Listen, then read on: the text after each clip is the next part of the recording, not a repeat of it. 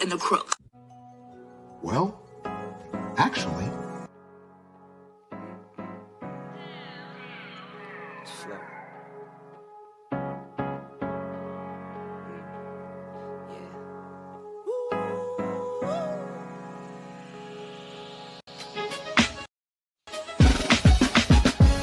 And I'm watching the rise, and I wouldn't say I'm shocked cause I'm hardly surprised.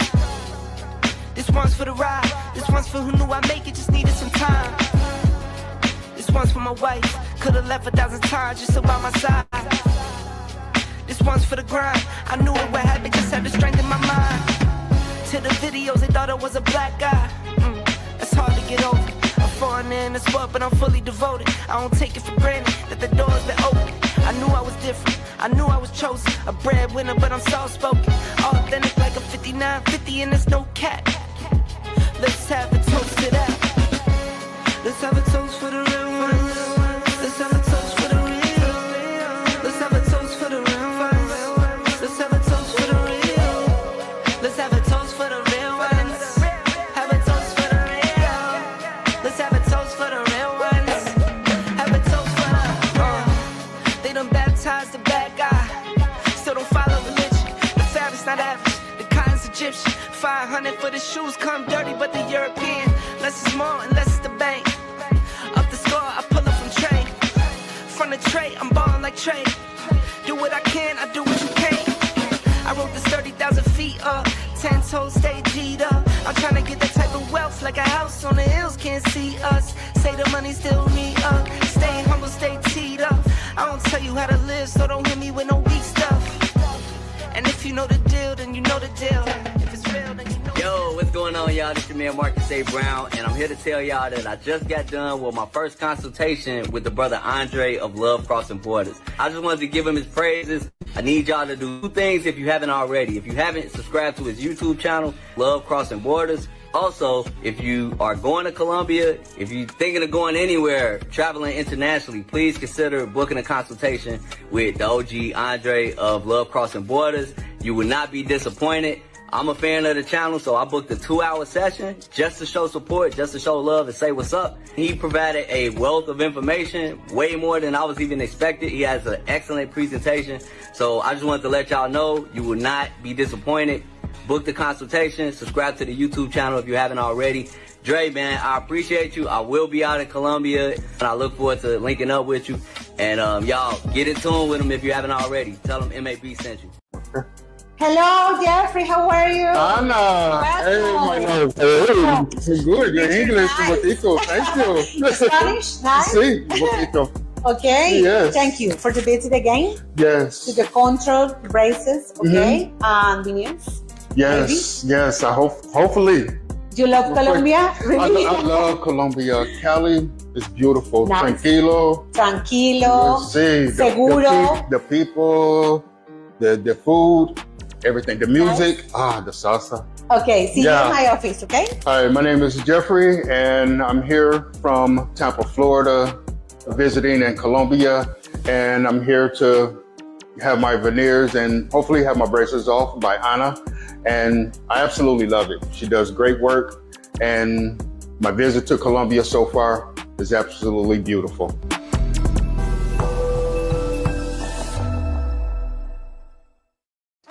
Hola, hola, por acá los saluda la mulata, locutora de Santiago de Cali. Estoy aquí donde mi familia de Fábrica de Dientes Cali. Quiero contarles que mi proceso va súper bien con mi diseño de sonrisa. Decirles que si ustedes todavía no se han animado a tomar la decisión de hacerse su diseño con la Doc Analu, pues esta es la señal que ustedes estaban esperando. Si ustedes se preguntan, ¿será que a mí me van a tocar mis dientes? Para nada. Mis dientes están intactos, pero además estoy sonriendo espectacular. Así que hoy quiero extenderle la invitación a que ustedes visiten a la Doc Analu aquí en Fábrica de Dientes Cali. Mi proceso súper bien. Recuerden que tienen que ser muy cuidadosos, venir a su mantenimiento normal y de ahí para allá a pelar muelas.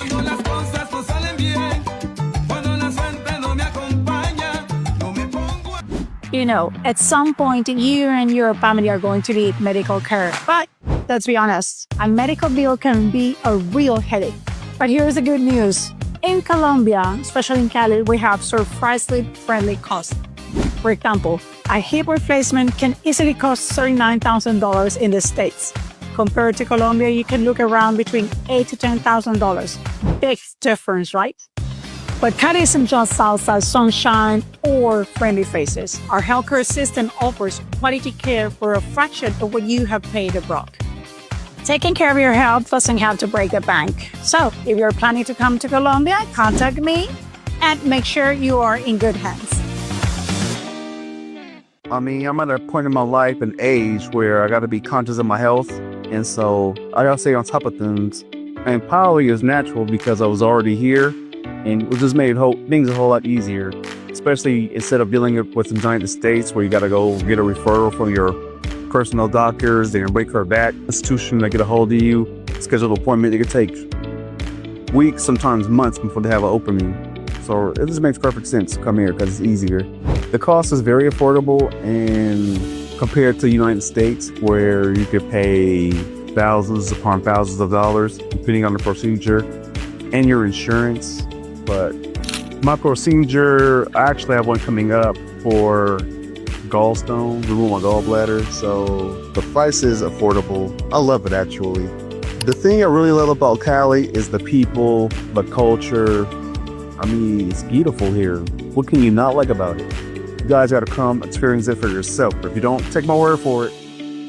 I will say come here for health reasons. You get great care, great professional people, beautiful city, culture, great food, and nice eye candy. You can't resist. Why not? Treat yourself. You deserve it. I'll rate 10, definitely. Professional, attentive, really make sure you understand the test or what the doctor tells you, interprets what you don't understand. Come stay with you for your whole appointment, your procedures, and make sure you have great aftercare. So definitely a 10. Highly recommend it. Have you ever considered how focusing on your health once a year can transform your life? You might be surprised by the benefits. Imagine detecting potential health issues before they escalate. That's peace of mind right there. With our preventative health checkup, you get one-on-one time with top doctors. You can discuss your results, share concerns, and explore ways to enhance your lifestyle, all in one place. No matter where you are in life, you'll receive same-day results. Call it your longevity plan. Conditions like diabetes, obesity, heart disease, and even some cancers are treatable if caught early. And guess what? Through our collaboration with FVL, we'll handle all follow-ups and specialist referrals for you. It's that easy. Why not invest in something that can positively change your life? We know your time is valuable, but your health is priceless. Plan smart, stay healthy, explore Cali. The best approach that you can take is to find someone that has had a pleasant professional experience and get their recommendation or referral. I decided to get a checkup about two months ago. And the reason why I decided to pick Cali was because a good friend of mine who had already experienced the services at the Clinica in Cali recommended it to me. He had a very good experience. He boasted about the high level of professionalism, the quality of the service. He had no issues. The cost of the medical treatment was well within my budget. When I compare what I would have paid for comparable care in the United States, it was a small fraction of the cost. And it was I would say, a big factor in deciding to actually commit to scheduling a medical checkup here in Cali, because it's very affordable, but comparable or even better quality of care. In my opinion, the most enjoyable thing or aspect about Cali is the people. They're very warm, they're very friendly, they're very professional, they're very inviting. I can't think of another country or another place where I have experienced such a warm, loving, welcoming reception of the people, and at the same time get medical treatment. So yeah, I would say the people, hands down. I guess a calming reassurance that, there's nothing wrong or nothing troubling about like my health. I feel good, but more importantly, it's crucial that you know that inside you're good. And the best way to do that is to come and get a medical checkup. The best advice I can give them is to reach out to the health traveler counselor Pilar Diaz. That's the best advice I can give. Because of a recommendation, I reached out to you, and that's all it took, because you took care of everything. You know, you scheduled everything. You gave me a list of all the choices and packages that I could choose from. I picked something that was best for me. Diaz, without hesitation. I have to give it a 10 out of 10 simply because of the great service, the high level of professionalism, the fact that I didn't have to wait in any lines. Everything was scheduled well in advance, and it was done efficiently and smoothly. I was driven more by a need to know my own medical conditions, how I was with my whole body, my health. That's pretty much how it started. I heard that this hospital is one of the best hospitals in South America. The health services are far superior as far as costs, patient care, attentiveness of your medical facilitators. Everything is much better than where I come from in the United States. I just have to say it like that. What is there not to enjoy about Cali? La comida es muy bien. You have to try Ringlet if you come to Cali. That is the go-to spot if you want to have authentic sancocho or whatever else you may want. You have to go there. Me encanta hamburguesa colombiano, pan abono, helado, sancocho, todo la comida. If I came across somebody who was thinking about coming to Colombia for health reasons, I would tell them stop thinking about it and just come and do it. There's nothing more to think about. This is the place to come for your health needs, period. The difference is astronomical compared to the States. You pay a fraction of the cost here for a complete medical exam than what you would pay in the States. I would say in comparison, it's 1/10 the cost. 1 out of 10 is 100. And I'm glad I'm able to help raise up a community of Black men. My name is Mumia Obsidian Ali. I am one of the, I guess you could say, founding fathers of the Black Manosphere, as well as the Black Manosphere Conclave. Shannon, Rawls, Theo Waff, and myself, we all came out of Kevin Samuels' private members-only Facebook group. Theo had this crazy idea of teaching Black men what he had learned in the tech field. If you're resistant to change, you only want to do one thing or one way, yeah, you're not going to make it. This is about taking men, Black men, and making them better men. There's guys who want to work on an island without a group, and I say to them, it's not going to work. We can take hold of our finances. We can then take hold of what we do, and we can live life anywhere around the world. You are taking care of yourself first, so then you can help others. We have to learn how to communicate. We have to learn how to engage. Black men don't need anybody but other Black men to make this happen. If you can't find what you want here, go where you are celebrated, brother, and don't stand where you're being tolerated. Let's have a toast for the real ones. Let's have a toast for the real. Let's have a toast for the real ones. Let's have a toast for the real. Where are all the Black men? And I'm not talking about the scammers, the drug dealers, the robbers, and the crooks. Well, actually, all the Black men are here with Love Crossing Borders. That's where the Black men are. Just in case you forgot where we're located. We got a great topic tonight, guys. It's a serious topic, but it's a great topic. We know that in the United States, as well as other parts of the world, and we're going to see other parts of the world as well, that the divorce rates are at an all-time high. Yes, women are filing for divorce around the world at an all-time high. It has often been said that women are willing to sacrifice their families for their happiness, and men are willing to sacrifice their happiness for their families.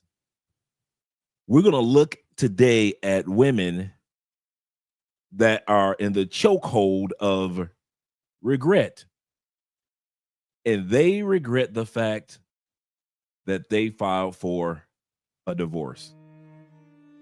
So we're going to not only talk about 7 things that cause women to regret filing for a divorce, we're also going to look at videos to see women, especially in China, that wanted to follow the pattern of the modern women in the United States and now they regret it. In one instance, we're going to see a woman that actually, after divorcing her husband, stood outside in the blistering heat in China, stood outside of his office for 6 hours with a giant sign letting him know she apologized, she's a different woman, and she wants him back. And in the video, you guys are going to see the results of what took place after that. A lot of women are thinking that the independent Miss Boss life is the life to live. Just imagine us as men winning the Olympics and then giving our gold medal back for no reason at all. That's how it is for a lot of women when it comes to divorce. Now, mind you, statistics show that 73% of all women are satisfied after they file for divorce, but there is a reason for that. Because most women, after they file for divorce, they have a lot of people around them to lull them to sleep into thinking that they made the right decision. But there is a growing group of women, gentlemen, that are regretting not being married to you. And the sad part, when it comes to guys with passports, it's a little bit too late. Shout out to all you gentlemen that are here on Andre and Andre's Love Crossing Borders. Appreciate you guys being here. Hope you guys had a great week, great weekend. Let's get these shout outs going, gentlemen. Get these shout outs going. Shout out to my man AMSM in the building. First one with the super chat. Shout out to you, brother, in the building. He say, Andre over there dressed like a funeral director. I'm just saying. Some of us got to do it. He say, salute, brother. Salute to you as well, sir. Salute to you as well. He say, hope all is well with you overseas. Yes, sir. Everything is going pretty great over here in Cali, Colombia. Shout out to my uncle Ghostface. Just left from spending the weekend with him. He was down here. All you guys that I met that were here yesterday, we all met up at Rico Richie's. I met about a good 7-8 of you guys that I hadn't got a chance to meet before. So I was excited about that. So we had a good time. Even met a sister down here that got married. Came down here, get her BBL, and she met her BB husband. I'll say that again. Came down here to get a BBL and met her BB husband, Afro-Colombian brother. So shout out to that couple that got married yesterday. Shout out to them. Shout out to my man Black Nubian in the building, them Canadian boys right out the gate. Shout out to all you Texas boys. All you Florida boys, let's start it with Tampa. 1-3, Trigger City, they get it. Them 813 boys. Shout out to the Shy in the Midwest. How you say Shot City? Shot City, Shot City. All the rest of you Southern boys, I ain't forgot about you. What you really know about the nerd side? What you really know about the nerd side? And all you brothers on the West Coast. And I haven't forgotten all about you DC boys, all you New York boys. Shout out to all you Philly boys. Appreciate you guys being here as well. All you Carolina boys. Appreciate you being here. Like I said, we got a great topic tonight. These women are in full-blown regret of leaving you guys. It's easy. This is the stages of divorce for women, not for men. Ladies have what's called a pre-divorce, meaning that the years leading up to the divorce, they circle the wagons. I'm going to say that again. The reason why your woman was so smooth, so easy to file the paperwork, because 2-3 years prior to telling you, she told everybody else. She circled the wagons in advance. Her mama had already comforted her through the tears. Your mama had comforted her. Your mama knew. Your mama, your uncle, cousins. She's already got the kids ready. I'm leaving daddy. She's told the pastor, you going to church every Sunday with her. You just don't know. Pastor already know that she is leaving you.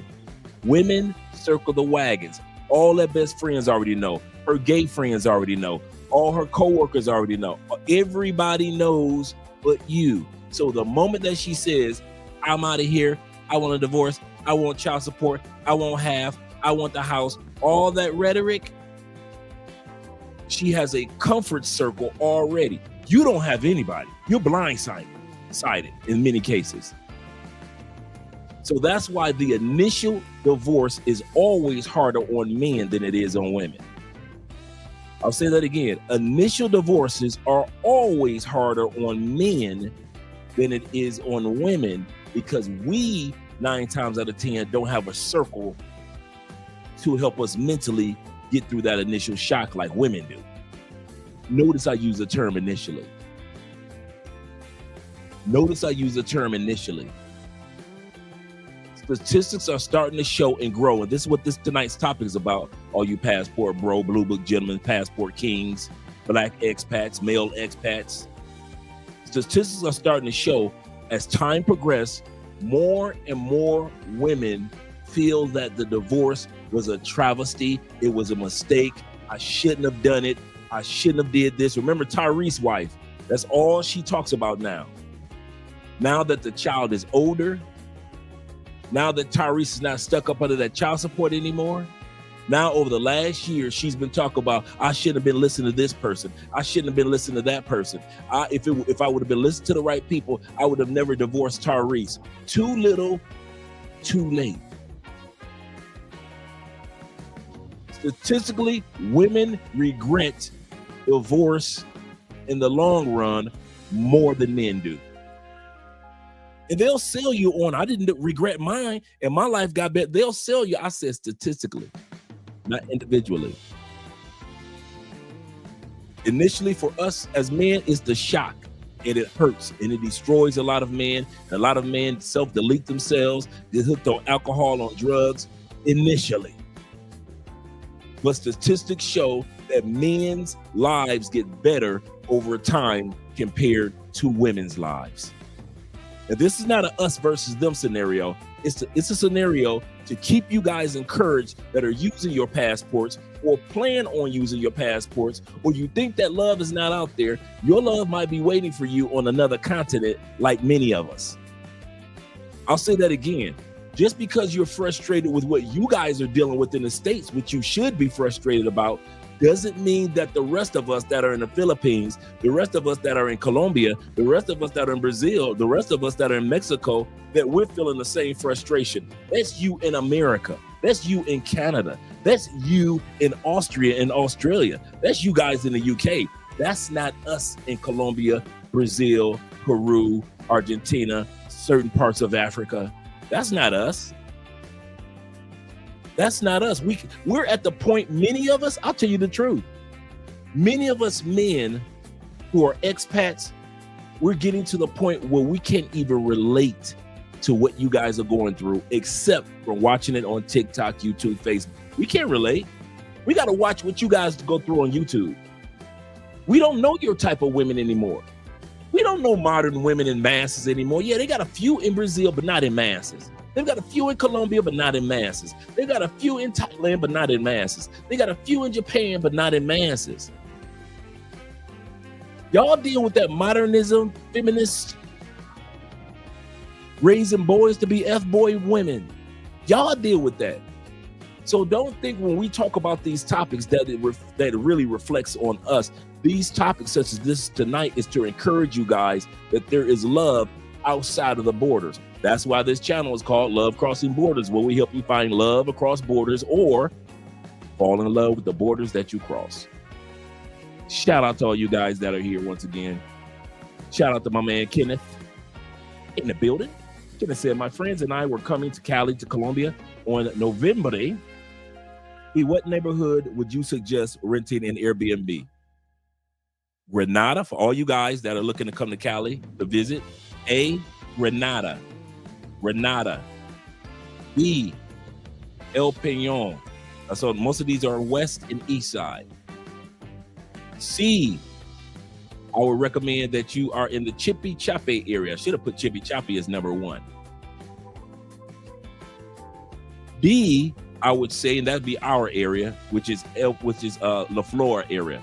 In other words, the flower, La Flora. La Flora, Chippy Chape, El Peñon, Grenada. All these are northwest. Why did not, northwest, mainly north. Why didn't I say the south side? Because it's so far away from the airport compared to these other areas only like 30 minutes away from the airport. That's a 45 minutes to an hour drive on the south side. Secondly, everything on the north side for the most part is in walking distance. On the south side, you're not just be walking around. It's really nice on the south side like it is over here, but everything is spread out a lot more. So you're going to definitely need an Uber for everything. Going to the gym, going to the grocery store, going for this, going for that. El Peñon is a little bit like that as well, but it does have gyms down there. It does have the eateries. It does have a lot of restaurants. It does have bars. My 2 favorites, if it were me, I would be either in Grenada area. Well, actually, my first choice would be Chippy Chape, the mall area. Everything is over there. If it were me, my number 1 would be Chippy Chape. Hands down, everything is in walking distance. You got the clubs over there. You got Grenada on this side. You got us on La Flora on this side. So you're right in the middle of everything.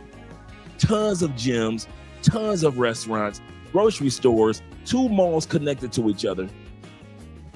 That would be my numero uno. All the taxis to where you want to get to line up in front of the mall, so you're right there.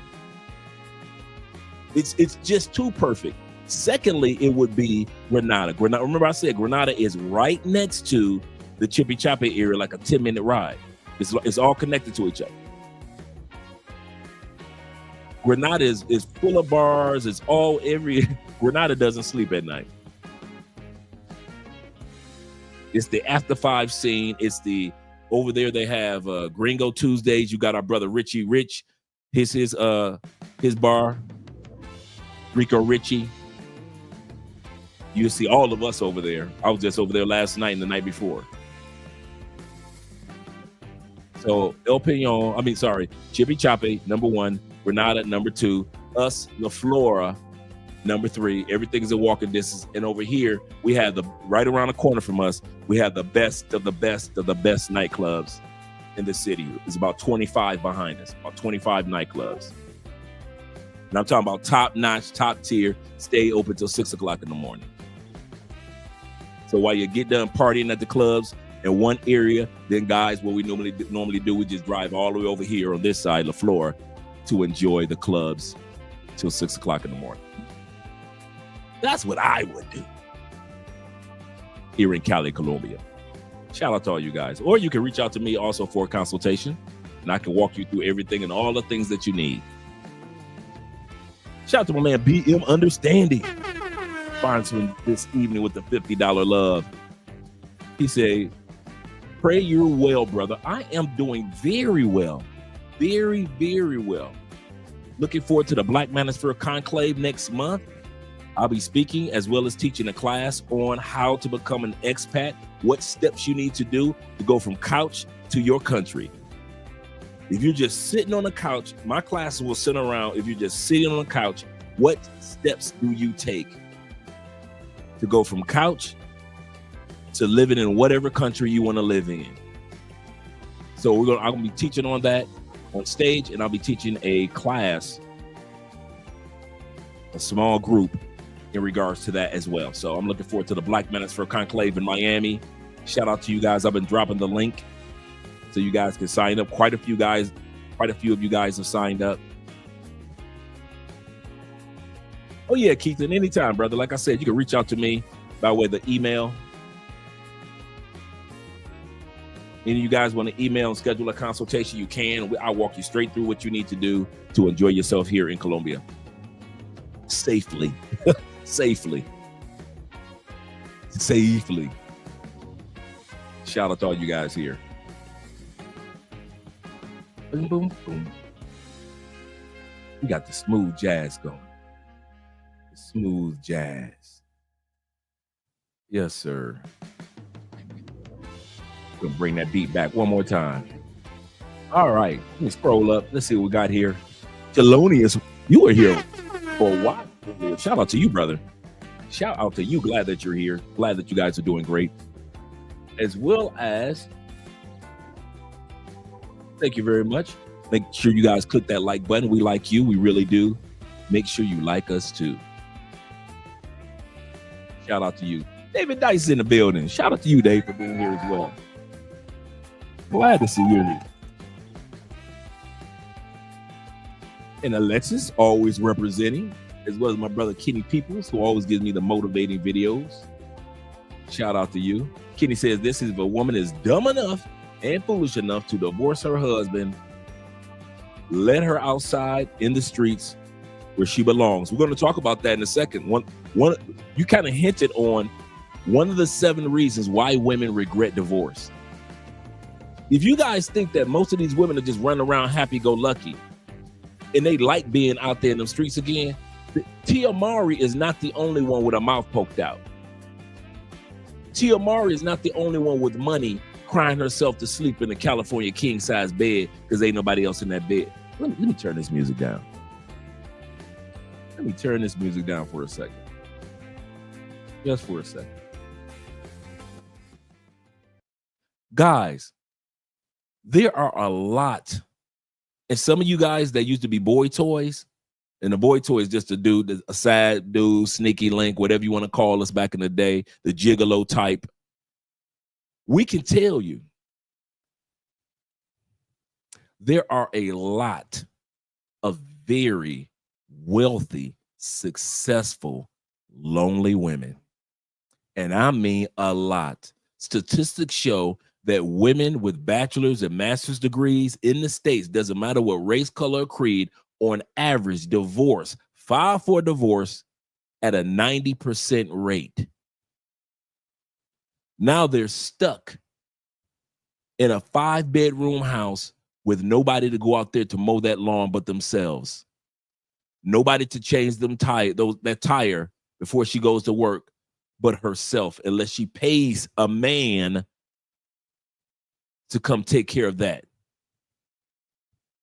Nobody to help her paint that 3rd bedroom but herself, unless she pays a man to come paint that bedroom.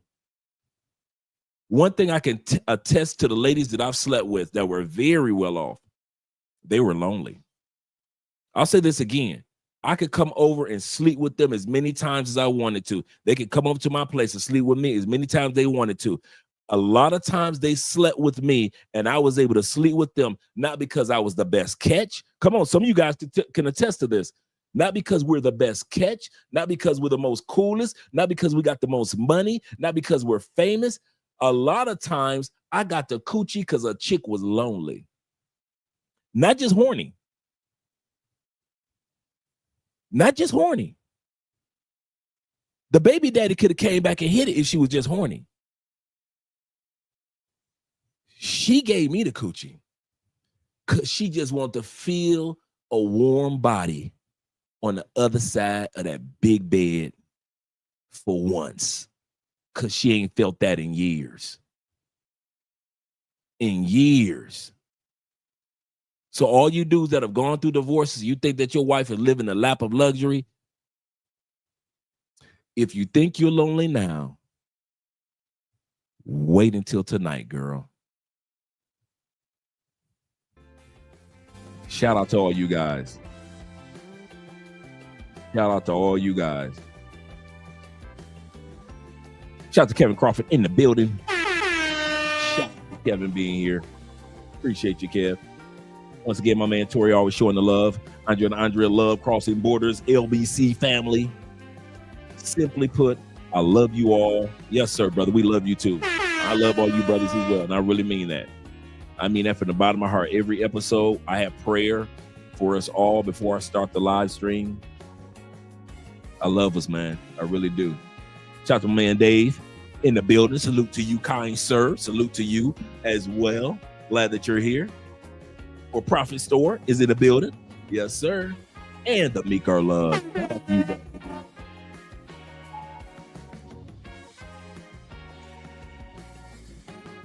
I got your message, Jeff. Thanks, brother. Jeff said I just made it back to. He was flying back to the States. Just made it into Miami.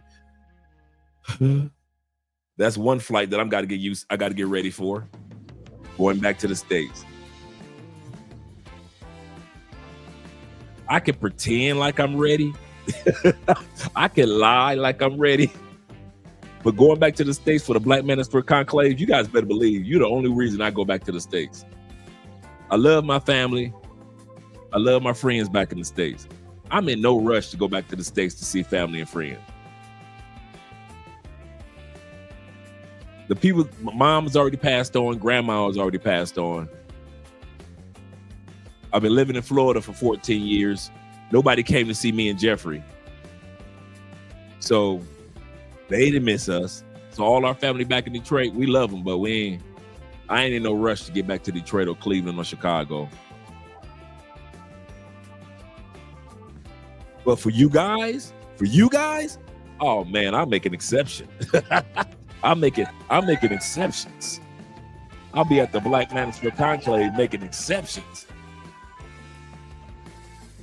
Yes, sir. The last time I went back to the States was last year for the conclave, and prior to that, I hadn't been back to the States in 5 years. So believe you me, I make exceptions for my brethren. Shout out to my man H.R. Ferguson of the Ferguson family. Appreciate you being here, and a salute to you as well, kind sir. Salute to you as well. Glad to see you here, man. Glad to see you guys. You guys will make my day. Once again, shout out to Kevin Crawford. Glad to see you here.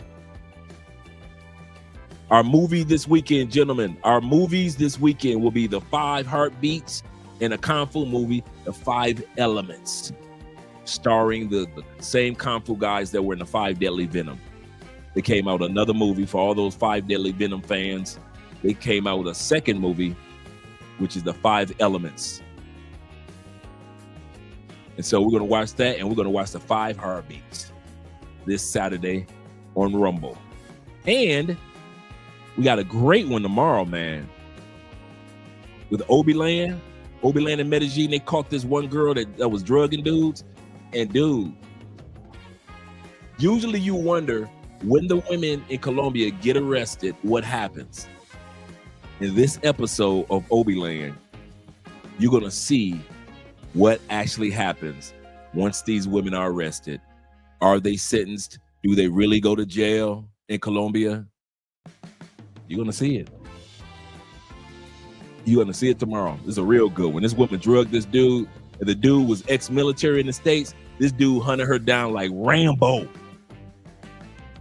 Like Rambo. This dude was straight serious. I'm talking about this dude was on his Rambo. Yeah, man.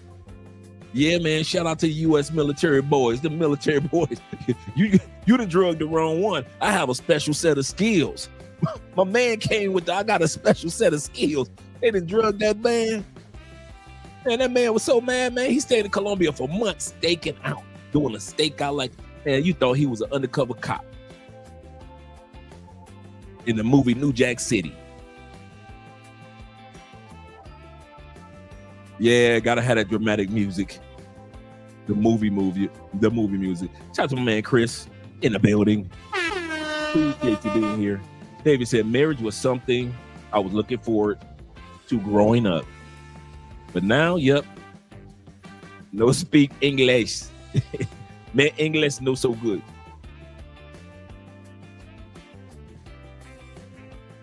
Shout out to Bobby Coltrane of the Coltrane family. He said, that's not a lie. In reality, it's hotter on us still dealing with it, even though it has gotten better. He said, my own sister blamed me. My sister did too. My sister and everybody else who circled the wagon around my ex-wife, everybody blamed me. Like I said, in life, gentlemen, there are times where you will wear the white cowboy hat, and there is times in life, gentlemen, you'll wear the black cowboy hat. And you don't have a choice in the matter sometimes. You do not have a choice in the matter. He said, my own sister blamed me, even though she knows what happened in my marriage. He said, my ex-wife even admitted a lot of it was her fault and that she had did better.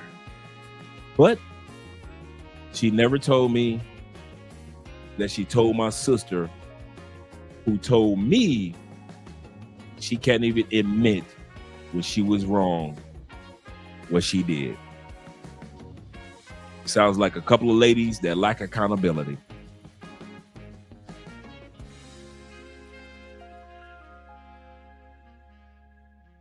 He said, yeah, if was a fifth, we'll all be drunk. Yep. Seriously. Shout out to my man Passport Bro Receipts channel. Shout out to you, brother. Glad to see you here. He said, hey, no problem. It really isn't. It really isn't. I'm doing these type of episodes to encourage you guys. Get out here with your passports. Enjoy life. The divorce happened. It can't be turned back around. Even if you get her back, in the back of your mind, in the back of her mind, you'll still think, why did she do it? And why do we even get back together? So even if you got back with her, even if you're still smashing your ex-wife or your ex-girlfriend, you're still not together and it's still not worth it. Use your passport and discover what's really out here for you, gentlemen.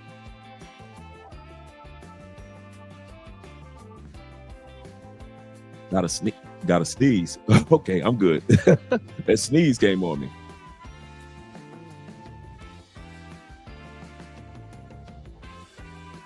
He says, modern women fought, we're going overseas.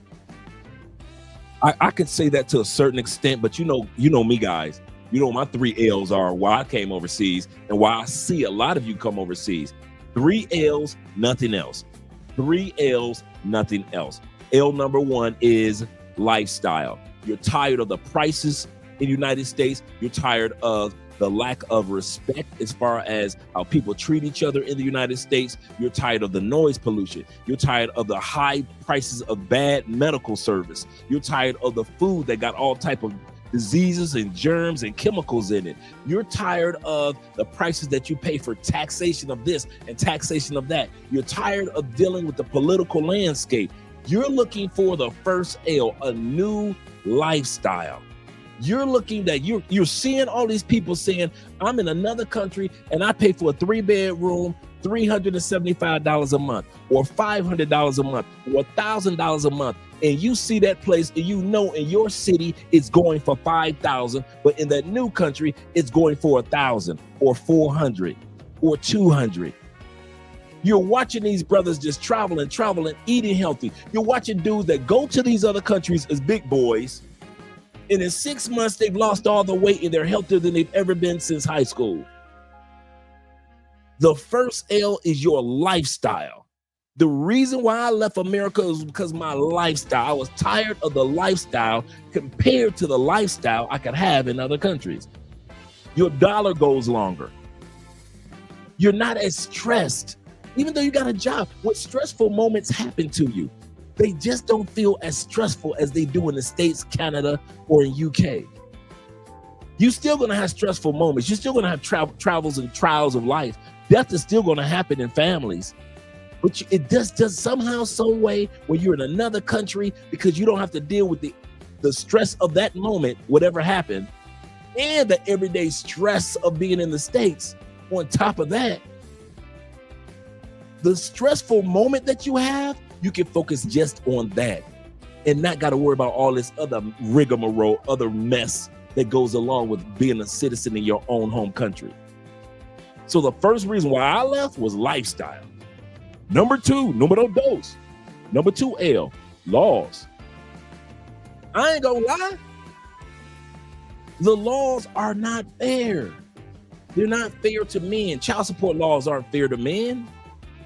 If it was fair and statistically examined parenting, there will be more fathers that would have full custody of the kids. There will be more dads that have full custody of the kids. Let's change the music up. But it isn't. The laws aren't fair. The police brutality through the streets.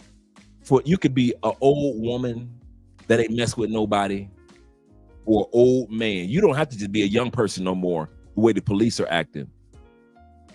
The laws. I don't have to deal with ICE running around my neighborhood. I don't have to worry about ICE running into my kid's school and snatching out my kids' friends because they think my kids' friends are not American. I don't have to worry about that. I don't have to worry about when I come to Colombia or China or Europe, somebody saying, I need to go through your phone. Let me see your social media. Now let me scroll through your photos. How long do you plan on being back home in your home country? I got to go through that every time I enter the United States, every time. And others I've seen go through that every time I enter to my own home country. The laws. The laws. I got to deal with 2 gang members or gangs every time I come to the United States. Every single time there are 2 gangs waiting for me that are the blue and the red. Every time I go into the United States, no matter what state I go to, they're there waiting for me to mess my life up. Those same 2 gangs, the Republicans and the Democrats. Y'all worried about the blood and the Crips in every city. I don't care nothing about the blood and the Crips compared to the other red and blue gang. The Republicans and the Democrats. I don't have to sit around and worry about nobody signing no executive orders. Upon executive orders. And then say, I'll sign 50. I'll take them to court, because this is what Trump is doing. I'll sign 50, I'll take them to court, and if I just get 27 executive orders through, I'm good with that. If the courts tell me I gotta give back 13, okay, cool, but I got 27 of them through. That's the game Trump playing. Trump is like, as long as I can get, I could throw what I want at the wall, and as long as I can get something to stick, that's good with me. I don't have to worry about that. I don't have to worry about, as a grown man, or an adult, tax-paying adult man, every time I see some cherries behind my car, are they going to pull me over on some BS? Are they going to? How many times have we had police officers? I don't know why. All you ex-police, y'all some shit starters. Y'all king of the shit starters. Y'all keep some stuff going. A person could be there speaking calmly and rationally, and you will ask trigger questions, and the person will tell you, I'm not upset. What? I'm getting upset with you trying to pretend that I'm upset. I don't have to worry about that no more. I ain't got to worry about the War of the Roses. Black men versus black women, white women versus white men. I ain't got to worry about that trash. Every country is not like the United States. Every country is not going through a major War of the Roses. Some countries have a smaller version of it. Some countries have a worse version of it, but not every country is going through men versus women, women versus men, feminism, F-boys and all this, simps, pookies. I don't miss that. I don't miss the laws that say that if I get married, like Birdman did, a woman can file for a divorce 30 days later, like Toni Braxton did to Birdman, and ask for $130 million. I don't miss being in a country with those type of laws. I love being in a country that whatever money we make in the marriage, we split. Whatever money and investments I came with outside of the marriage is still mine. I love being in a country where I get tax breaks according to the law. According to the U.S. law, as long as I'm out of the United States for up to 330 days of the year, I get $126,500 tax breaks. Next year, I'm going to be able to get all of us who are outside the country 330 days of the year. We'll be getting a $130,000 tax break. That means the first $130,000 that you make as an expat is literally tax free. We have to file taxes. 98% statistically of us expats don't owe taxes. You got to deal with those inside the state laws. We get a chance to enjoy the outside of the United States laws. And these are laws that or benefits that are given to us by the United States. I don't miss the laws. I left because of the laws. I left because of the Democrats and Republicans. I left because of the FDA. I left because of the CIA, the FBI, and LMN, and USMOE, or how do you spell the Mickey Mouse Club? MOUSC.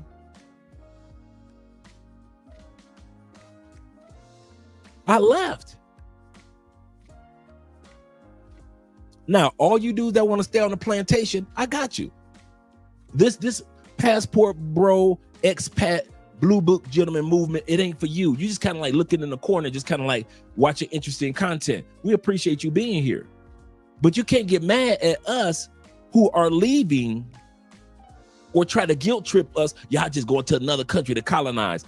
Okay, I'm not doing anything different. And all you guys that are using your passports, I want you to realize this. There are people that are going to try to sit back and make you feel guilty and say that you're going colonizing because you're taking your US dollars or your euros or your Canadian dollars and you're going to other places that you can get a bang for your buck. I'm going to say this. You are doing no different than when I left Chicago area and moved to Tampa.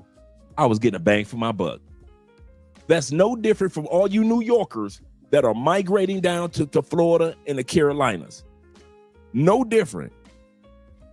It's no different from when black people left from Alabama, Arkansas, Louisiana. We moved to Chicago, we moved to Detroit, and we moved to Cleveland. No different. So when people try to make you feel guilty for moving to Mexico, don't listen to them. Because those same people that complain are the same people that wish if they had the money that you, I'm gonna say this, and don't forget this, the same people that are complaining in Mexico about you moving there, Medellin about you moving there, Portugal about you moving there, parts of Southeast Asia about you moving there. Those same people, if they had your money, nothing more, just your money, they would be doing the exact same thing, relocating. It's never people complaining that's got the same money as you do in their country, do they? How many Colombians that got money have you ever seen complain? How many people that got money in Portugal have you ever seen complain about people moving to Portugal? What about people that got money in Spain? Do they complain?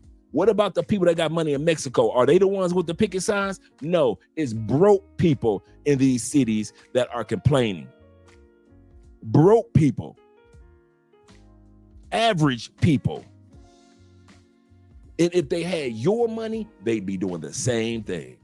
In other words, if they had your money, they wouldn't be living in a broke area of their city. They'd be living in a more influential area of their city, if in that city or in another part of their country, or if in that country, or they would have moved to another country like we're doing. They're just complaining because they don't have the money or the resource to do what you're doing. That's why they complain. So don't let anybody guilt you in regards to this. Don't let anybody guilt you in regards to this. And the number 3 is love and the ladies. The 3 L's. We all know that you have more of a chance to find feminism. I mean, a feminine, not feminism. You'll find feminism in the West. You'll find feminine outside of the West.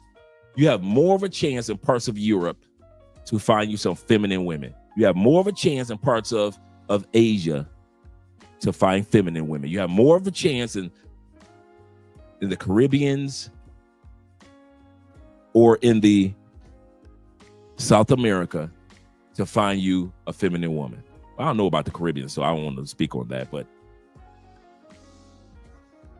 in South America,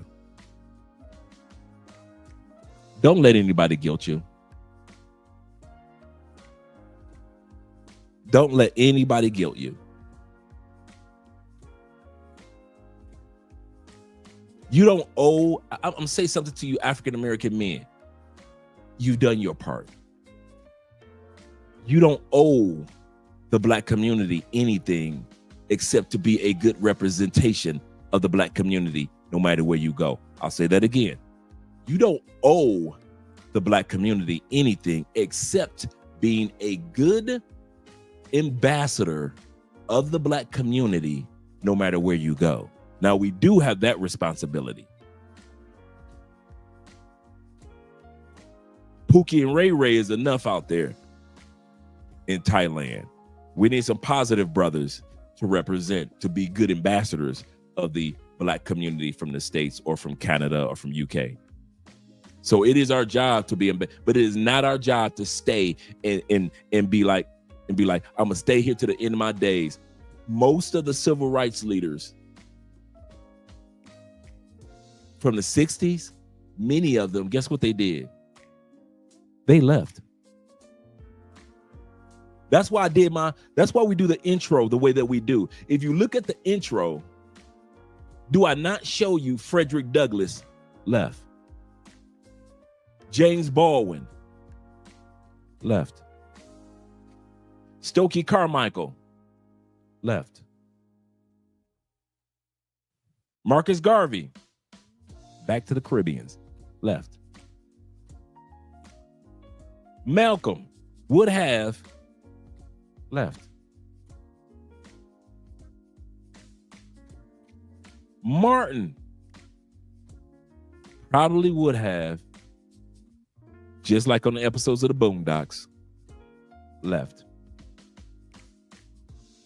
You guys don't owe the Black community anything except be a good representation no matter where you go around the world. Don't you let them guilt you into staying. Don't you let them guilt you into thinking that Black love can only be Black love in the United States and that you cannot find Black love with a Black African or Afro-Colombian or Afro-Latinas in general, Afro-Brazilian, that you can't find love with your Blasian sisters, in Cambodia, Indonesia, Malaysia. Don't you let them guilt you into saying that you can't fall in love with some of the Black sisters that's in Europe. Don't let them guilt you into thinking the only way that you can have Black love and Black unity, it has to be an African-American woman and an African-American man. Who told you that? Who told you that lie? Who sold you that lie? Umar?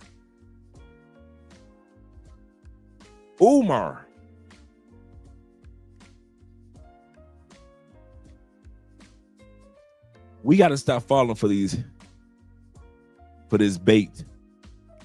I know I didn't get a chance to do all the shout outs. We got 58 in the building. Shout out to my man Ronin Travelers. Salute to all you guys. Shout out to T-Mac being here. My man Big Ben is in the building. Ben Dixon. Philip is in the building. Salute to you as well, brethren. And all the rest of you guys who I didn't get a chance to give a shout out to quite yet. Shout out to C's being in the building. My man Charles, in other words. What's up, everyone? Here's the answer. Because the grass isn't, that's a great point, isn't necessarily greener on the other side. Some can be said with an average breakup. They think their lives will improve, but they seldom do. They seldom do. In this episode, we're going to watch the ladies. We're going to get to the stats, but we're going to watch the ladies basically kind of crumble because they need you more than they're willing to admit. They need you more than they're willing to admit. And that's sad. That's sad. Let's go back and let's look at the video. Is there a pill for regret? If there She said, is there a pill for regret? We're going to start off in China. These women have gotten their degrees. They've gotten their education. They follow the pattern of the modern women in the United States. And now we're going to see the end results of what's taking place right now in China when it comes to these wives. Let's bring that beat back. Here we go. Is there a pill for regret? If there is, I need one. After my divorce, I deeply regretted it. My life has fallen apart and I don't know what to do. Sometimes I feel extremely depressed. How did I let my life end up like this? There's no such pill. So now I'm truly sad and I hate myself. I did it. Here I am on my new bed, my princess bed. It's amazing. I feel like a different person already. I feel like I can do whatever I want and I'm not responsible for anybody anymore but me. I don't know. Things aren't going that great. I just keep thinking about what it used to be like. I remember what I said, gentlemen. This is a perfect example. The first part of her video is when she first got a divorce. She said, here I am, got my new place, got my new princess bed. Everything is great. I feel like a whole new person. Now, the second half of this video that we're looking at right now, I don't know what's going on. I don't know what's going on with me. I think I made a mistake. You men go through the initial shock and pain of divorce. Yes, over time, you'll heal. Women go through the initial joy of divorce, and over time, they're haunted. Over time, you heal. Over time, they're haunted. Not in all cases. But because in many cases, she should have divorced you. You just wasn't doing right. Let's be real with it. In many cases, many of us men just weren't doing right. And when she filed for a divorce, she should have. But there are a lot of cases where women just file for divorce just to be ornery, just to be selfish. And this is what you get with this woman. When things were good. And maybe all of this was my fault. Maybe I am a selfish, narcissistic. Maybe it's me. I don't know, but I'm kind of struggling. All that fake, all that happy, oh, I'm doing so great. I think I was in shock. And now it's coming like into reality, and I don't know. I know this is just a separation, and there are a lot of worse things in the world than this. I don't know what my life's gonna be like. I can't seem to remember anything bad. I just remember all the good things. Divorced my husband. Why did I divorce my husband? I divorced my husband because I was making a certain amount of money. I divorced my husband because I thought I didn't need him anymore. I divorced my husband because I had this senior position at work and thought I held the same position at home. I divorced my husband because I thought I was better than him because I had my degree now. I divorced my husband because I thought a successful marriage meant I was here and he was down here. That is not success. That's fucking sickness. I found myself divorced and out there looking for love in all the wrong places. Fucking this one and that one and that one and that one and this one and that one. And my body count going up and my value going down. Let that sink in. She said her body count was going up and her value was going down. Body count going up, value going down.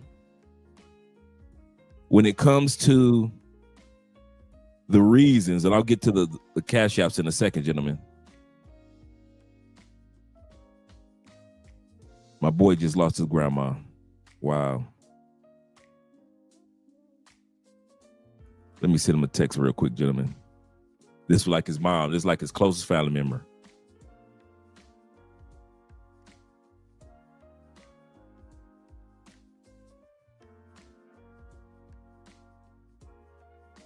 My condolences.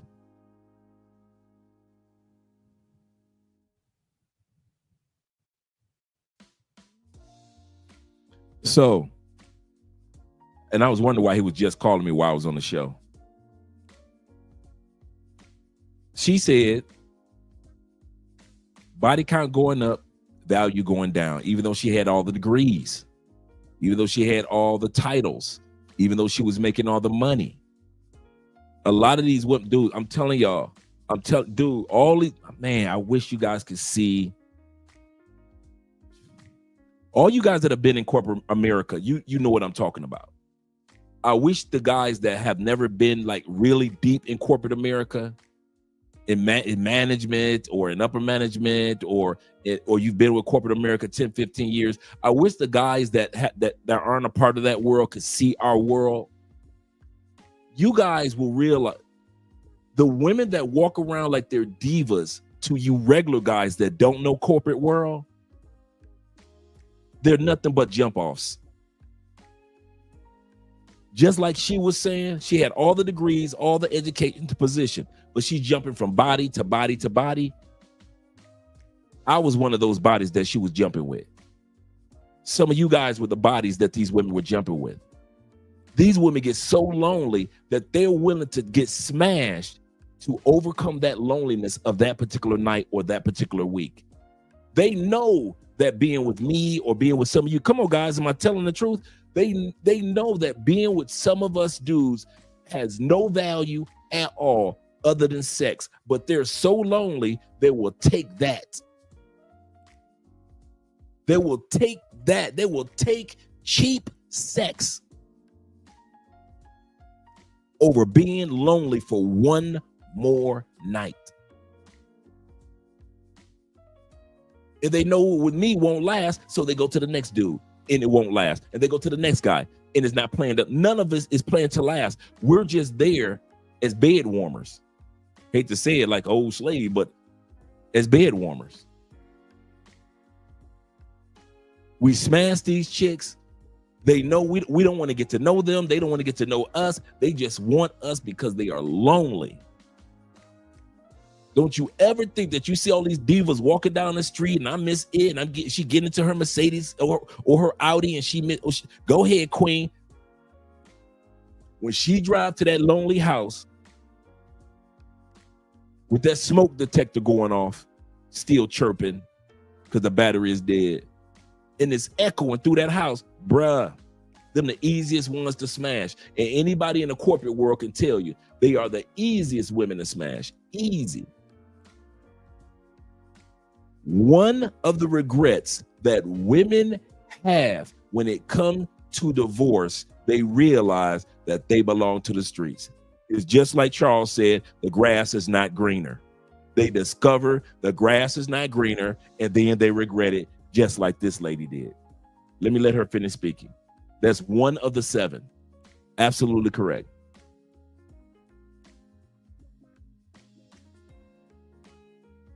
I'm just gonna call it like a TI is. All the while, my husband done found somebody else building a relationship and building a life with them.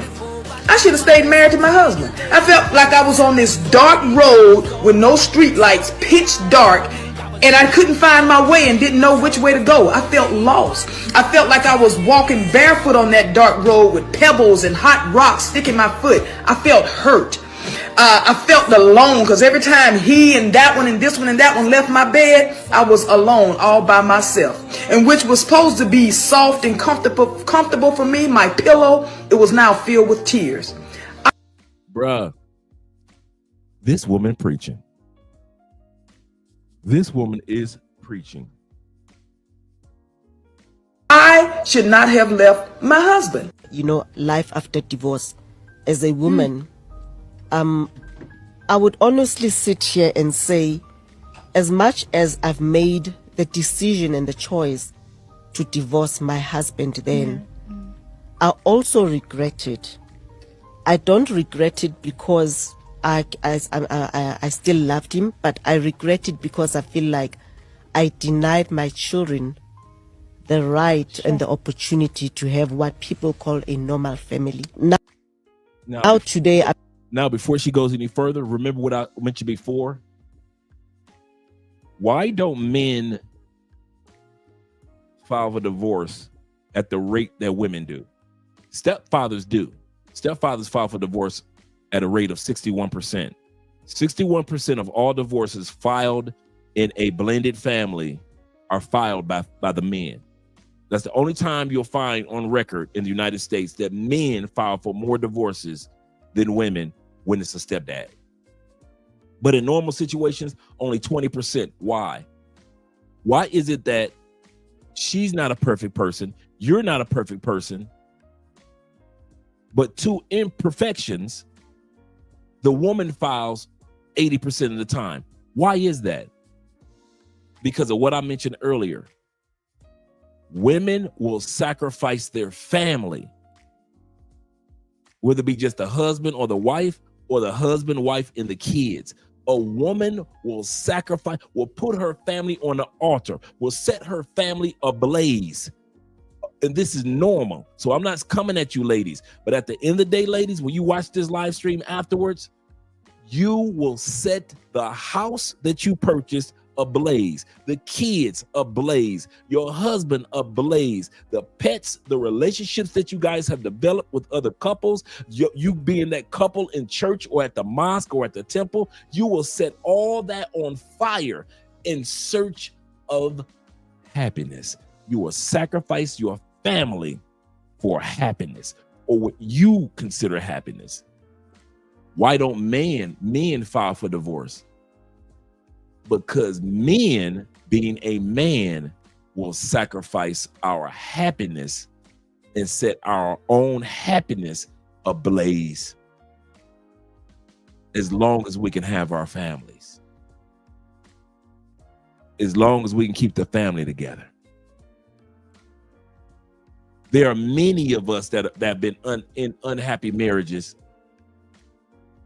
but we knew that there was a bigger picture beyond us being happy. There was a bigger picture. And as men, we realized we had a duty to the family. Women don't feel like they have a duty to the family. They feel like they have, because they walk by their feelings, and that's why I keep using that term, feel. They feel they have a duty to themselves and their happiness. See, we know that we're missing out on a lot of things too. We miss out on somebody that women love to shut down intimacy in the United States and in many countries, such as China, in the middle of marriage. They'll just shut the sex down. A lot of times a man may cheat, but he won't leave. A lot of times a man got to take care of this, make sure this is done, that's done, these are taken care of. Everybody else get to cry under the stressful moments, but the man doesn't get a chance to break down. We don't leave. All you stepdads that were like me, raised them from a little kid all the way through college, we didn't leave. These ain't our kids. We could have left. If it was about being happy, we could have, if it was about our happiness as stepdads, we could have left when that child was 6. We didn't have to wait until that child was 26. Men know that nobody in the marriage or in the family unit is perfect. There'll be mistakes made by the woman and the man. There'll be times where the man is happy and there'll be time when he's unhappy. Women think that if they have a moment of 2 or 3 years of unhappiness, I gotta leave him. Like Michelle Obama said, I didn't like my husband for 10 years. Mainly because he didn't make me happy.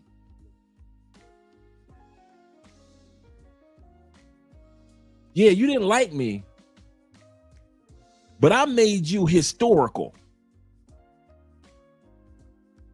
Men will sacrifice people liking them in their own house to keep the family together. Your wife is telling you, I don't like you, for 10 years, looking at you crazy, giving you weak, lazy sex, don't want to go anywhere with you, wishing she was with somebody else, telling her gay friends that she wish she was close to her husband like she is to her gay friends. For 10 years, Barack went through this. But he sacrificed his happiness for the success of the family, got his career, became president, and put this heifer in the history books. And what did she say? I didn't like him for 10 years.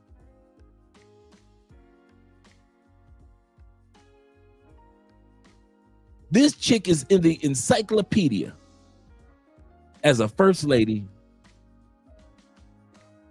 I didn't like him for 10 years. Like he liked you, Michelle, for those 10 years. As if he liked you for those 10 years. Women will say something sometimes because they can get away with their feelings. Men don't say something even though we're going through the same thing with her ass too.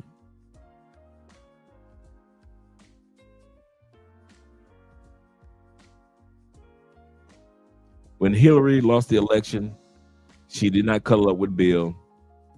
She cuddled up with the family dog. Bill ain't even tripping.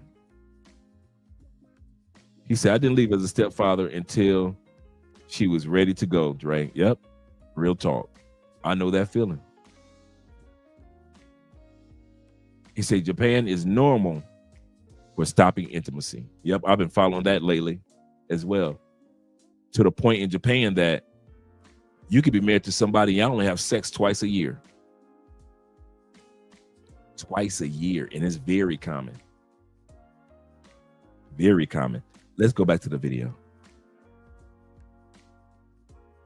I'm sitting with kids who are in the statistic of divorce. So as much as I've divorced, I would never, ever advise anybody Amen. to go through a divorce. So this lady is going viral for actually admitting that she divorced the love of her life for one reason, because she wanted more money. I've been divorced before. You know, my first marriage, we made all of the mistakes. Unfortunately, he passed away. So why did you guys get a divorce? Because I really wanted something different. It's very unfortunate because he was the most loving, kind person. I had all the love and support that I could have ever wanted. But I think I went through a period wanting money. Like I wanted to be with someone and be at a different level. And I saw him work all of the time. It's one thing to like work from like 4 a.m. to 10 p.m. at night, day in, day out, and still have no resources. And for me to work, do the same, and just want a different life. So, long story short, you wanted a different life and lifestyle than he was able to provide. And so you said, you know what, this, I'm out of here. I need more money. I was selfish and took advantage of a real unfortunate situation, which was he loved me and David unconditionally. Every time we saw each other, like you knew that was your soulmate, right? Wow, so he was your soulmate. He just loved you. He really did. And you broke his heart. Oh, don't cry, Chip. Over money. Over money. You know the reason why she's crying right now? Because she went to the streets and never found that money. She went to the streets in search of money and never found the money. Never found the love that she was looking for. Yep. She probably got smashed by a bunch of rich dudes. But the reason why she's crying because there's no ring on her finger. Because if she had a man that she wanted with the type of money that she wanted, you better believe she wouldn't be crying about no ex.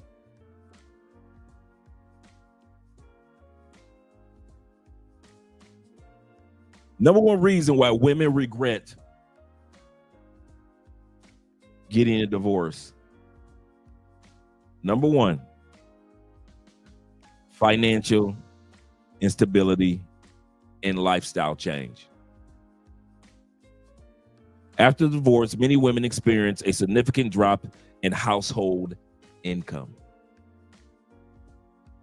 The financial reality often hits women harder. Downsizing the home, losing shared assets, struggling with single parent expenses. I noticed that she said he loved me and David. I don't know if you guys caught that. She said he loved me and David. Sound like David wasn't his son either. She didn't say he loved me and our child or our son. She said me and David. That means that David probably wasn't his son. So this guy is working sun up to sundown, laying a foundation with the stepkid. That's why I keep trying to tell you guys, being heroes for these women, and no matter what country you're in or going to, being a hero for these women that got kids. I know the baby mama's looking so good and all that. Okay.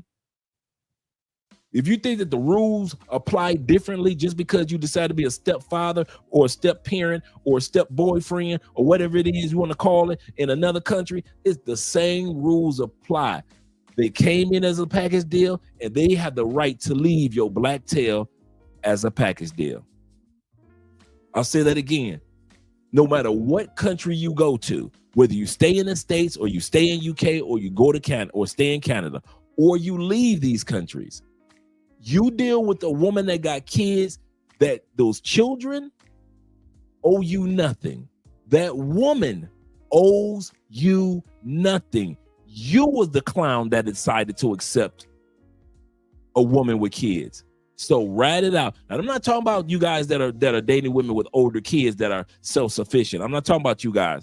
You know who I'm talking about. All you guys that want to do like I did, want to put all your energy into somebody else's babies and they growing up and you get no credit for none of that. I can't blame anybody. I made that decision. I was willing to accept all that. Never again, but I was willing to. All you guys that are going to other countries and messing with all these baby mamas and you getting serious and marrying baby mamas, that's on you. But do realize that woman and those kids owe you nothing. They don't owe you no, oh, thank you. We appreciate you. They don't even owe to stay with you. I'm gonna say that again. Those kids and their mother don't even owe allegiance or loyalty to you. They don't owe you. You're not their dad. I don't know if you don't get that through your head. I don't care how much they tell you they love you. I don't care how much they tell you they care about you. I don't care about how much they tell you they appreciate you. When mom leaves, they leave.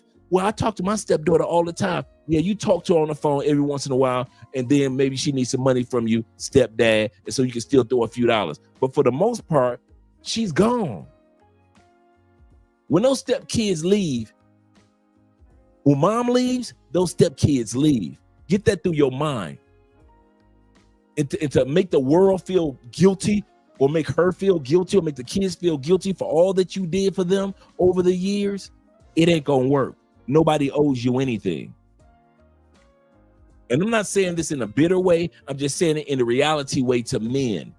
Men, stop rescuing everybody else's orgasms. You love rescuing other men's orgasms. I don't know what it is about another man's orgasm, meaning kids, meaning that he ejaculated, he orgasmed inside of that woman. I don't know what it is about us, especially American men. We love rescuing another man's orgasms. He was the one that busted nut up in there. He was the one that shot up the club, not you. You weren't even in the picture. You weren't even in that country yet. But you walk around as if that was your orgasm, as if those are your kids, and it's not. And you hate for somebody to tell you that reality. Well, I'm still love them. Love them. I'm just saying that they don't owe you anything. Marry her. I'm just saying she don't owe you anything. Well, I did this, I did that. She has the right to tell you, I never asked you to do none of this. You could have got with all those women that ain't got no kids. You decide to F with only women with kids. You decide to marry me because while I got kids. So when I divorce you and I take my kids, who you raised, we don't owe you nothing. You knew the rules of this Monopoly game. We weren't playing checkers, we were playing Monopoly. I'm talking to all you dudes, and that lame excuse, the excuse that I get so tired of hearing with men. Well, everywhere you go, man, you get to a certain age, ain't nothing but baby mamas. No matter what country you go to, it's just a bunch of baby mamas. Shout out to my man Teddy. Every country I go to, I kid you not. Every country I've gone to, every city that I've been in Colombia, and I'm telling you guys the truth. Before I met Andrea, and even women that still approach me, do you know I've been in the whole time being here in Colombia almost a decade, maybe 4 baby mamas.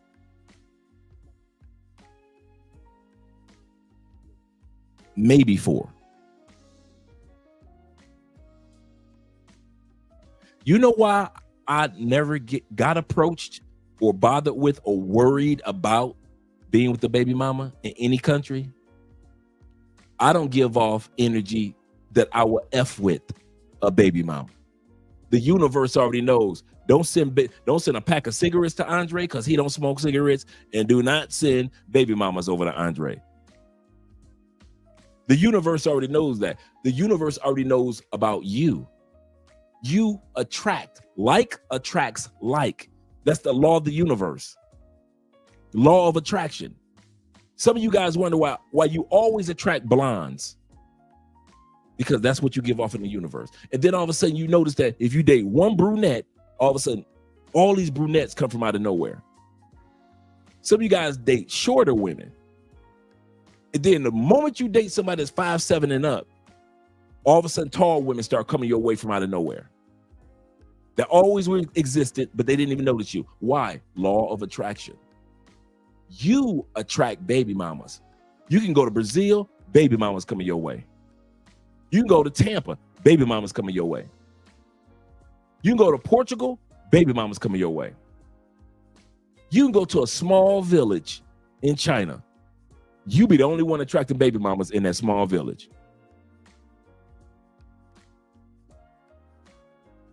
You attract who you are. Many of you are rescuers.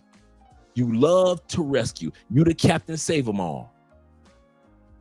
And until you get out of that mindset, you will always attract baby mamas, and you'll only see in this world baby mamas. I got so many female friends down here. They ain't got no kids. Just friends. My girl Paola, she ain't got no kids. Tours by D, she ain't got no kids. Maya, Afro-Waida, she ain't got no kids. I got plenty of my Afro-Colombian friends, Afro-Latina friends, ain't got nan kid. Why? The universe don't give me friends or even attraction towards women that got a bunch of kids. That's you. So stop trying to sell every other dude that everywhere you go, or everywhere in the world you go, it's gonna always be, man, at a certain age, everybody gonna have some kids. That's a lie. That's a lie. I know women in their 50s ain't got no kids. When I was in the States, 40s, ain't had no kids. 30s, ain't had no kids. Smash them in their 20s, ain't had no kids. Every blue moon, I smashed a baby mama. Every blue moon. Why? Law of attraction. You attract baby mamas. I don't and a bunch of other men don't. So don't put your curse on us. We ain't got nothing to do with your law of attraction. And you can change that. But until you do, stop trying to sell everybody on ain't nothing but baby mamas in Brazil. Bull. Ain't nothing but baby mamas in Colombia. Bull. Ain't nothing but baby mamas in the Philippines. Bull. Ain't nothing but baby mamas in Thailand. Bull. Ain't nothing but baby mamas in Germany. Bull. That is bull. To all of us dudes that don't attract baby mamas, we're here to tell you now, stop selling that BS to everybody else, because we're telling you now that's bull. Everybody don't have a bunch of kids. The chicks that you attract got a bunch of kids. You attract baby mamas. That's not us. Stop trying to put that on us. Stop trying to put that on us. I'm serious. There are a lot of us dudes that do not mess with baby mamas, and baby mamas don't mess with us.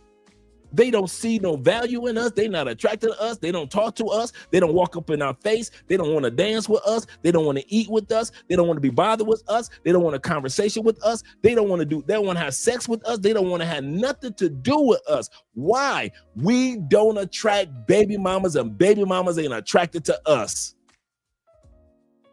There's a lot of us out here like that.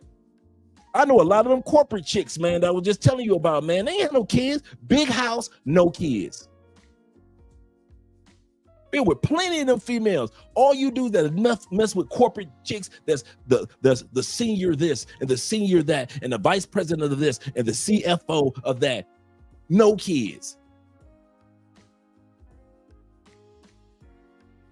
But you like to smash Aisha that work on the first floor, and LaQuanda and them that got 5 kids, and then you wonder why the universe gives you baby mamas when you go to other countries. That's because you only mess with baby mamas in your home country, and the universe is gonna give you what you attracted to. You was attracted to baby mamas while you was living in Baltimore, so now you going to Bangladesh, and guess who you attracted? Baby mamas.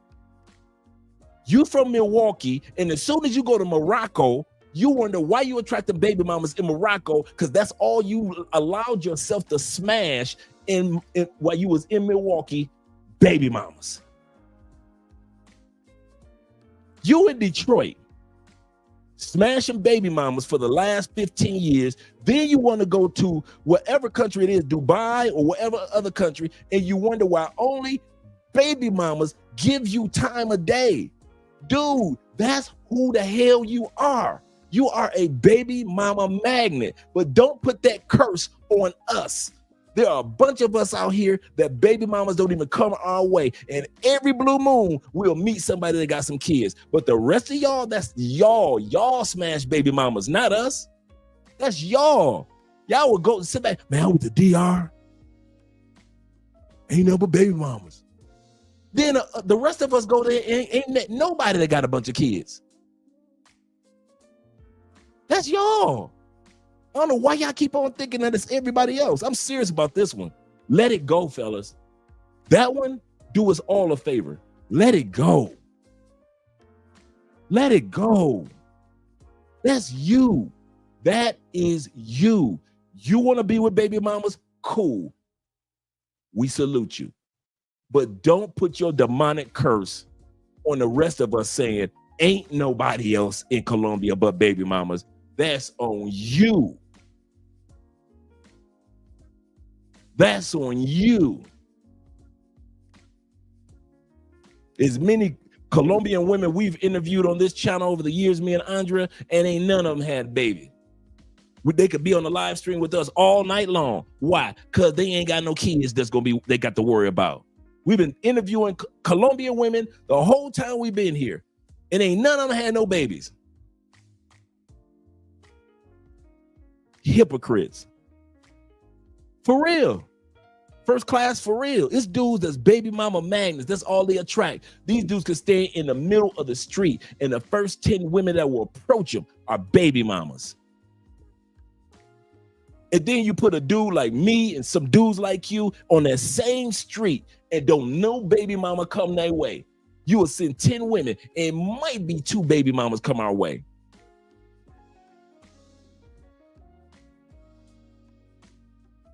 You know how when it's a white girl, no matter what city you are in the States, you're in the States, you know how that white girl, you kind of like glance at her and say, she messed with brothers. And you know, like 9 times out of 10, you're right. She ain't give off no urban energy. She just a quirky white girl at work, and you be like, I bet you she messed with brothers. It's just something about her energy, her essence. That's you like. Am I saying what I'm saying? Yeah. She messed with brothers. And she might be the nerdiest white girl of all white girls of all white girls. She don't give off no urban energy. And you could just say, she messed with brothers. And then you'll see her with a boyfriend. He blacker than both of us. Because of the energy she give off, the essence. Some of you dudes give off the essence that you F with baby mamas. That's why baby mamas stay in your bed. Stay in your life. No matter what country you go to, you could you could be in Parque Aires looking for pay for play. Somehow, some way, out of all the women that's out there selling booty, you gonna end up walking up to the baby mama. You can go to a brothel, pay for some coochie in a brothel. The coochie you paid for, somehow, some way, is the 1 or 2 coochies in there that are baby mamas. You can go to a strip club. The 1 or 2 strippers that you try to holler at are baby mamas. You could send a dude like me and some of you other brothers in there into the same danger zones, and we won't meet one baby mama. Not a one.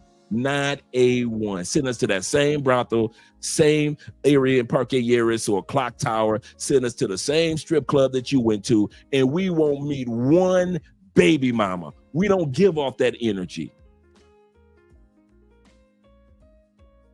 So all you do is that sit back and think that everybody going through what you going through, that's you, player. Your uncle's here to tell you, that's you, player. That ain't us. That whatever demons you got walking around that's got you only attracted to baby mamas since you was in the States or since you was in UK or since you was in Canada, and them same demons been following you from country to country, that's on you. A lot of us don't go through that, bruh. If I was single, I would not do one of the things that I was guaranteed. I'm gonna tell you my one guarantee that I knew when I left for Colombia. Y'all ready? I would not be attracting baby mamas. If I knew anything was a guarantee for Andre outside the United States, guaranteed 100%, I would not be attracting baby mamas. That I knew. I didn't care about what country I landed in. I didn't care if I landed on an island. I don't care if I landed in the damn Arctic. I knew baby mamas would not be. That's one thing I already knew would not be coming my way. Why? I don't attract them in the States. Weren't interested in them. I don't give off that energy like I want to be with baby mamas. 90% of the stories that I tell y'all about the fun that I've had with the ladies, it might be 4% baby mamas.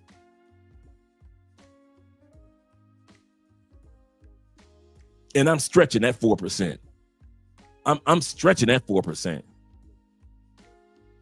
When I say anytime Andre tells you a story like, man, I was smashing this chick in the elevator that one time, if I tell you some stories like it ain't no baby mama.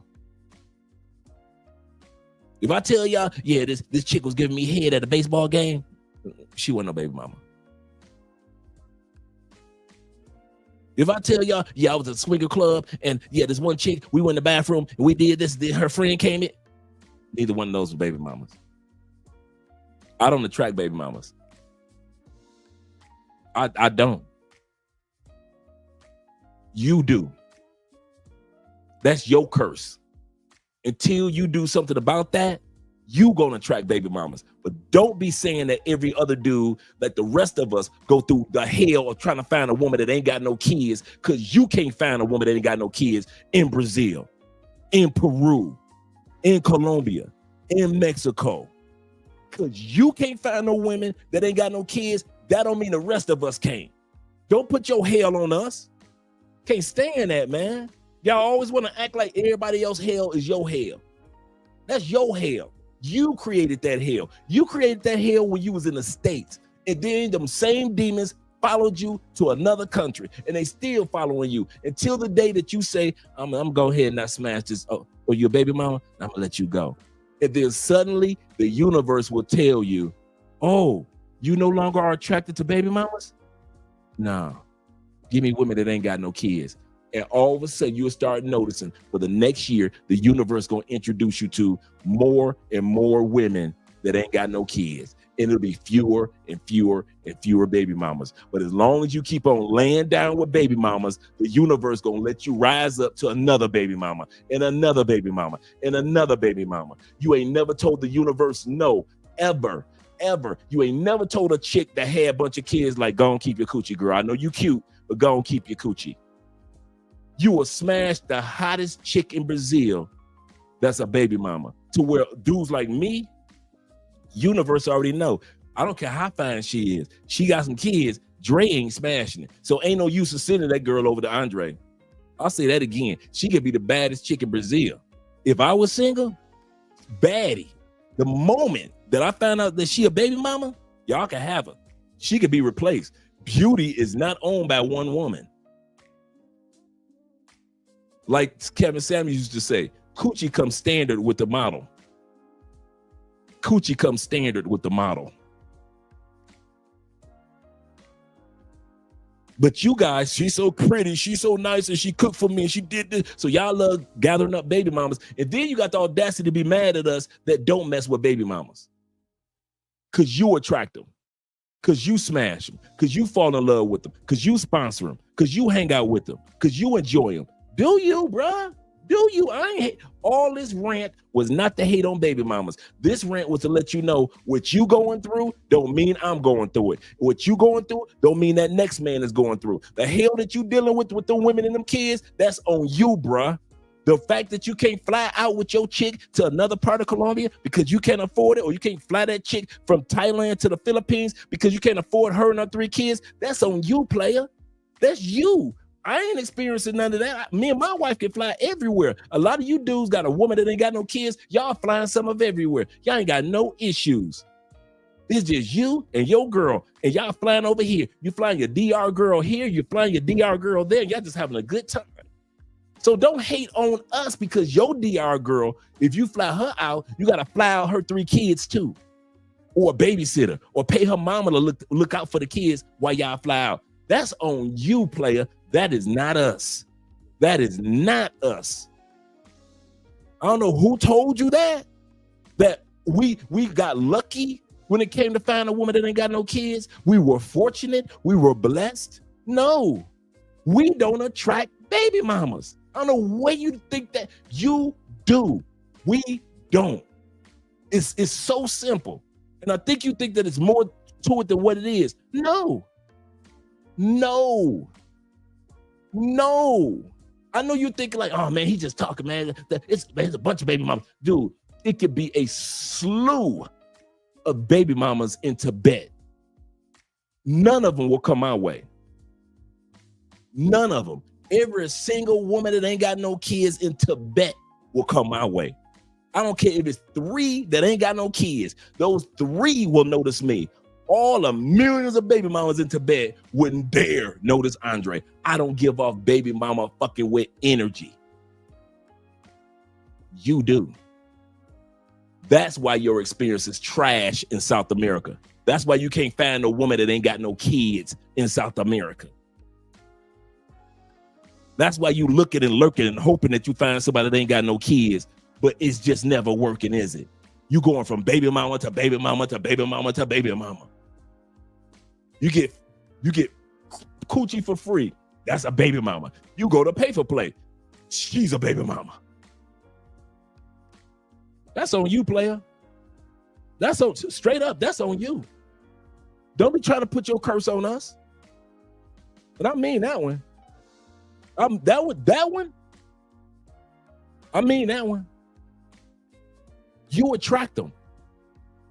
You could go to sleep. These lights can go out tomorrow morning. You can say, F what Andre was saying. He don't know what he's talking about. Cool. You know why you think I don't know what I'm talking about? Because you attract baby mamas until you get to the point where you stop smashing baby mamas so the universe can give you women that don't got kids. Once you get on the side of the universe where you don't have to have baby kids, watch how many women that you get a chance to smash that ain't got no kids for about a good 2 years. And you be looking like, man, it's been 2 years since I hollered at a woman that got kids. Man, women that got kids really don't come my way no more. Man. You mean all it took for me to say once or twice to say no to a woman that got kids, then the universe will start giving? God set the universe up like a clock, like a wind-up clock. It's so simple. You got the law of gravity. You got the law of sowing and reaping. If you sow something, if you sow a potato, you're going to get a potato. You got the law of, like I said, the law of gravity, the law of physics. And you also have the law of attraction. That's a part of the clock of the universe. Like attracts like, just like sword sharpens swords.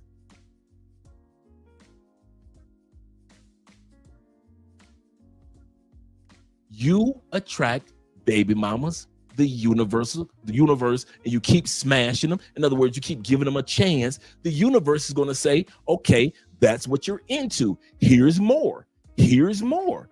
What about, oh, you keep sleeping with them? Here's more. Oh, you keep sleeping with them. Oh, she's cute, but you're not set. Okay, you settled down. You even married her. Okay, here's more. The universe is going to give you more of what you keep on allowing.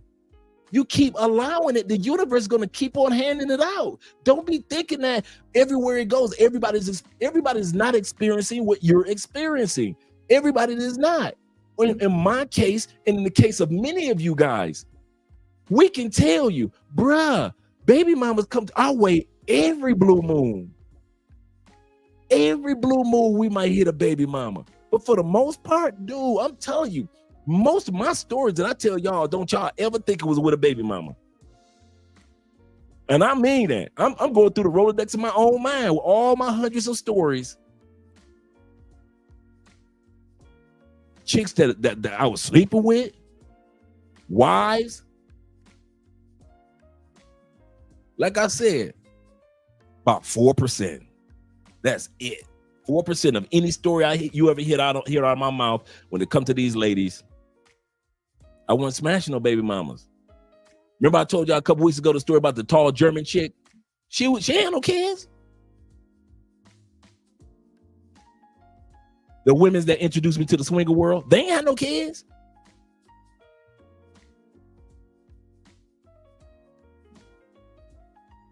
Dude, it's rare I was messing with kids, women with kids. And then half of them, when I did, out of that 4%, half of them had older kids, like 17, 21, 22.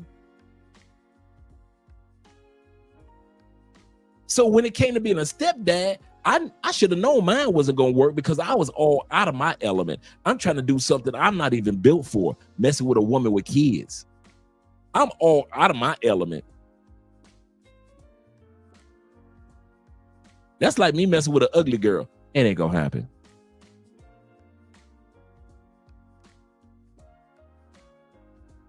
I knew my wife was going to be beautiful. That was a given. Yeah, here's more. You feed into it. The universe says, oh, bad. The universe is set up to work like that.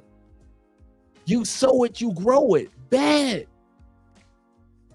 Here you go, more. Oh, you like that, baby mama? I'm going to give you more. What about this one? Here, I'm going to give you more baby mamas. You guys be thinking that you be scratching your head. You run around these countries and you wonder, why am I only attracting women that got kids? It must mean that everybody got kids. And then you got dudes like me and some of you other dudes that can go to the same country, same city, same neighborhood, the same neighborhood. It won't attract one baby mama. Ever. And then y'all always want to ask us the stupid question, how'd you get her? You know how many times I got that question from dudes? Man, how'd you get her? How'd you find her? Man, all the women down here got babies. How'd you find her? First, I don't attract baby mamas in my home country. So no matter what other country I go to, the same law of attraction applies to me. Baby mamas don't come my way. Dude, I could be sitting there minding my business and a sister could be sitting next to me or a person could be sitting next to me and we just having a regular conversation. 9 times out of 10, that ain't gonna be no baby mama. And we can talk about this, that, and this, and don't need to be a baby mama.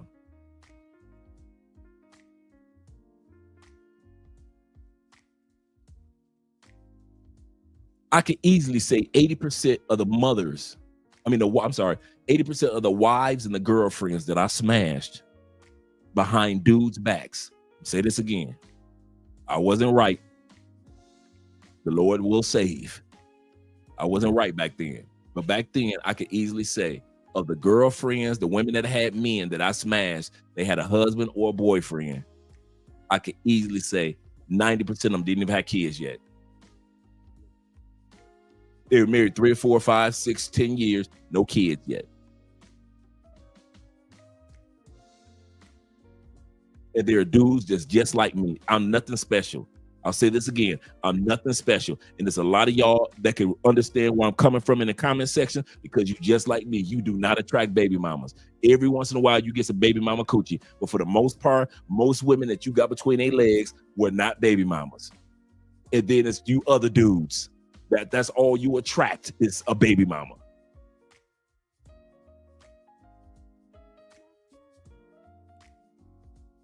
He said, Curse of the Caribbean baby mamas will be a great pirate movie. Man, y'all stupid, man. Growth Talk says, he said, Drake correct. He said, I'm a baby mama magnet. Shaking my head. He said, I'm a good father. He said, good with kids. So that's always been when they come at me. He said, I accepted before I found the man. Yeah, I'm still laughing at the pirate movie. He said, I accepted before I found men's centric space. And perfect example. The brother said, I like kids. I'm around kids. Sit in those environments. I'm usually around the mamas. I'm around volunteering, working with the kids. I'm around the mamas. I did the same thing. See, this is how it works. Growth, you about to explain, you about to almost verify my point. I was with Brick Brothers Big Sisters, Boys and Girls Club, volunteered. I was doing public speaking in high schools, junior high schools, juvenile centers, after school programs. So I'm always around kids. And then when they mamas come, you know how many mamas have given their phone numbers to their kids? My mama said, here. My mama said, here, take this number. My mama said, call her. You know how many mamas, when they saw me having conversations with their sons at the Boys and Girls Club, they was ready to get that mother coochie up. Guess who was saying no to mother coochie? So while some of y'all, I'm not talking about growth, while some of y'all was volunteering like I was, but y'all love kids like I do. Marty Marr love the kids. Y'all love the kids like I do. I wasn't smashing the baby mamas, but y'all were. So the universe knew ain't no use in giving Andre baby mamas. Why? Because you could give him a whole herd of fine baby mamas like that Big Brothers Big Sisters organization, 100 Black Men, Boys and Girls Clubs, YMCA after school programs. He's surrounded by baby mamas, very attractive, and Andre ain't smashing, calling, and interested in none of them. To where you guys would have ran rampant through them. You'd have been smashing little LaQuanda's mama, Fifi mama, little Ray Ray's mama would have got some. Y'all have been running through them mamas. Them mamas be so horny and be so ready. They do. If you ever want to get a bunch of women, you ain't got to go to church. All you got to do is do some volunteer work with kids.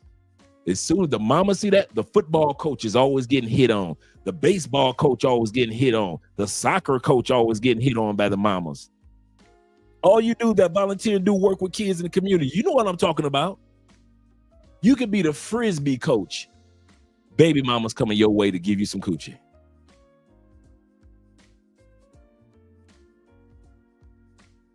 Shout out to all the Frisbee coaches.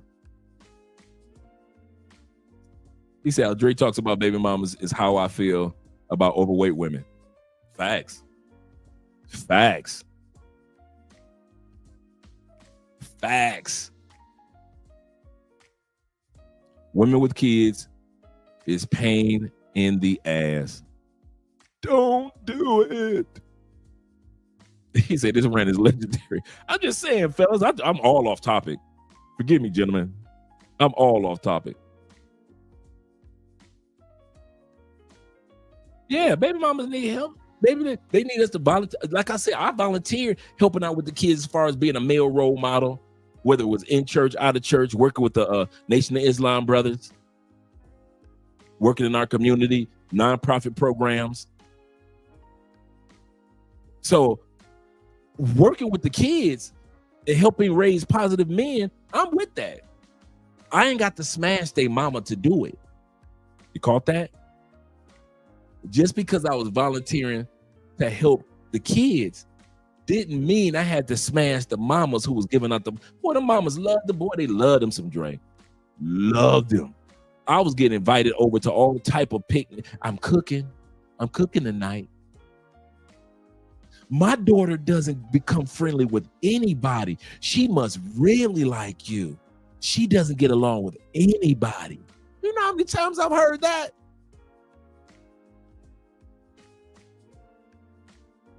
Now ask how many of them baby mamas I smashed. None. How many of y'all would have smashed? All of them. You'd have ran through all them baby mamas coming your way. Me? That's all right. Yep, it's a trap. Right? It's a trap. Shout out to my man African Wolf. Teddy said, I'm cool with the mentoring with kids. Yeah, I'm cool. Dre love the kids. Don't get it twisted. Love helping the kids. Other than that, nah, bro. You call me funny style, but hey, at the end of the day, no. So the first thing that we looked at is that women regret that they're going through financial woes after divorce. We're just gonna walk through this real quick. 7 reasons why women regret after filing divorce on you. 7 reasons why women regret filing divorce on you. First one is financial instability and lifestyle change.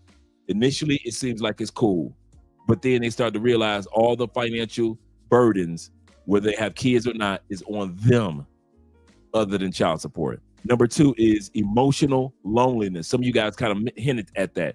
Emotional loneliness and lack of companionship. A lot of women are so accustomed to having a man on a regular that to have a man periodically is foreign. I'll say that again.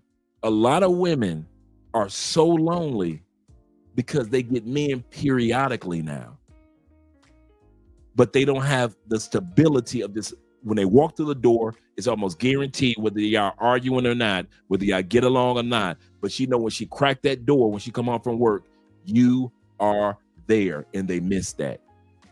They miss that stability. Number 3 is the dating landscape is harder than they expected.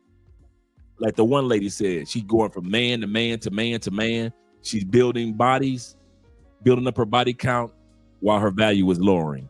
Number 4 reason why women regret and want you back after divorce is realizing the problem was something that could have been fixed. It could have been fixed over time.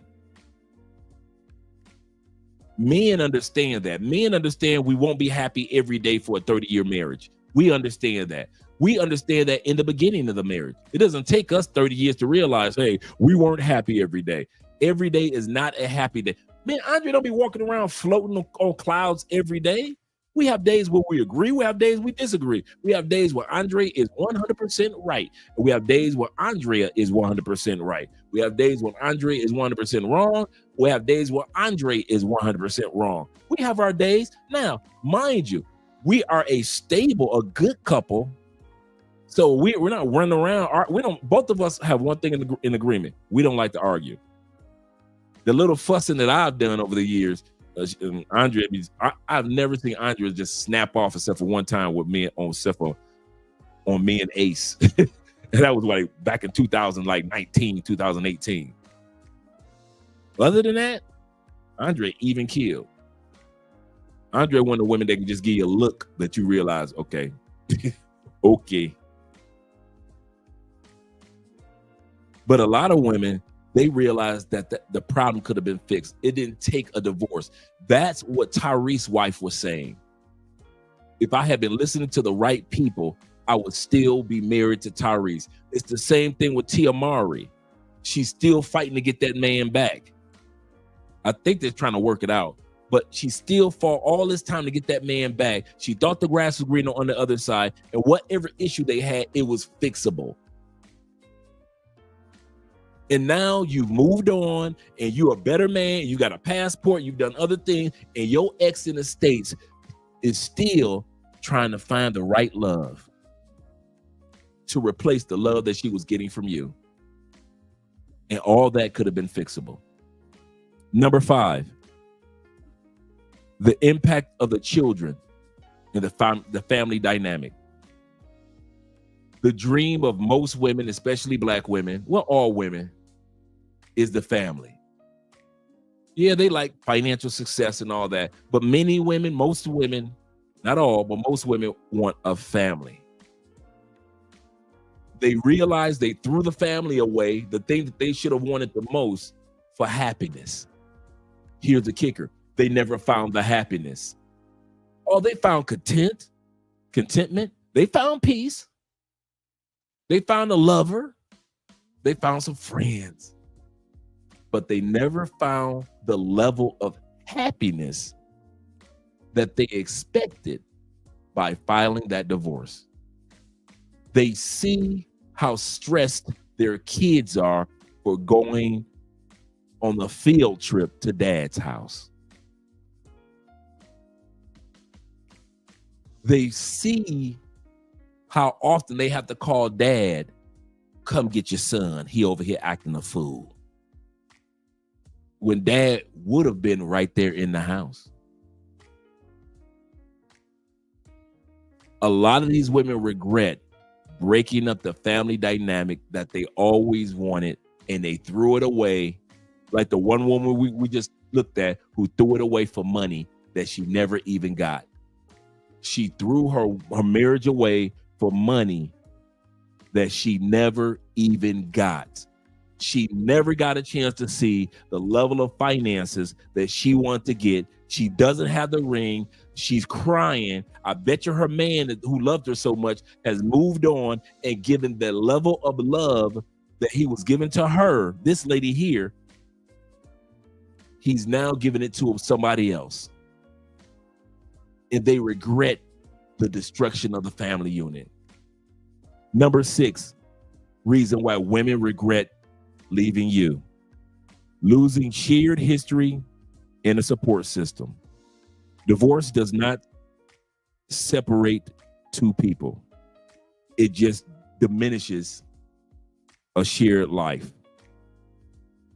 Women often miss the familiar traits of their husband, of the family gatherings, of the things, the vacation times that you guys used to have, how y'all used to decorate the Christmas tree every year, Thanksgiving, how y'all would call each other's parents, how whatever it may be. Women miss that. Women miss that. The sense of belonging to a tradition. a family developed tradition. Whether it is, we often go to church on Sundays. Every year we're going to the church retreat.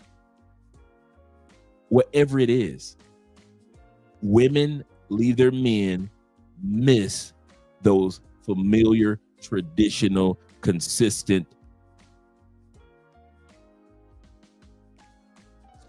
novelties or nostalgia, things that create the nostalgia of the family. And they no longer have it. They no longer have those special recipes or can use those special recipes. And number 7, the reason why they miss you and regret divorcing you is emotional fallout and identity crisis. They don't know who they are now that they've left the marriage dynamic. You've been married 30 years and you've been known as Mrs. this or Mrs. that. And now you end it. You're 57 years old. You don't know who you are without him. Everything that you've developed since your 20s was with him. Now you're trying to develop a life without him.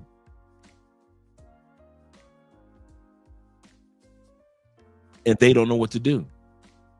They're happy that they're free in their individuality, but just like the white woman we saw earlier that was like, I got my princess bed, you can't tell me nothing. And then a few seconds later, she was like, I regret getting divorced. I think it was all my fault. I need to be accountable. A few seconds later. Why? Because she got out there in the world and thought being Miss Independent Queen was who she is. Come to find out, what she is was inside of a marriage. And she's been inside of a marriage dynamic for so long that to leave it after 30 years, she's lost. Yep, she's still using his last name. Vicky Winans. You think that after Will Smith leaves Jada Pinkett, she's going back to Jada Pinkett? You think she's going back to Jada Pinkett? You think that after Will Smith kicks Jada Pinkett to the curb, files for those official divorce papers, that she's going to give up that Smith last name? No, she ain't. Because if she does, it's to acknowledge that she is truly out there by herself and she has no identity without that Smith. She has no identity without that Smith. The Pinkett last name doesn't mean anything. The Pinkett last name is like when she was on a different world. That's the Pinkett last name. The Smith last name has got her the accolades in the movies and all the other chances that she's got and got her hired here and got her hired there. The Smith last name did that. And she knows that she is very little without that Smith. Oh, yeah. So we looked at the 7 reasons why women want to come back. So let's continue on with the video. So where are you calling me from? I am calling you from Kansas City. And then I'm going to get to Do you have any kids? I do. How many? 3. By how many men? By 1. You ever been married? Yes. When did you get divorced? Because I wanted to be fast. Come on now, dog. Come on, man. Are you asked me questions. You want me to stop. You don't want me to tell you no lie, right? So you divorced your husband because you wanted to be out here in these streets? I did, yep. Well, how did that street life work for you? It did not. Boy, you don't sit your stupid ass down. Who the f you think you is? Feminists hate this guy. Oh my God, I'm officially divorced. Yes. Oh my God. I'm officially primary custodian of the kids. What about the child support? That's it? Tony, that's crazy. Why Are you kidding me? Now all of this financial burden with my children is on me? This is So at first, she's celebrating her divorce. She's laughing, she's ecstatic because modern culture told her freedom is priceless. But then a reality hits. Now she's stuck with full custody, full responsibility, and a fraction of the financial support she thought she would get. And suddenly, the strong, independent narrative doesn't pay the bills. The kids' needs don't magically disappear, and the fantasy of empowerment crashes into the brick wall of consequence. Now this is what they don't tell you. Freedom without structure, independence without foresight, that isn't empowerment, it's abandonment. Her independent woman conditioning told her she was upgrading her life, when what she was really doing was downgrading her future. Follow me if you're done falling for a broken system and ready to build a life where loyalty and family still means something. I just came to the realization that, like, if you're 40 years old, you're never gonna find love. Like, oh my god. Like, oh my god. Well, yeah, if you're over 40 and you still act and talk like you're in high school, the men you want are gonna be like, you need to mature, you need to become an adult. Sorry, I woke up like really emotional because I was married for, oh my god, I need to stop. I was married for over 20 years, and like, I was so used to being a wife. Like, I loved being married, you know? Like, I love being a wife. I love having like that one person I love coming home to and like venting all my to. So basically, you didn't actually love your husband, you just loved having an emotional dumpster that paid your bills. Yep. I can't accept who I've become.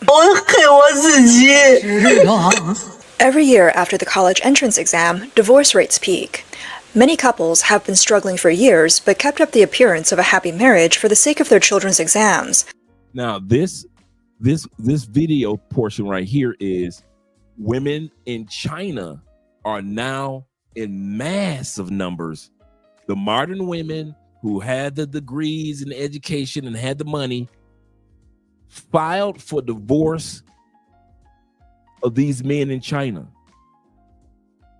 And now they're regretting in masses. In masses. Remember what I said earlier, you're going to see in the video a woman that stood outside with a giant sign in the blistering heat in front of her husband or her ex-husband's office building. And the sign was her begging to get her husband back. In the she did not move, didn't go to use the bathroom, didn't go eat. 6 hours.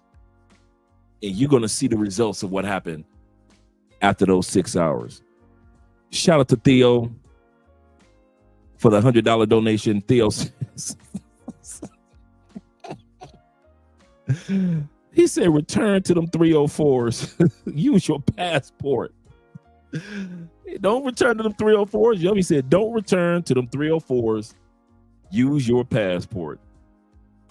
Shout out to the brothers. Shout out to the Cash App brothers. Kevin Crawford. Shout out to Theo as well. Kevin Crawford with the $5 love. And my man T-Mac will always show us the love with the $10.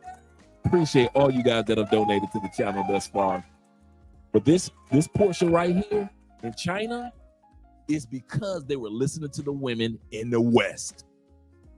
They were following that women feminism and that I'm Miss Independent, and we're going to see what they get. So they were just talking about once the kids get done with their graduation exams, once the kids grow up, turn 18, get done with the college entrance exams, every year, divorces filed by the ladies peak.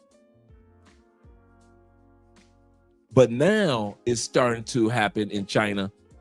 Not only divorces, but the regret of filing divorces.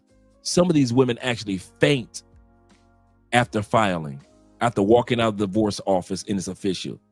Some of these women break down crying on the ground and have to be consoled and drug literally out from the doorway of the divorce offices in China when they were the ones that filed the divorce. Let's continue on, gentlemen. Let's continue on. Once the exams are over, many couples immediately head to the Civil Affairs Bureau to file for divorce. However, many women regret their decision after the divorce. 离婚以后我就后悔了。 I regretted getting a divorce, but it's too late to say anything now. My ex-husband refuses to remarry me. My personal experience tells me that women should never divorce easily. Over 90% of women regret their decision after getting divorced. In China, 90% of the women regret getting divorced. In the United States, 27%. In the United States, only 27% of the women said, I regret it. Initially. Remember I said initially? Over the long run, the number is 80% too. I'll say that again. In the United States, within the first couple of years of the divorce, the average American woman, only 27% regret filing for the divorce. As time goes on, it moves up to almost 80%. In China, initially, 80% regret it. They regret theirs immediately. To where in the United States, it takes time for the women to regret leaving you guys. We said, don't forget super chats. Let me not forget super chats, gentlemen. I think I got Kenneth. I got BM. Shout out to BM. He said, thank you, AM. Or AM. He said this. He said, my ex-girlfriend of mine, daughter, reached out to me on IG. I saw that. I should have read that. Reached out to me on IG. And I didn't accept the message. Boom. No longer in a relationship with your mom and not your dad. Absolutely correct. Absolutely correct.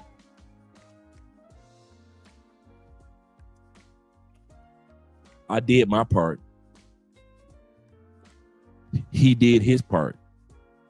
A lot of you ex-husbands of stepkids feel guilty if the kids reach out to you and you don't respond because you put so much into the kids and the kids have put so much into you. You think that you're obligated like a dad. That's the setup. Remember me and Andre was telling you about emotional prostitution? That relationship between you and kids that ain't yours, even after divorce, the only reason it happens is because you were emotionally prostituted. They didn't use money to get you. They used your emotions to lure you, to keep you in to a relationship with kids that ain't yours. Yeah, I'm cool with my ex-kids. That's not a flex. I'm gonna say this again. All you stepdads that still got this so-called cool relationship with your ex-kids, that's not a flex. Them ain't your kids. I don't know why you think because you put money into it, years into it, and you were emotionally prostituted, that those are your kids. They aren't. Dude, if those kids' lives are on the line, you can't even donate blood. You couldn't donate a kidney. If they were trying to find out if those kids would have sickle cell in the future, they wouldn't even look at your bone marrow. They wouldn't look at anything about you to validate those kids' future health. Oh, they would look at their daddy. I don't care how many, dude, I don't care how many years those kids called you dad. By DNA, you are not dad. You are not dad. And it hurts, don't it? Dude, take it from an ex-stepdad, 14 years. It hurts. You put all this money, time, energy, doing homeworks. When the son had tour-days on football, you was there to pick him up, drop him off. That was you in the school line in the morning, dropping them off, making sure they had the uniforms. It was you that took them to their first flight to Orlando to see the Mickey Mouse. It was you. It was you that was there when they were sick. It was you that was there when they were like, Mom won't let me do this. Could you talk to her for me? It was you. It was you that had the sex talk with them first, whether it was the girl or the boy. It was you. I get it. I get it. I did all that. There was nothing that you did as a stepdad that I didn't do. So I get it. Don't act like I'm speaking as a foreigner or a guy that was a stepdad for maybe 2 years, or I was a boyfriend for 10 years. No, I was literally what you were too. But I'm man enough to realize they weren't my children. They aren't my responsibility. They weren't my children. They aren't my responsibility. Now, in the sense of like helping black kids in the community, that type of caring about them, yes, I get you on that. But that's caring about all kids in the community. But if you think that you keep this umbilical cord into that relationship by way of the kids, that those somehow magically gonna become you guys are worse than Geppetto. You stepdads, it just hit me. You stepdads are just like Geppetto. You wishing for a real boy, ain't you? You just like Geppetto, hoping Pinocchio will, in your life, stop being a wooden boy, stop being a fake boy, stop being a pretend boy, and finally be a real son, a real boy in your life. You Geppettos. You just like Geppetto. You no different. You wishing upon a star. You hoping a Jiminy Cricket will come and sit on your shoulder and be your conscience and tell you, I got a real son. That is not your son. That is not your daughters. The only way you're going to heal is to let those children who are adults now, in many cases, let them heal. Let them heal. You're being selfish, stepdad. Every time you answer that phone and give some money to those stepkids, you're selfish. You're selfish. You think that you're doing some dad stuff? No, you did dad stuff in the marriage. Now you have to be unselfish enough to walk away. You love those kids? Stepdad, listen to me. If you love those kids, stop communicating with those kids and their mama. Let them live their lives. Let them move on. Remember I said sometimes you're going to wear the white cowboy hat, and there'll be times as a man, you got to put on the black cowboy hat. This is that moment. This is that moment. Stop being so selfish and your heart feels so good because the kids are calling you, but they ain't yours. Geppetto. Geppetto, those aren't your kids. In your life, they're made of wood. In my life, I was Geppetto. Those kids were made of wood. They weren't real kids in my life. Just like Pinocchio did all the things that a regular kid would do, but Pinocchio was not a real boy. No matter how much Geppetto wanted him to be a real boy, right? Those kids aren't your kids. No matter what you do to try to make it seem like they're your kids, they aren't. And when they came in, it was a package deal. And when they left, it was a package deal. Stop being so selfish. You really think that you're helping those kids when you throw a few dollars. You doing that for you because it makes you feel good. It gives you a fuzzy feeling. It makes you feel like you are still part of the family somehow. It makes you feel like somehow somebody still appreciates me. Even if the mama don't appreciate me no more, at least the kids do. It makes you feel good to give a few dollars. It makes you feel good to answer that phone call or to respond to that text. It's only for you. Them kids ain't got a dang thing to do with it. You don't care nothing about them kids. You care about that fuzzy feeling you get when you do something with them kids or you talk to them kids. That's what you ain't telling nobody. As a stepdad, a former stepdad, I know what you're doing. See, other dudes that ain't never been a stepfather before or that long-term boyfriend of a woman that got kids, they can't relate to this. I've been in your shoes, so I know how to draw them curtains back and tell you you are dang Geppetto. Whether you want to admit it or not, this live stream can go off, and guess what? Them kids still made of wood. This show, this live stream can go off right now. those kids are still made of wood. Until you come to that conclusion, you're gonna be just like Geppetto. Thinking Pinocchio gonna be a real boy. If you just keep on wishing and you keep on trying, one day he gonna be a real son in my life. Okay. I'm not black, I'm Oche. Okay. Serious. Shout out to my man, Official Kobe, as well. Black girls think I only date Asians and whites. Let them think that. They thought the same thing about me, bruh. Most of the women I dated, just like many of you guys, were black. But black women still think because they saw me with 1, 2, 10, 20 Asian girls or Latin girls or white girls, that's all I date. They swore that's all I dated. And maybe, hey, that's who I married, a wonderful Latina. So, hey, let them think what they want to think. Hey, you got a passport. I don't care what American women think about me anyway. I don't care.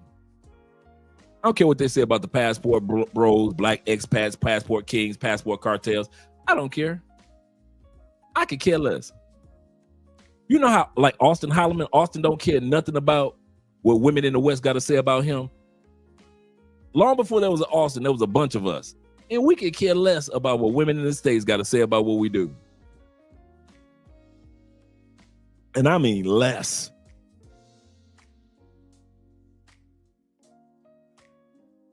He said, I got a big heart, so I'm thankful I'm hearing this so that I don't fall for it. I got a big heart too. That's why I can say what I said. I'm going to say this again. I'm the same way, Money. I'm the same way. I care about people. I care about cultures. I care about males, females. I care about straight, gay. I care about tall, short. I care about people that got special needs. I've always been like that.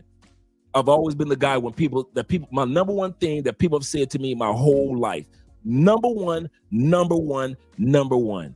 Andre, you can't help everybody. I still act like that. I still talk like I can help everybody. I still move like I can help everybody. But in certain areas, when it came to my manhood, I had to realize the way that I help everybody is not necessarily the way that I would want to help everybody. I'm going to say this again. Don't let this slide. Part of my manhood of 57 years now, I had to learn helping everybody is not always the way that I want to help everybody. Case in point, being a stepdad and a divorced stepdad. The way that I help my stepkids is to give them space. In other words, put the black cowboy hat on. It's not comfortable. The way that some of us help family members that we love is to give some of those family members space. Because we know if we up on each other, there's going to be some arguments and rifts and we just don't get along like magnets. So you realize that what you would want to do is be close. But your maturity tells you the wise things to do is to love that family member from a little bit distance.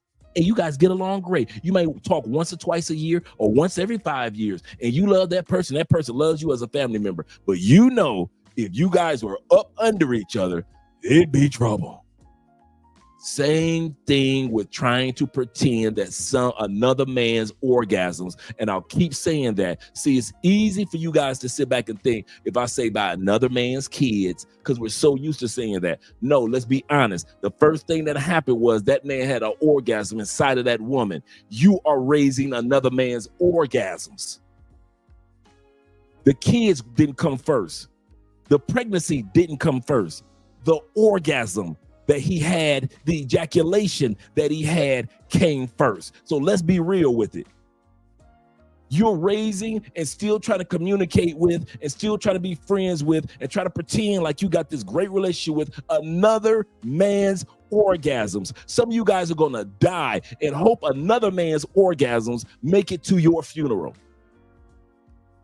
When I pass on, I do not expect, even after 14 years of being a stepdad, that man's orgasms to make it to my funeral. Even if I lived in the States, I don't expect that man's kids to look over my body and cry, oh my God, Andre was there for us. And I don't expect none of that. I'm a grown man. I put that black cowboy hat on with pride. So if you care about somebody, sometimes, just sometimes, the loving way, the mature way you'll do it is with distance.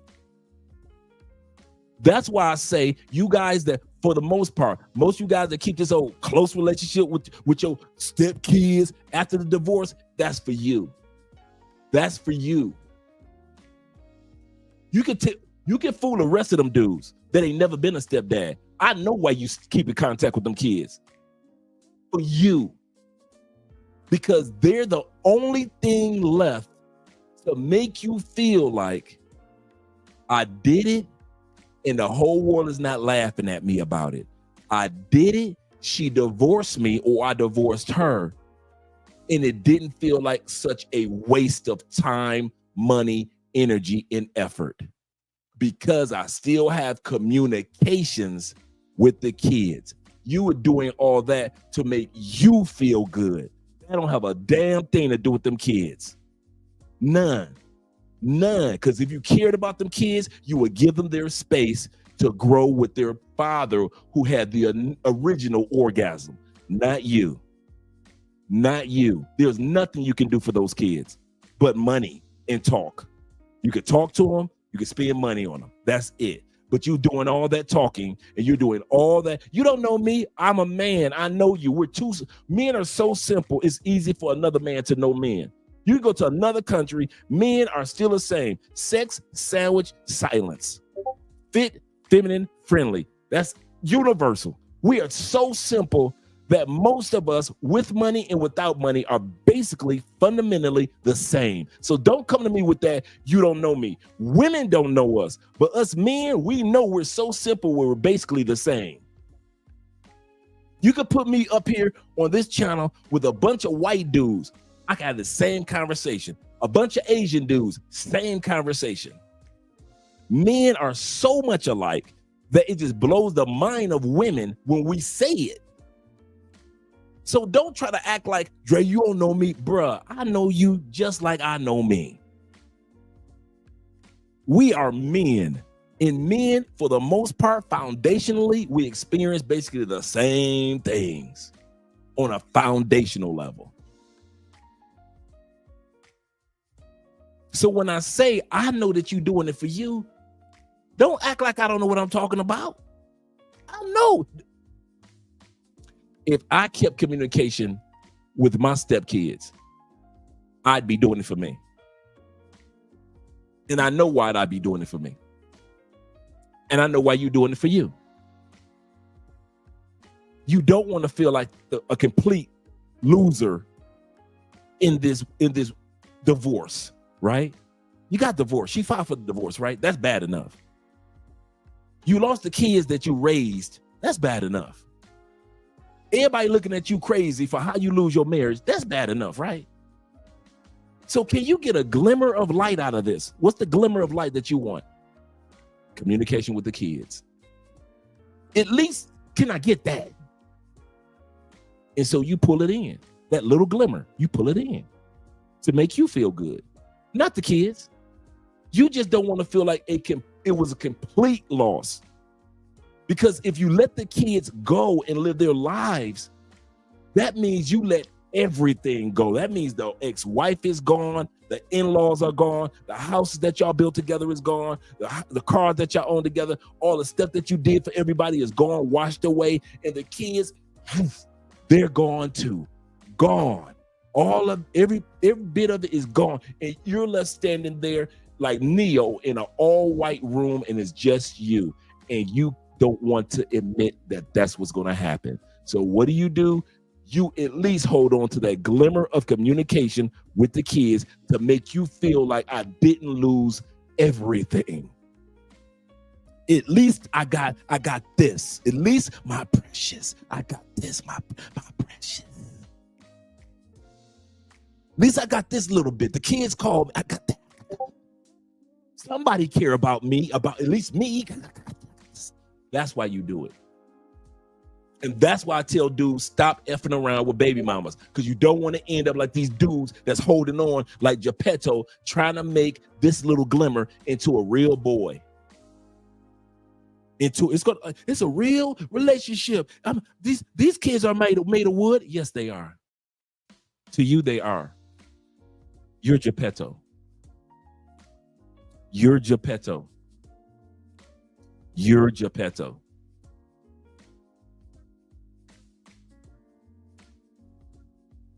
And that is the ultimate question. Why? There's nowhere in the Bible where God tells you to do that. Nowhere. Joseph, you can't say Joseph because Mary didn't have a baby yet.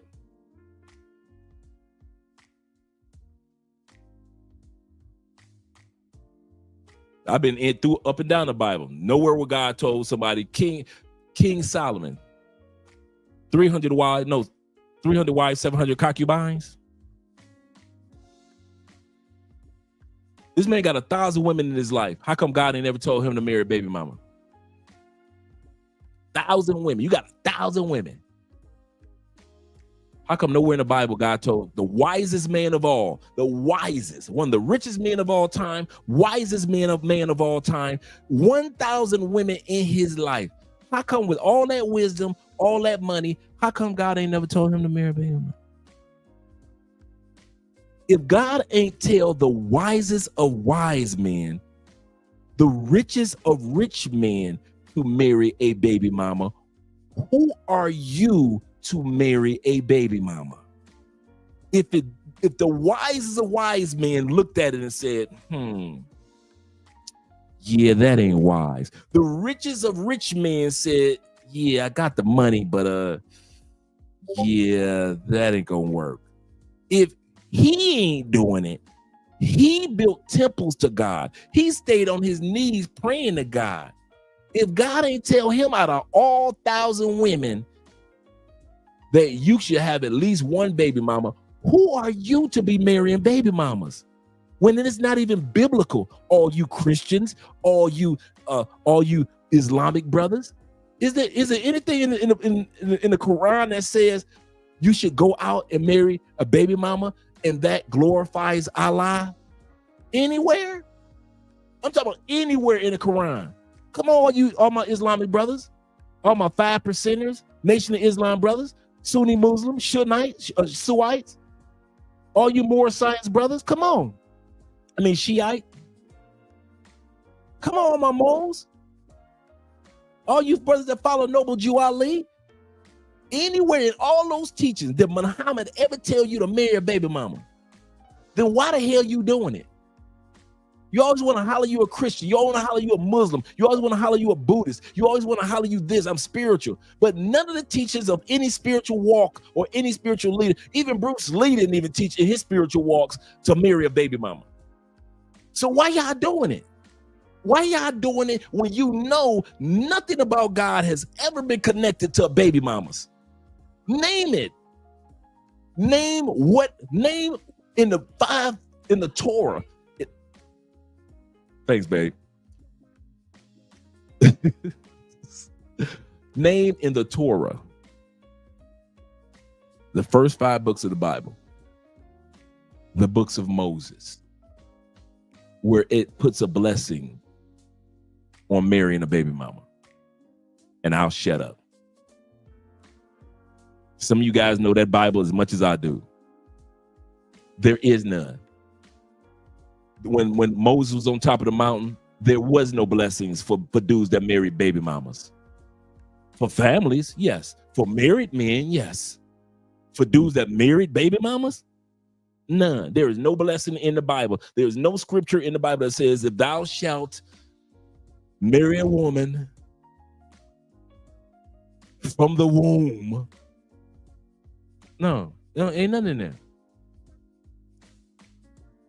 The closest that you get in the scriptures, and this wasn't even scripture, this was Jewish customs. When a man married a woman, they own land in the family. If the father died or the husband died, his brothers or another man in his family or uncle or cousin was obligated to marry her to keep the family's lineage and land and property in the family. If that next man died, other men in the family were obligated to, whether it was his brother or his cousin, obligated to marry that woman to keep, as far as inheritance, everything in the family. That's the closest that you will get when it comes to the Hebrews, the Jews in the Bible. That's the closest that you will get.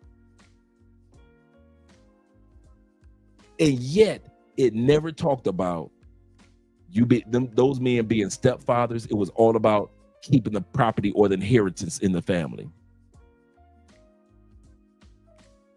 It ain't had nothing to do with being a stepdaddy. Somebody married this woman in y'all family so she can have some father for her kids. That's not in the Bible. I'll say it again. Somebody married this woman so she can remain holy in the eyes of God and take care of her kids. That's not in the Bible. All you Christian men want to marry stepmamas, huh? Baby mamas, huh? You think that's of God, huh? Come on, let's be for real. You think that if you marry a baby mama and she's a good woman, you doing something godly, huh? You doing something that you want to do, but don't put that on God. Don't put that on Allah, because you're not going to find that in his word. Don't put that on Jehovah. You're not going to find that in his word. He that findeth a wife has found a good thing. Proverbs 31 woman. Proverbs 31 woman was talking about her own kids and by her own husband, not kids by another man. And she was the one that was blessed. He that findeth a wife has found a good thing, not a baby mama. Nope. Don't put that on. Put that on God. Women love putting stuff on God that ain't in the Bible. And men, all you dudes that like to marry and hang out with baby mamas, that is not in the Bible. So don't be talking about I'm doing it because the Lord did not tell you to marry a baby mama. The Lord gonna tell you not to, the Lord will tell you in the scriptures, in the Quran and all the other scriptures, to have your own wife and build your own life. But then you do the opposite and you want to sit up there and say, God told you. God did not tell you to become a stepdaddy. He didn't tell me to become a stepfather. So let's stop lying on God about some stuff that we doing because we like that coochie that the woman giving us. No, you want to marry her because the coochie good and she's a good person and she's nice and she's friendly. But don't put that on God. I'm serious. You gotta be thinking that y'all be doing something so holy. So I'm doing God's will. Like you on some Mother Teresa journey, like you on a Buddhist journey. Oh my God, I'm just doing so holy. God gonna be blessing my life because I wasn't supposed to raise these kids, but I'm raising these kids anyway. God gonna bless me. Where's that in the scripture?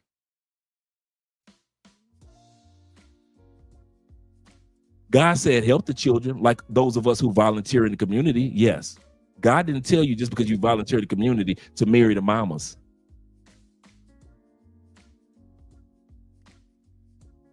He said, hell no. He said, that's why these churches are empty now, Dre. These pastors don't want to preach this for sure. Serious. There is nothing in the scripture. But how am I gonna get married? That's on you, ma'am. Ma'am, that's on you. Ma'am, with the kids, that's on you. 80% of y'all left y'all husbands. That's why Kevin Samuels used to say what? Go back to your husband. Statistically, 80% in the United States, no matter what race, color, or creed, you were the ones that left your husbands. What did Kevin Samuels used to always say? or do this for a new man or do that for a new man, his number one thing he used to say was, well, ma'am, you should go back to your husband. You should go back to your children's father. Why? Because scripturally, that's who you should have been with. That's who you should have been with.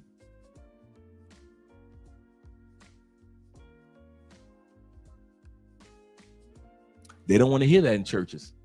They want to hear that they can have baby back Keith and Pookie and Ray Ray, and then Boaz gonna show up like in the book of Ruth. Boaz, the rich dude, he was a family member. Remember I said married in the family?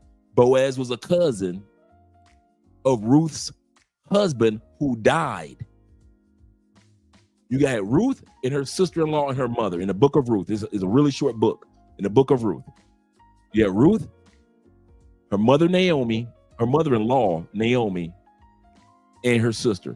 They're living in a foreign land. Naomi's husband, she's the older one, the mother-in-law, he died. The sister-in-law and Ruth's husbands died out of town. The mother asked the two daughters, Ruth and her sister, or sister-in-law, in other words, I'm going back to Israel where my people are. Y'all ladies are single. Y'all can go look for some new husbands. The one sister-in-law says, I'm going to stay here, look for me a new man. Ruth tells Naomi, her mother-in-law, if you going to Jerusalem, I'm going to Jerusalem. Your people will become my people. Your God will become my, he literally says this, your God will become my God. So she goes. They're living poor. They're living broke. So she meets this rich guy one day, Boaz. Boaz is part of Naomi's family. So technically, since Ruth was married to Naomi's son who died, technically, to protect the inheritance of the family, Boaz, the cousin, can marry Ruth and keep the inheritance in the family. That's what the whole story is all about. Have you heard any kids in this story? Did you hear God mention in the book of Ruth any kids in this story? None.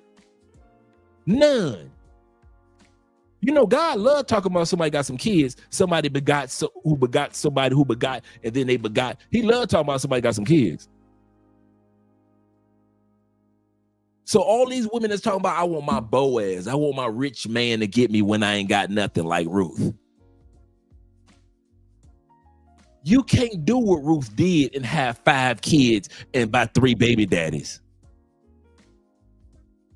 And then, well, what are we supposed to do? You better, like Kevin used to say, you better go back to your baby daddy, or you better wait till them kids get grown. Those are the 2 things that Kevin used to say. You better go back to your baby daddy or your husband, or you better wait until those kids get old enough to where now you can go out dating. But now you're 40, 45, and you don't look like you did when you were 20, 25 when you first had the kids. But that's your fault for that decision. But some of you dudes really think that y'all rescuing these women or doing somebody a favor. A lot of times y'all mess with these baby mamas for you, to make you feel good. It ain't even about the sex no more. There's a subconscious part, especially in black men, to feel like, because we have come from an oppressed society, that it feels good to us to help somebody else that looks like they're going through some type of financial, physical, spiritual oppression. So we look at these baby mamas, hey, I can get good sex and I can feel good about myself as a man. I can feel good about myself. That's a bang for your buck. No, it's not. You're only with that baby mama because it makes you feel good. It makes you feel heroic. You've never felt that before in your life. You never felt like you were number one in something in your life. Everything in life as a man has always been a challenge. You've always felt like I've never got the pretty girl. You've always felt like I never got that chick or this chick. And now you finally got the pretty girl. She just so happened to have a couple kids. I can deal with that as long as I can get the pretty girl. As long as I can get that fine, sexy Brazilian, I'll take that. As long as I can get that gorgeous Filipinian, I'll take 3 or 4 kids. Sure, yes, I will. Yes, I will. You sitting around snapping your braces, your suspenders. Yes, I'm a good dad. I'm a good stepdad. All that was for you. All that was for you. All of it was to make you feel good. It didn't have nothing to do with you being, at least I was honest as a stepdad. I was in love with the mama. And I fell in love with the kids. But you dudes, y'all like to rescue. It ain't got nothing to do with the love for the mama only. It don't have nothing to do with falling in love with the kids only. For some of you dudes, there's a part of it that makes you feel good about you for the first time in your life because you rescuing somebody. Somebody's making you feel like number one, numero uno. You're the man in Thailand. You are the man among the women in Colombia for rescuing a baby mama. Y'all don't want to hear the truth. I suggest y'all go over to Raising Rays. Yep. And guess who Ruth's grandson was? King David. Because they did it right. I'll say that again. Because they did it right. And wasn't no baby mama involved. Because they did it right. Ruth married Boaz. Had Jesse. Jesse's was King David's daddy. Because they did it right.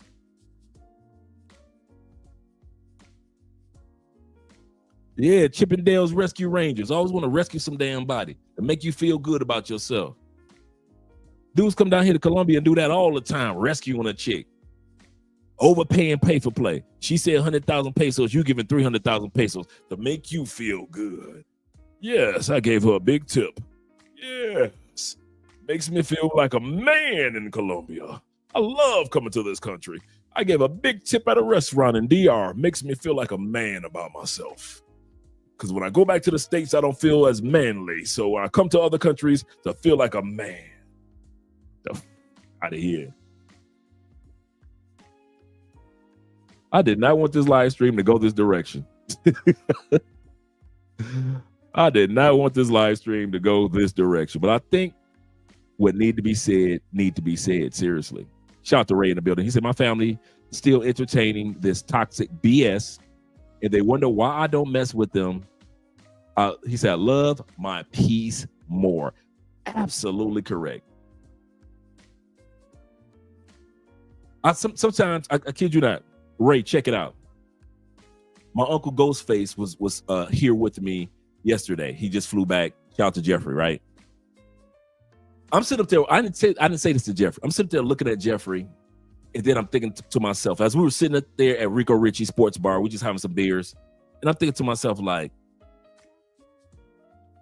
Jeff and I have come a long way. You know, I moved to Tampa in 2011. Jeffrey came in 2013. We were basically the only ones that kind of like moved far, far away from the family. And I was looking at Jeffrey and I was thinking to myself, like, man, what if we had stayed in Detroit and Cleveland, Chicago, Tennessee? We just stayed with the family, Alabama. What if we had stayed with the family? We would have stayed stuck in Detroit all those years from 2011. What if I stayed stuck in Cleveland with the rest of the family? And I love Cleveland. I love Detroit.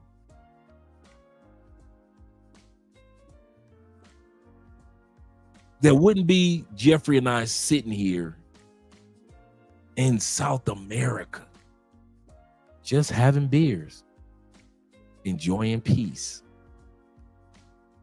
if we would have spent our time focusing on being up under everybody else.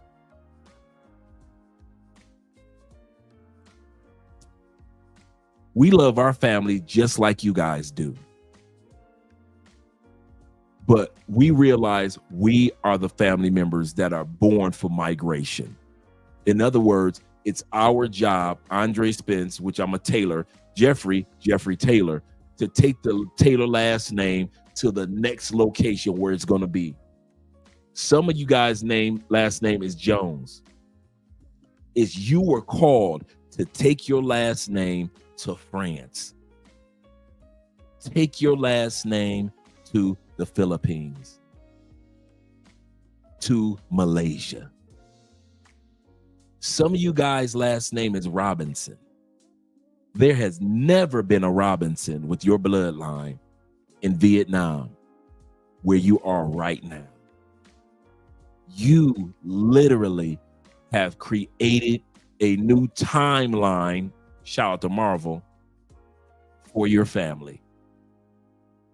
5 decades from now, people are going to wonder, how did this Blasian family even happen?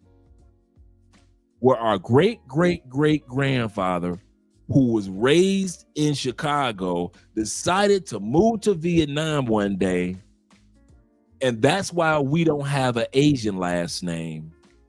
Our last name is Robinson, because our great-great-grandfather who came to Vietnam, his last name was Robinson.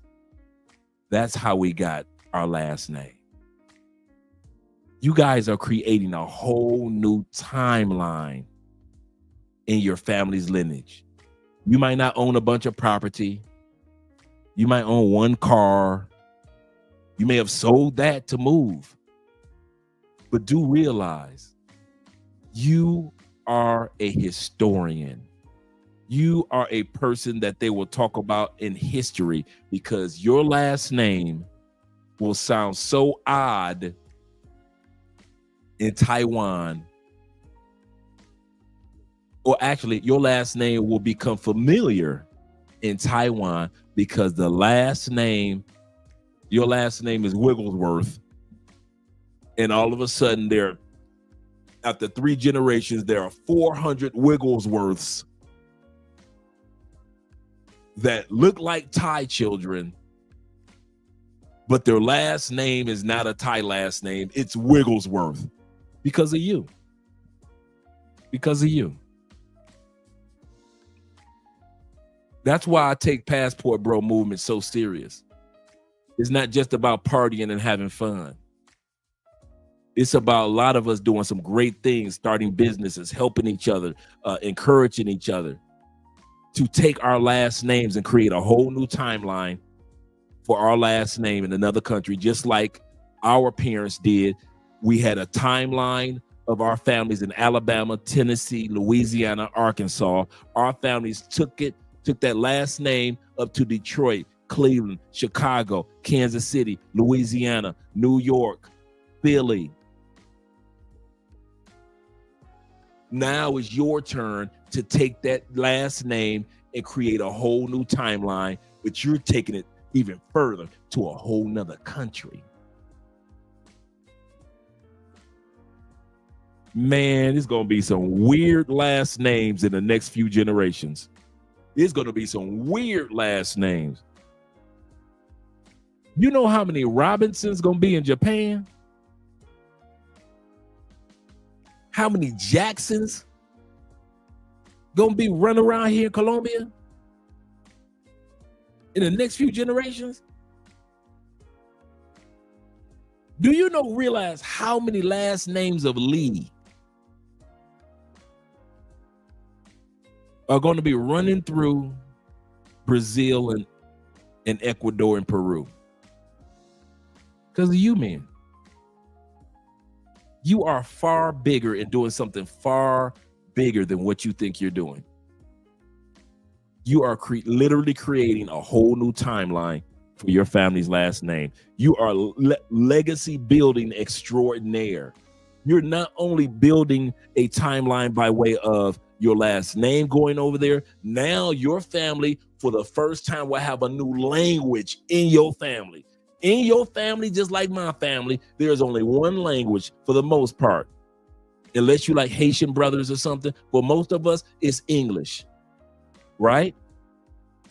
Do you not realize in a few generations, the last name of Taylor would not only be speaking English? The last name of Spence will not only be speaking English. The last name of Wigglesworth or Lee or Jackson, whatever your last name is. Bobby Coltrane of the Coltrane family, the Coltrane last name, whenever somebody say it, it will not just be in one language.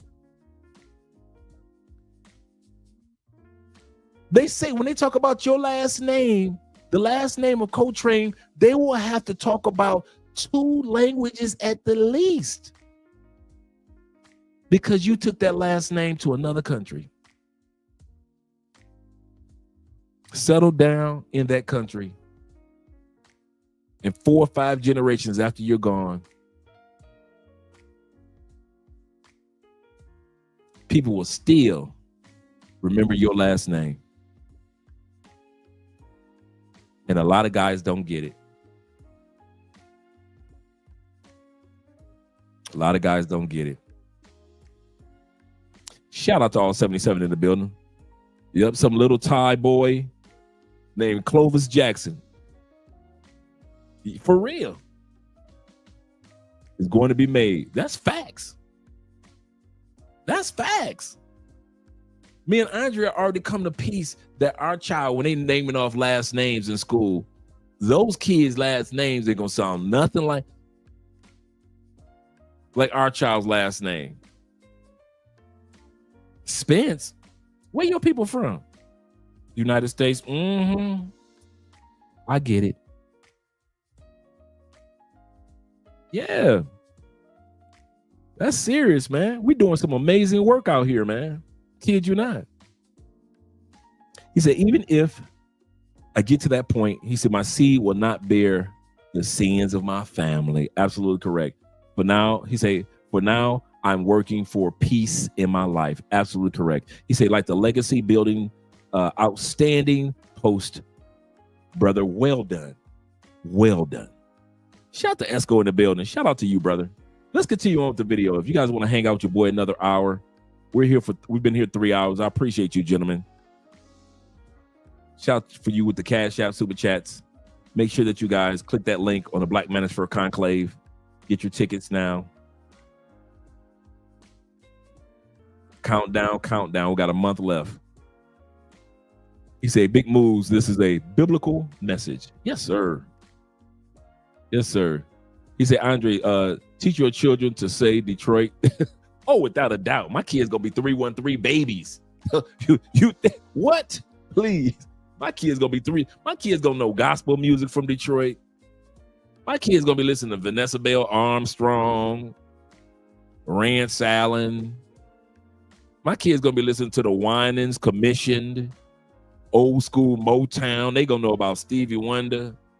They gonna know about Kim. They gonna know about Eminem and all the other rappers that Royce the 5'9", Big Sean. My kids gonna know the 313. Yes, sir. Yes, sir. Yes, sir. They gonna know about Cleveland, the OJs. Come on now. Shout out to Cleveland. They gonna be listening to Levert. Shout out to Cleveland.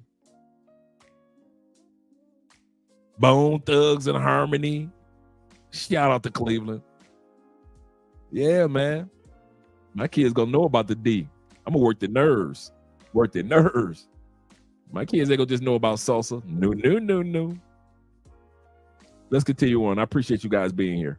So now we're looking at women in Japan that, once again, I bring this beat back. Women in Japan that are regretting that divorce.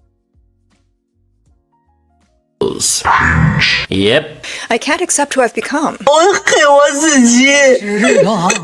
Every year after the college entrance exam, divorce rates peak. Many couples have been struggling for years but kept up the appearance of a happy marriage for the sake of their children's exams. Once the exams are over, many couples immediately head to the Civil Affairs Bureau to file for divorce. However, many women regret their decision after the divorce. 离婚以后我就后悔了。 I regretted getting a divorce, but it's too late to say anything now. My ex-husband refuses to remarry me.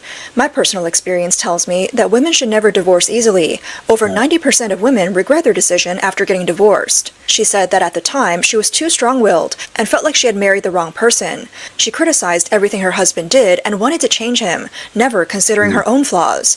Thinking that she would be happy with someone else, she divorced him and found a man 5 years older. But this man not only didn't support her financially, he even asked her for money, threatening to get violent if she didn't give it to him. 在我看到我儿子给我发的视频以后， After seeing the video my son sent me, I truly regretted my decision. I finally realized that the one who suffer the most after a divorce are the children. That's why I want to remarry, to give my child a complete family, but my ex-husband refuses. Now I really regret it. If I hadn't divorced, at least my child would have had a complete family, and my ex-husband is devoted to the child. In China, the divorce rate has been steadily increasing for 16 years. So the ex-husband is devoted to the child and the family unit, and she still was the one that filed for the divorce. Now she want him back, and he like, no, I'm done. I'm a good dad. The kids love me. We good. We good. The kids love me. Shout out to Teddy. Teddy said the amount of cryptocurrency I own, he said, I will liberate, for real, shout out to crypto. He said, I will liberate my entire bloodline at the same time being a black superhero. Yes, sir. He said, I'm hiding behind the shades. Shout out to Teddy with the love. The $5. Let's see where you are. Teddy, where are you? I see that's an A. Austria, Australia. Let us know where you're located, Teddy. With second and third marriages becoming more common. According to the latest data, around 3.5 million couples filed for divorce in 2024, while only about 6.1 million couples got married, showing a sharp decline in marriages and a high divorce rate of 57.5%. For every 10 marriages, 6 end in divorce. A striking statistic is that about 70 to 74% of divorce lawsuits are filed by women. It is estimated that up to 80% of women regret their divorce and wish to remarry. A woman named Ding. I caught that 70 to 75% file for the divorce, just like the States. And 80% of them regret getting a divorce. Who was 30, had been married to her doctor husband for 3 years. He was educated and cultured, meeting all her expectations for a partner. At first, his family treated her well, but after they had a child, Ding felt her position in the family had diminished, and she became dissatisfied with her husband's income. She threatened divorce to take control of the family's finances and even gave up custody of their child, thinking her husband would admit his mistakes and reconcile. Instead, her husband agreed to the divorce, and now, she gave up custody to the kids. So the husband, who's a doctor, he's a doctor, but she didn't think that was enough money. She gave up custody of the kids, filed for divorce, and now begging for the husband to come back. And he like, hell no. 2 months later, got promoted. Ding saw herself as the only victim and even tried to get a mediator to intervene, hoping to regain custody of her child. The husband was born in the countryside and hoped to achieve success to repay his parents for their upbringing. However, his wife did not show enough respect to his parents and even suggested a divorce, disregarding their infant still in the cradle. Her parents are so domineering. Her mother would stand in my house and yell at my mom, pointing her finger at her. They've always treated my family this way. What frustrates me the most is that she didn't want the child. She abandoned the baby when he wasn't even a month old. Can you find another mother like this in all of Changsha? When the Civil Affairs Bureau refused to accept our divorce, I told her, take care of the child for 2 more months. You're on maternity leave, and you've hired a lactation consultant and a postpartum nurse. But she coldly said, I won't take care of the child anymore. After her ex-husband refused her request, Ding deeply regretted her decision, but it was already too late. A relationship consultant revealed the harsh reality that women face after divorce. Divorced women mostly regret their decision. After years of experience in this field, I found that nearly 80% of divorces are initiated by women. Let me tell you, as long as there are no major issues and the man is still willing to work and support the family, never divorce easily, or you will surely regret it. Why? Because the reasons women want a divorce often stems from seeing everything wrong with their husbands, complaining that he doesn't earn enough, isn't romantic, and feels like life is just revolving around household chores with no hope. Sometimes it's because of an unreliable friend who stirs things up, or because they envy others' lives and think that after a divorce they can find someone better. But in reality, after a divorce, women only have two choices: remain single or remarry. If they stay single with children, they bear the full responsibility of making money and raising the children. And if they get sick, there's no one to take care of them. So it doesn't sound like it's child, and correct me if I'm wrong, it doesn't sound like they have child support or heavy child support in China. And you guys can correct me if I'm wrong. But these women are doing the same thing that women in the States are doing. Like we always say, single women keep women single. It's amazing how these women who are in marriages look at social media and they say, I want more. Listen to their friends and say, girl, you could do better. And then they get to the streets, they realize don't nobody want them, especially having kids. See, in the West, we quick to marry baby mamas. Out east, as you guys well know, ain't nobody rushing to marry baby mamas in the East. So now they got the financial responsibility. They're getting old and don't nobody want to be bothered with them. And now they want to run back to the baby daddy, and the baby daddy like, I'm good. That's when they realize how tough it is to live alone. If they choose to remarry, life gets even harder. Men who are poor are unattractive, and those who are well off are often out of reach. They end up picking another man who is also divorced with children. After remarriage, they realize the man doesn't earn enough, isn't romantic, and they're still stuck doing all the household chores. The situation might even get worse because family relationships are more complicated. That's when regret hits, but it's too late. They either have to settle and make do, or divorce again and return to their ex-husband. Divorce again. So they're saying that if you're a woman with kids, I'm going to come back to that, Meek. Appreciate you, brother. So if you're a woman with kids, you marry a dude that got kids because the upper tier dudes that got money ain't trying to be bothered with a baby mama. But then you marry a dude that got kids, you got kids, that becomes complicated. So now you stuck again with two choices. Stay in this complicated marriage with this dude that got kids and you got kids, or go for your second divorce. That's what they were saying. Go for your second divorce. And once again, hope that your baby daddy take you back. Let's go to the comments. Let's go to the comments. He said in China, they passed a law that the divorced women get nothing. That's true. I just noticed that over the past couple of weeks. Get nothing if they didn't enter the relationship with anything. They should do that in the States. He said, Meek says this. Yes. Shout out to Zeta in the building. Meek says, yes, China has a child support system.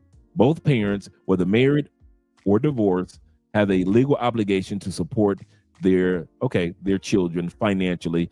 In case of divorce, the parent who does not have custody of the children is typically responsible for paying child support. Appreciate that.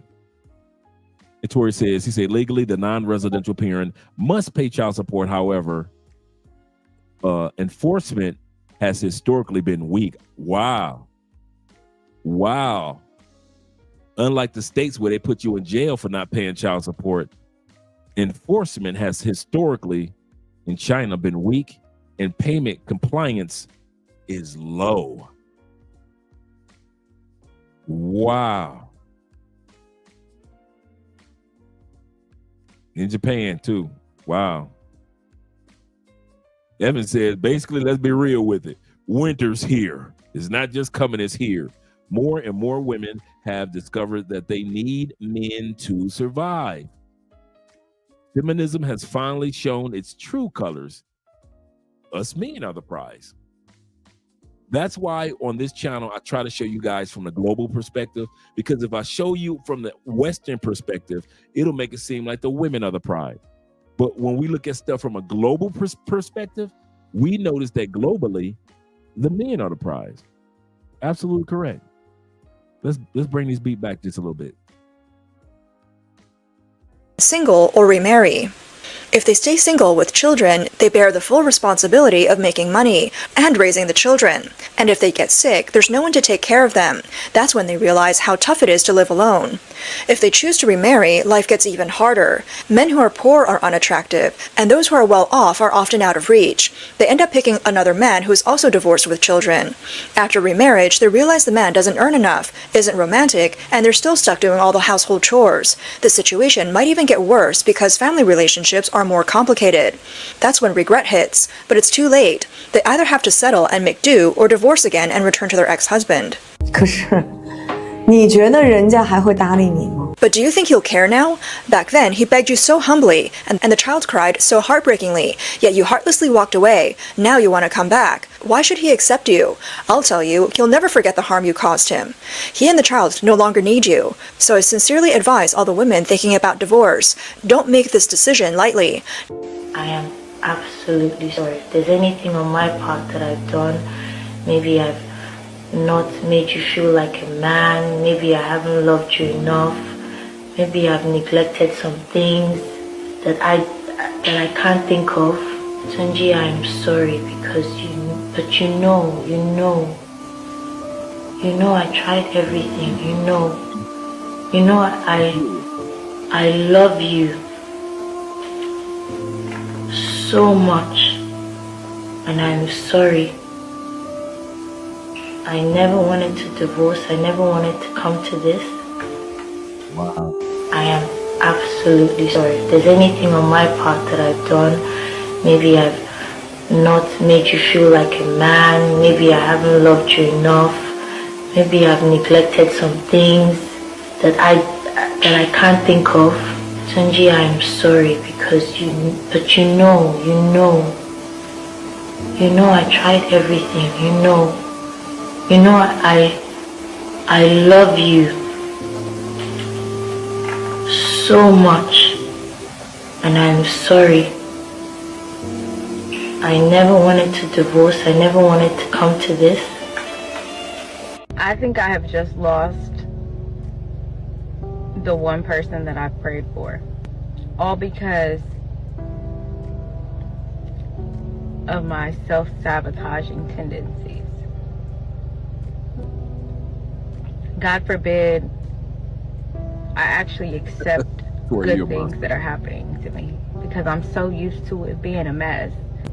I'm so used to it being toxic. And here I am in the face of a non-toxic situation, in the face of a God-fearing man, in the face of a family man, an amazing person. And I don't know what I'm doing. I don't know what I'm doing. And I think I've just lost. I think I just lost the opportunity to experience something I've never experienced before. Hey, y'all, come look at this. So here it is. In case you didn't know, and this applies to both men and women, being cheated on is traumatizing as fuck. I was married for 21 years, and cheating was never an issue in our marriage. So she was married for 21 years. No issues of cheating at all. Got into those streets. Left her husband, went to the streets, and now she on social media crying about being cheated on. You can't make this up. In fact, that was the least of my worries. Never had to worry about it. I never thought I did. I never had a feeling that I had to worry about it. Never on either part, either side. And then I got divorced, and I come into the dating field, and it is a absolute shit show. And if I had any idea what I was getting myself into, I probably would have stayed married. BS, and I'll tell you why. We all know that most of these women had single friends, and they watched their friends go through hell in the dating game. They watched their single girlfriends year in, year out, not be able to find a husband. They are already married, but they watched all their single girlfriends go through hell. They watched all the reality shows, the Real Housewives of this and the Real Housewives of that, Love Island. They watched all these little reality shows. They've been following social media just like we have. So when they try to pretend and say, I didn't know that was out there, I didn't know the streets was that bad, they knew it was that bad. Absolutely correct, Black Nubian. They played stupid games and they won stupid prizes. They always feel like if they leave us, they can do better than us. But normally they can't. They think if they leave us, they can do better than us, but normally they can't. So no matter how pretty you are, the streets are merciless. Never let momentary impulse and vanity destroy you and your family. There really is no pill for regret. Recently, a woman from Shandong stood under her ex-husband's office building holding a sign that said, "Hubby, I'm sorry. I just want..." I think we're gonna let Theo read that one. we'll let Theo and all you other brothers that have been in Asia read the Mandarin. She's standing out there in front of his office building with a big sign in the heat, 6 hours, and watch what results she gets. "To remarry to give our child a complete family. I will wait here for you to come down and see me." She stood there in the blazing sun for 6 hours, but her ex-husband never showed up. But her ex-husband never showed up. This man closed his little drapes at work and finished off his work and went home. No, I'm good. Right. That's how the husband was. Hey, ain't that your ex-wife out front? Nah, that ain't me, bruh. Another woman, after listening to her friend's advice, divorced her husband, but as soon as the paperwork was completed, she regretted it deeply. The woman fainted. Soon as she walked out of the divorce office, listening to her friends, she fainted. Hours, but her ex-husband never showed up. Another woman, after listening to her friend's advice, divorced her husband, but as soon as the paperwork was completed, she regretted it deeply and began slapping herself. Many people say second marriages are hard. At first, I didn't believe it, thinking I found a good man. But today, I realized I was completely wrong. My husband returned to his hometown. We had an argument a couple of days ago and haven't resolved it. Today, we barely spoke before starting another fight. Now he's throwing things around the house. Look, he's even knocked over the child's stroller and nearly broke the coffee table. The child keeps crying, and I feel so heartbroken. Now I don't know what to do. I can't let go of the child, so I have to endure this. Why are so many women initiating divorces? Experts point out that under the current economic downturn in China, husbands are struggling to support their family on their own, and women have no choice but to bear the dual economic burden of working and family care. This dual burden on women is especially prominent during periods of social transition, leading to frequent conflicts in marriages. Although economic independence enables women to initiate divorces, the decline in quality of life due to high stress also leads many women to regret their decision and wish to remarry. A lawyer explains. Why are most divorces now initiated by women? Many men believe that it's only natural for women to take on housework after marriage and childbirth. But times have changed. Women are now more independent both mentally and financially. In the past decade, the rates of women buying homes and cars have increased by 20%, surpassing that of men. The number of women participating in the workforce is now only 2% behind men, and in the field of graduate education, women even outnumber men by 1.6%. Therefore, the traditional family structure of the home has changed. The vlogger says, Think about it. Women could earn money and live well on their own, so why would they continue a marriage with a man who neither appreciates nor understands them? And the latest data released by the Ministry of Civil Affairs supports this view. I don't need no man. I don't need no man.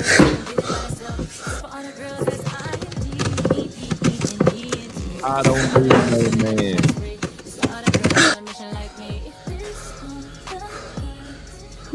I think she's making that tighter. I don't need no man. I can do a barbecue like a man. Hey, shit.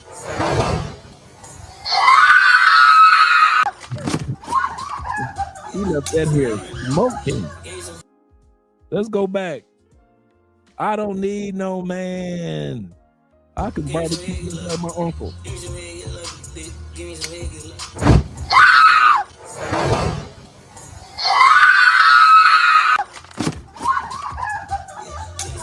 Only you can prevent forest fires. Only you can prevent forest fires. I can buy myself flowers. You can buy yourself flowers, but now my dumb ass gotta drive you to the ER. Come on, bring your ass. Couldn't just wait 5 damn minutes because I had to shit. I couldn't even do them in peace. Come on, let's go. I said, come on. Oh, yeah, I can't see my bad. Come the fuck on. He said, oh, my bad. Damn, baby. Is the cabinet okay? I'm gonna go check on our daughter real quick.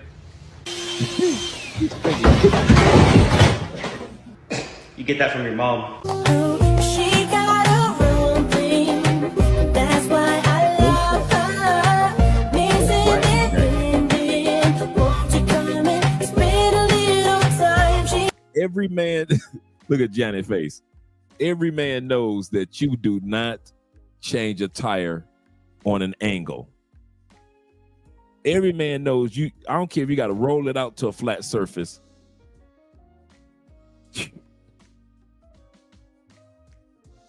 I don't need no man commercial.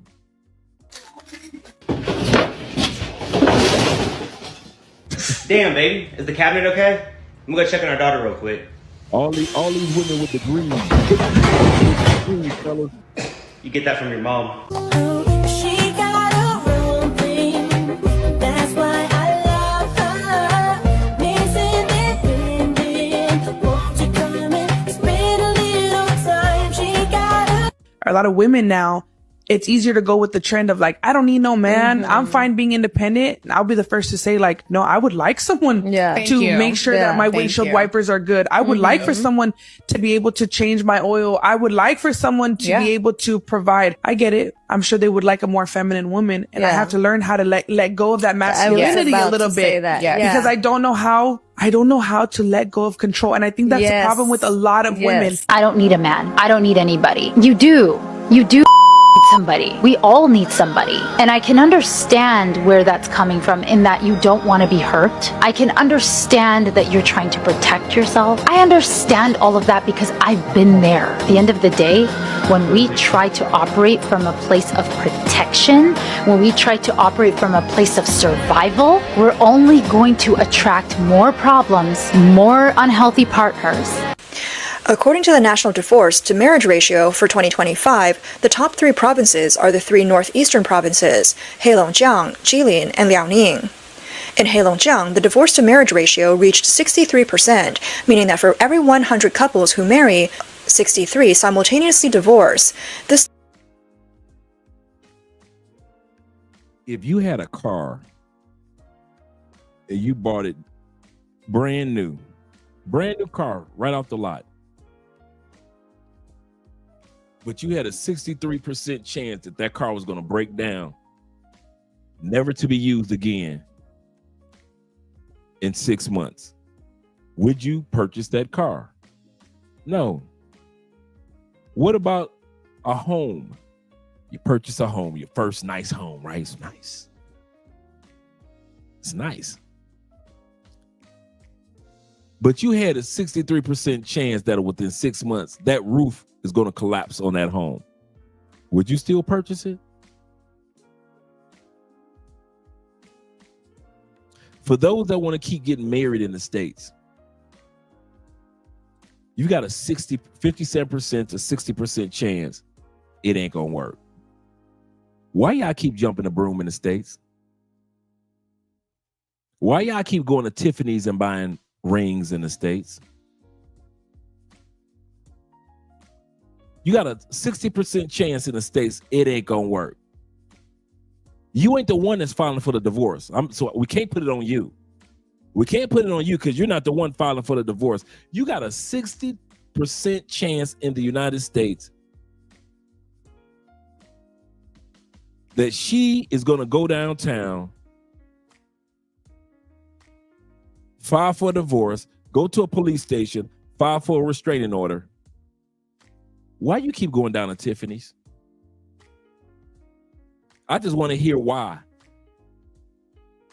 If you're not dumb enough to buy a building that you know going to crash down on you in 6 months, if you're not dumb enough to buy a car that you got a 60% chance that it's going to start working in 6 months, why the hell y'all keep buying rings in the States? I don't get that one. As an outsider looking in, now when I was on the inside, I kind of, but now on the outside looking in, why y'all keep doing that?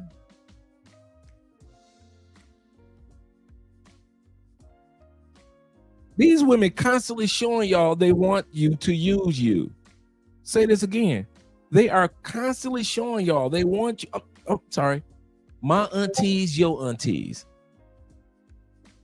My mamas, your mamas. My sisters, your sisters. My co-workers, your co-workers. Let's bring that in. Let's bring it all in. Because our mind as men, when I use percentage, we always put it out in the universe like it's the family's over there, not yours. No, the ladies in your family, the ladies in my family. I got a bunch of divorced ladies in my family, just like you got a bunch of divorced ladies in many of your families. Some of you guys don't have as many, but most of us got a bunch of either single or baby mama or divorced women in their families. My family is made up of mainly a couple of wives, but mainly divorced women and baby mamas. And so is yours. So let's not put it out there in the universe. Bring it on in. It's our families. It's the ladies in our families. It's our co-workers. It's our female friends. It's the females that we used to smash in the United States that y'all going to Tiffany's for. The 60%ers are that want to divorce you guys are in our families, that go to our churches, are in our mosques, are in our temples.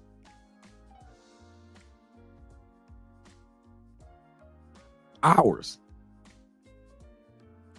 So when you hear me put this stat out there and I ask you that question, why y'all still doing it? Don't think of it like it's no, it's the women in that city over there. No, they're in your family too. These are the ladies in your family too. I'm asking about why somebody is marrying your auntie. Why should somebody marry your auntie?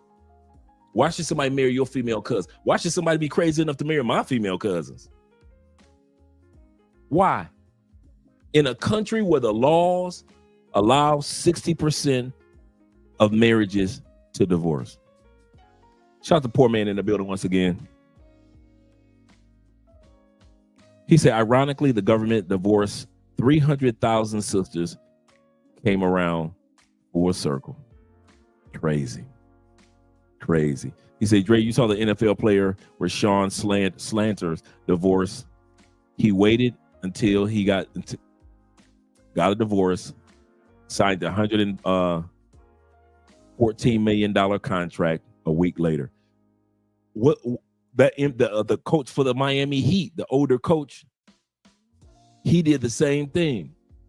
Filed for his divorce and had the Miami Heat wait for his contract. Once the divorce went through, then he signed his contract with the Miami Heat, like back in the day. The coach that was coaching Dwayne Wade and Bosh and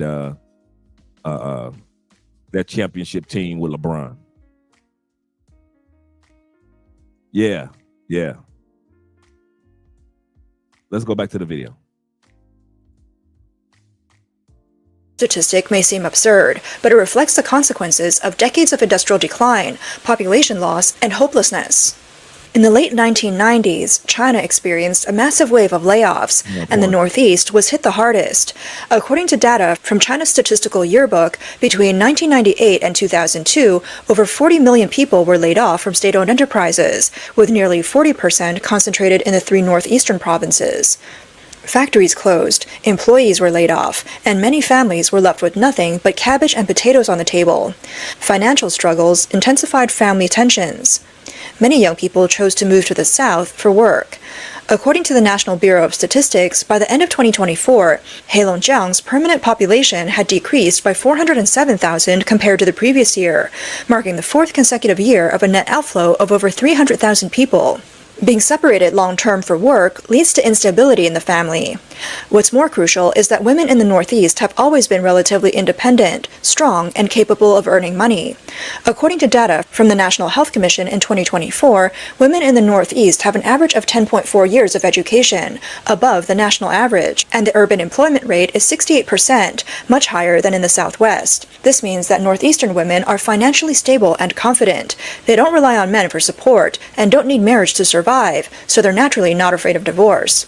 The second reason is that a lot of toxic positivity has distorted the views many women hold about marriage and family.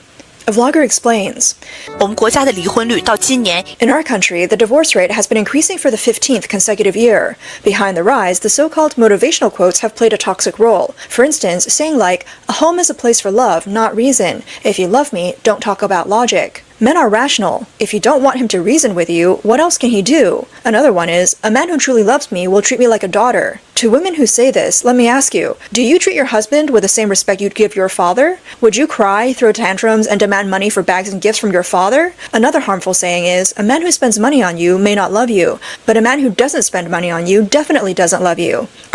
So they got these quotes going around China that women are feeding into, just like women feed into certain quotes and statements and stereotypical terms like they do in the West. Are you a product for trade? Yes, men need to bear financial responsibilities in the family, but they shouldn't become moral hostages for women's endless demands.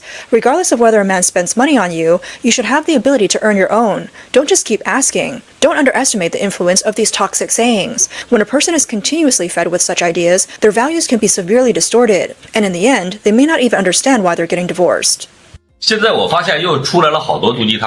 Now I find that more toxic sayings are emerging. I saw one that made me laugh. It goes, why do women propose divorce now? If she's doing well, will she ask for a divorce? Since women are more likely to propose divorce, it must mean they're unhappy, that the men aren't treating them well. So what's wrong with her asking for a divorce? This kind of illogical reasoning, I don't know where it comes from.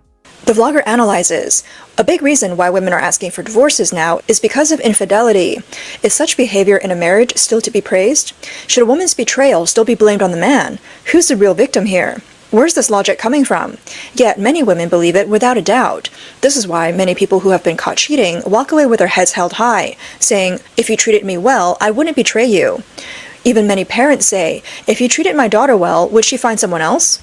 The vlogger ends by saying, the saddest thing is that there are still many influencers spreading these ideas to brainwash people. Have your consciences been eaten by dogs? I really don't understand today's internet. People who speak the truth are censored and limited in their reach, while topics that make those who harm others feel comfortable get high traffic. In traditional Chinese culture, marriage is based on mutual respect and equality, emphasizing human harmony and responsibility.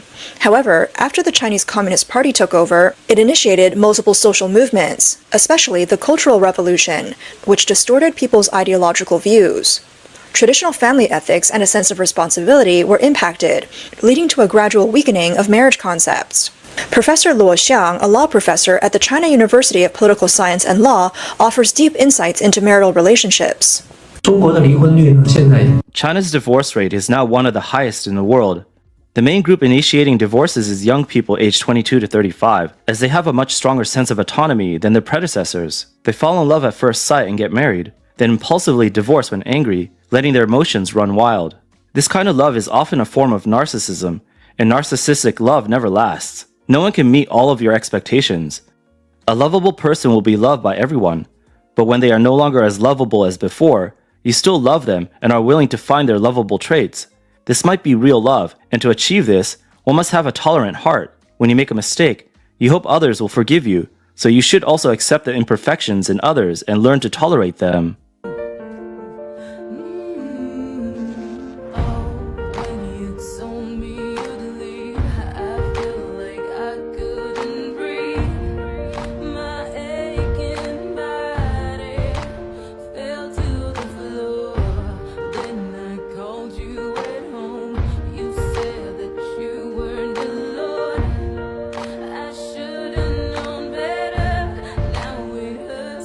even when they break up with us and we finally leave, just like in this scenario right here, he finds himself comforting her. Nobody's comforting him. He finds himself comforting her.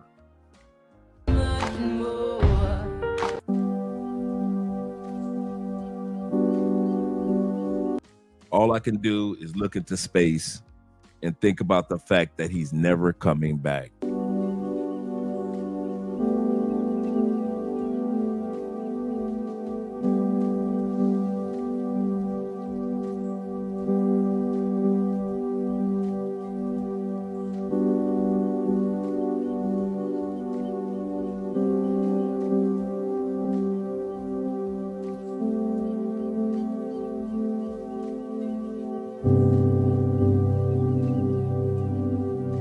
Don't bother coming back if you decide to choose someone else over me.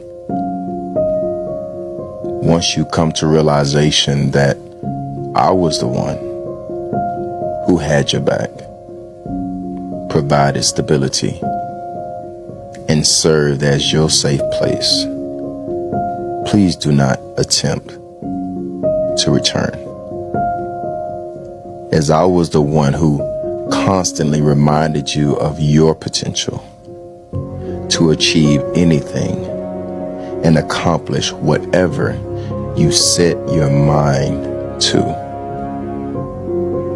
And in order to try to enhance your life, I selflessly gave up my own wants because of my love for you and my commitment was to put you first. I neglected me. I neglected to consider my own needs because I thought about you. I selflessly invested my time to provide you with mine, trying to help guide you to understand that your identity is not shaped by the challenges you face in the world every day, but it is affirmed by the triune God. The time and effort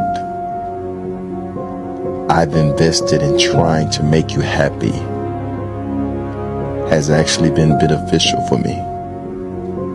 I don't have any regrets, as it has helped me gain mental clarity and the ability to be able to think logically, guided by God's designed plan instead of my emotions. I'm not mad at you. I just want to say thank you.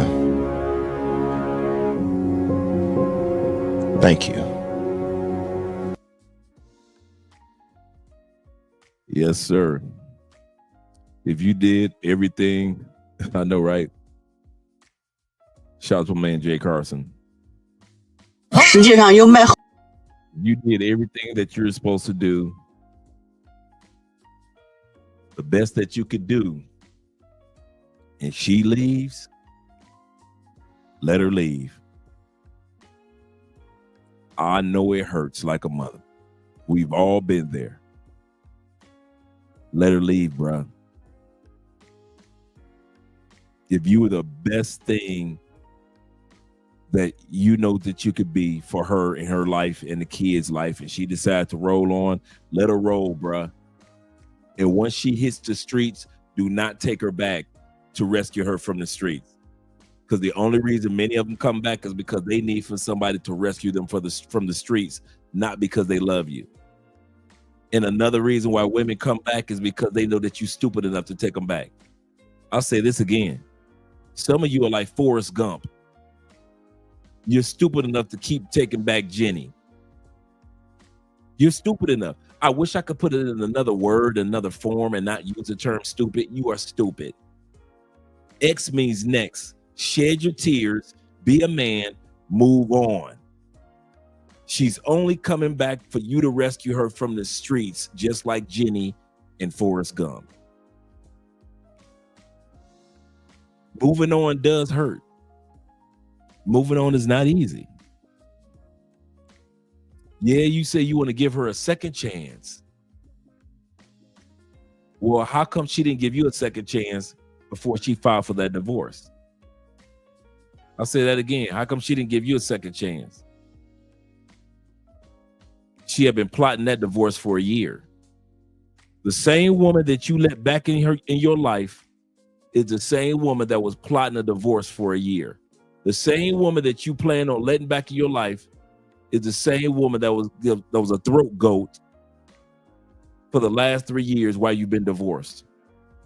The same woman that you're about to let back in your life is the same woman that filed a restraining order against you so you could get kicked out of the house and have no access to the house that you are still paying on to this day. And yet you are still stupid enough to consider taking her back.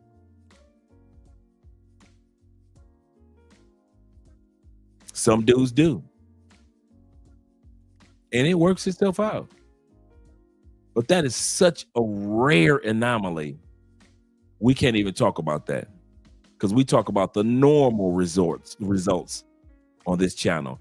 And normally you taking her back does not work out. And all she'll remind you of is the reason why you broke up from the get-go. That's it. That's why I don't do get backs. That's why I don't smash exes. No ex can tell you that Andre smashed her. Why? Andre kept texting her. Why? Andre kept calling her, reaching out. Why? That's why my exes are deleted from my social media. Why? My phone. Why? I don't have none of my exes in my phone. What the fuck for? What for? What for? They're in my phone the same way they were before I met them. They aren't there. Before you met that woman, she was not in your phone, was she? Treat it as such. Treat it as such. You should move on. Move on. That relationship is over. That chapter is closed. It's already been written. Move on. Use your passport. Explore. Get to new cultures, new lives, new destinations, new foods. Stop learning the American only version of life, the Canadian version only of life, the UK version only of life, the Australian version only of life. Many of us are frustrated because we only know the version of life that exists in our own country. And if it doesn't work out in our own country, that version of life that we all have been trained to believe in, and if it doesn't work out, we think we did something wrong. We think something is off. We think that we're cursed. We think that our life is just bad. We think that we'll never make it. Dude, you have several different types. You got several continents and several versions of life to explore. Go. What are you waiting for? America is not going to teach you any more about being an American. America is not about to teach you any new style of being American. So if you think you'll hang around America for another 5 years and learn a new style of America, it ain't. You aren't. The style of America that you have known since you was a youth is the exact same style of America 15 years from now. You Canadian boys. The style of Canada that you know, it ain't gonna change. Get your out of Canada. Learn a culture. Learn to know what love is in a different culture. Learn what a woman's expectations are in a different culture. What you're expected to do if you're in a different culture. But all you know is what's in UK. Some of you deletion rates, self-deletion of men, record high right now. Men are deleting themselves in record numbers. Why? Because we really have bought into the fact that we believe that if it doesn't work out in our country, it can't work out in any country. It can't work out in any country. You've been sold a lie. You didn't need a pistol. You needed a passport. I'll say that again. You did not need a pistol. You needed a passport. Some of you dudes are going to continue to be a failure in your home country because you were born in that country, but you weren't born for that country. I'll say this to the day that I die. Many of us are born in a country, but your qualities, your traits, what you see and you notice and how you maneuver as a man or a woman was made for another country. You were born in a country, not just for that country. And some of you are so frustrated with life and you wonder why life is not going good and you wonder why you can't get it together. I got money, I got friends, I got this, I travel, I've been all over the United States, I've been all over Canada, I've been all whatever country you live in, but I can't find the peace. I can't find what I'm really looking for in life. I can't find the stress, the lack of stress. It's just not working out. Why? Because you were born for other countries. You just so happen to be born in this country, whatever country that is. And you're going to keep on losing your mind to the age of 70 trying to make it work in America when you weren't born to make it work in America. I'm American, but I'm a globalist too. Both can be true. I'm American, but I'm an earthling. Both can be true. You just think because you're American and I ain't going nowhere. It's America or nothing else. It's America. I'm going to go ahead and check myself out. There's nothing left to live for unless if it doesn't work in America, it's just not going to work for me. And so you deleting yourselves in record numbers, dude. Y'all going through mass depression. Y'all becoming alcoholics, dope fiends. All because it's not working out in America. And I'm going to tell you something. Other than your finances, it shouldn't. The way America is set up and wired as a corporation, our country is only set up to work out in one way and one way only. Financial. We are a corporation. You want to make money? Come to our country. You want to come from zero to something? Come to our country. You want a good education? Come to our country. You want to build a family? A what? You want to have some kids that act like they got some sense? Where? You want to be in a country where everybody doesn't talk loud and no noise pollution? Where? You want to be in a country with some healthy food? Where? America? We ain't known for no damn healthy food. America? Good families? Where? We ain't even in the top 15 list of countries with good families.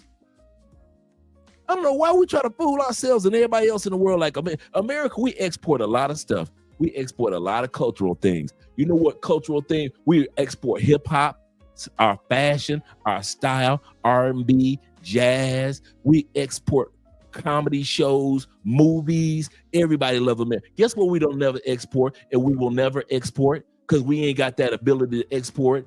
Family culture dynamic. Ever. America will never be known as the standard what you want to look at when it comes to family. Ever. We ain't never been known for the family. Food. We export a lot of stuff. We'll export recipes, but we will not export healthy foods. We ain't known for no cook. You need to go to America. Why? Their food is healthy. Nobody talks about America when they talk about healthy foods. Nobody. We always talk about freedoms. Nobody talks about America when they talk about freedom. Dude, if we got freedoms, how come we gotta say on social media, delete? We can't use other terms. We got to come up with these pseudo terms or we'll be banned from TikTok, banned from YouTube, but we got freedoms. We're free. We don't even rank in the top 15 happiest countries in the world anymore. We're far from number one when it comes to medical. We're like 39, 36.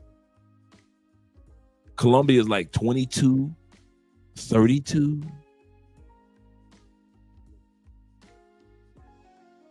So when it comes to making that money, yes, America, get that money. America. Some of you dudes are frustrated because what you want, the family dynamic, you're trying to create it successfully in America, and it ain't working, is it? It ain't working, is it? 60% divorce rate means that it's not working. Why? We're not known for that. We're not known for that. We're known for coming out with Marvel movies and making $20 billion off of. That's us, okay? That's America. Export something. Military might. That's us. Military might. Business. Crypto. Investments.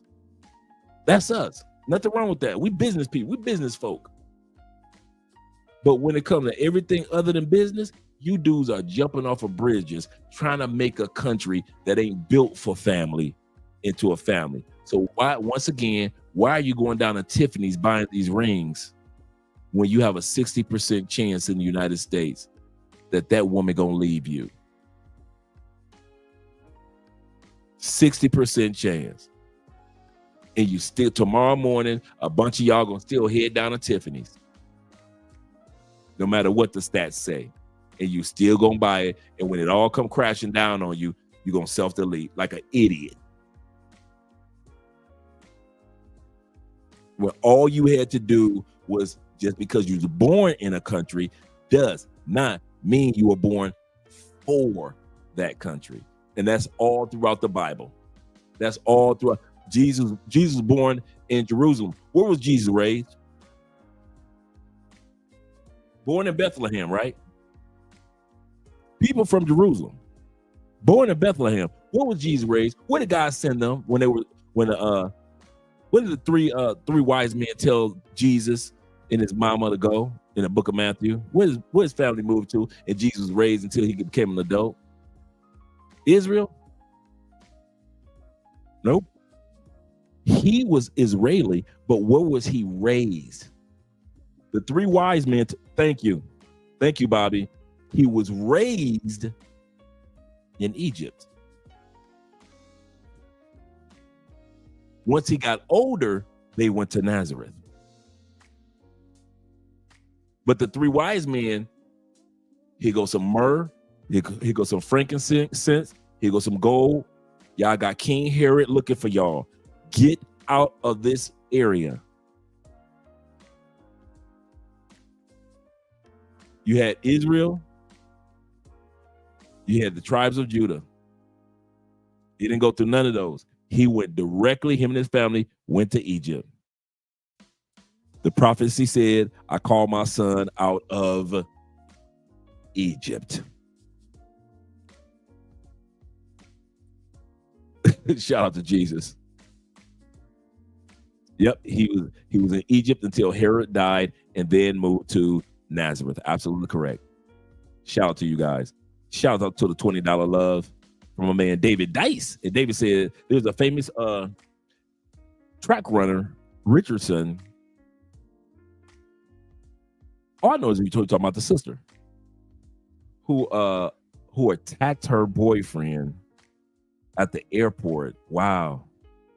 Threw headphones at him. This dude decided to lie and say that she didn't do it.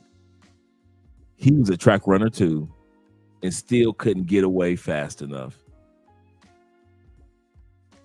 Not having self-worth. Crazy. Crazy. Yep, he learned from the masters in Egypt. Absolutely correct.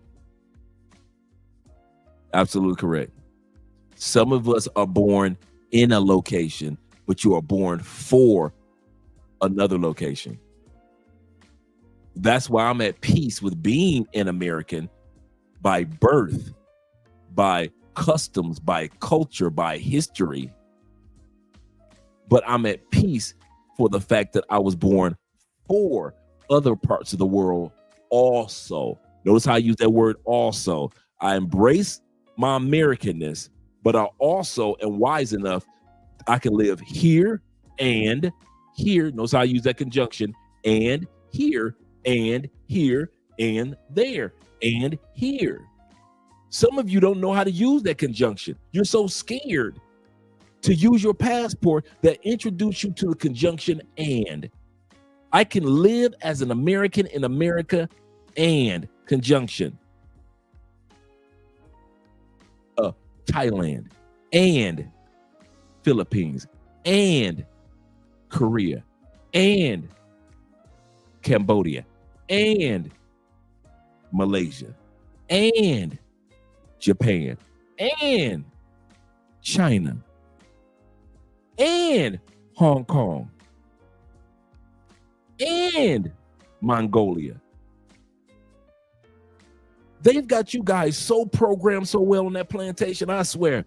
Hats off to the white people that created whatever it is that they are using, mental propaganda that they are mentally programming Americans with. I love it. I love it. It's amazing how the French ain't got no problem moving out of France. Spaniards ain't got no problem moving out of Spain. Africans know they ain't got no problem moving out of their country. If people got the money, they gonna move. Only Americans feel like they are betraying somebody. If you got the money and you dare to move off of Mr. Gilmore's plantation. Black Americans want to sit back and complain about everything under the sun, but you can give them the money to move away from it, and they ain't going no dang where. Y'all not leaving that. Y'all love that plantation. That's one thing. I'm gonna tell you something, Ronan. And I said this a few years back, and I've been saying this for the last couple of years before I let you gentlemen go. I did not know how much Black people loved America. I didn't know. And I mean that from the bottom of my heart. And I'm not saying it sarcastically or anything. I did not know that Black people loved America as much as we do. Because I'm Black coming up in Detroit, all I heard was complain. The white man, the Asian man, the white man ain't fair, government, taxes, my job. All I heard was complain. So I thought, man, we get a chance, we up out of here. We gonna do some things. Or either we gonna create our own little Montana, or we gonna create our own little location. Just be Black town here, Black town there. This is literally what I'm thinking. Dude, I'm talking about all the way up to 50 years old. I'm thinking that these complaints that I'm hearing from Minister Farrakhan, I'm hearing from Tavis Smiley, I'm listening to Dr. Cornel West. So I'm listening to all these brothers that are, talk about all the issues of the Black plight. And then I'm hearing sisters talk about the Black community and the Black love. And so I'm thinking like, man, Black people going through some hell in America. Dang, it's crazy. And I'm really thinking in my mind that if we had a chance, we either create our own Black countries within the United States or local Black cities, or we get the hell out. Bruh, I got my passport and start traveling. You motherfuckers ain't going nowhere. Y'all love that. I thought white rednecks love the United States.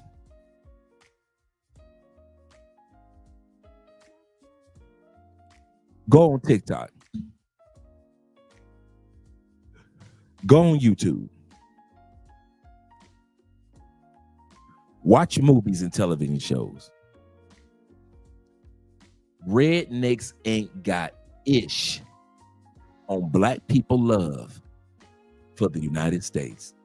You talking about some Stockholm syndrome? Black people love the United States stanky ass draws. You better not ever say nothing against the U.S. to a Black person. I'm surprised Black people ain't get high for ICE. Y'all love that raggedy mother country. Y'all, this is the irony of it. And you got excuses to help you feel good about it. This is an economic capital. True. We helped build this country. True. My mama lived here. True. But y'all complain about it like you want to go somewhere. Y'all complain about the United States like y'all really want to go somewhere and make some changes. Don't we? We complain, we whine, cry. Police can put a hot ball in the back of some young little 12-year-old boy head, and we ain't going nowhere. You can march up and down the street, destroy all the stores in your neighborhood, and you ain't going nowhere. Bloods don't like Crips, Crips don't like Bloods, and they ain't going nowhere.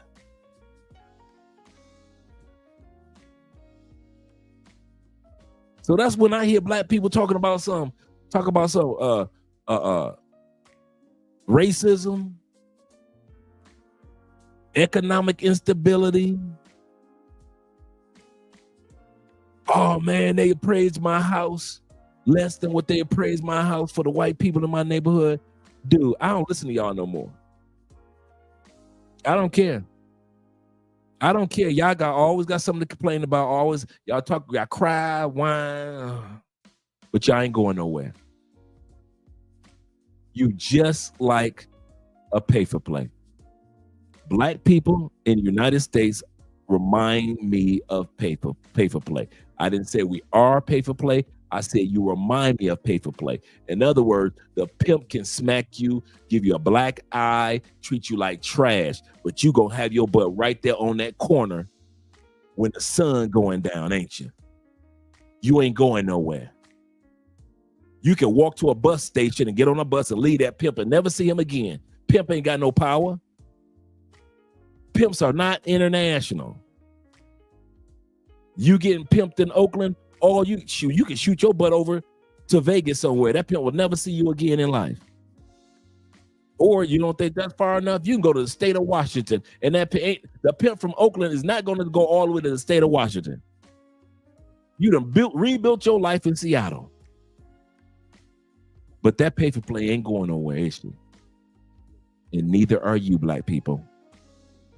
So as for me, when I hear black people cry about the United States, I'll be like, wow, that's sad. Oh, wow, that's sad. Wow, that's sad. I really, on the inside, I'd be like, y'all ain't going nowhere, so why y'all talking about it?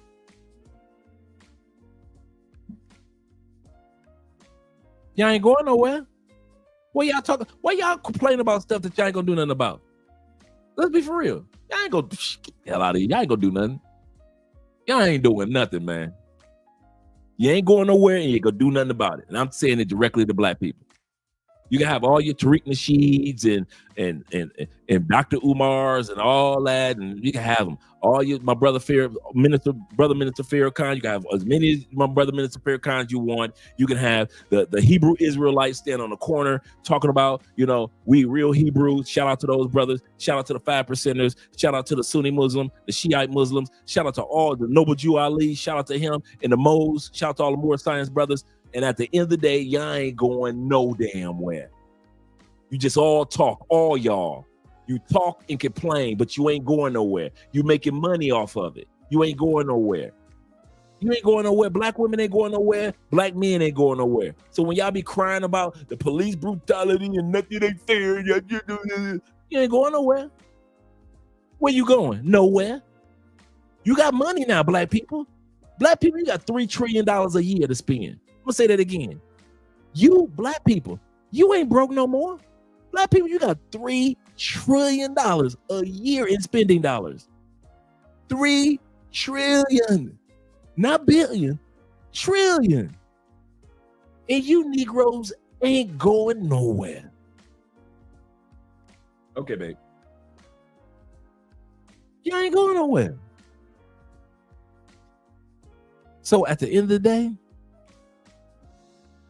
I believe that black people love America more than white people.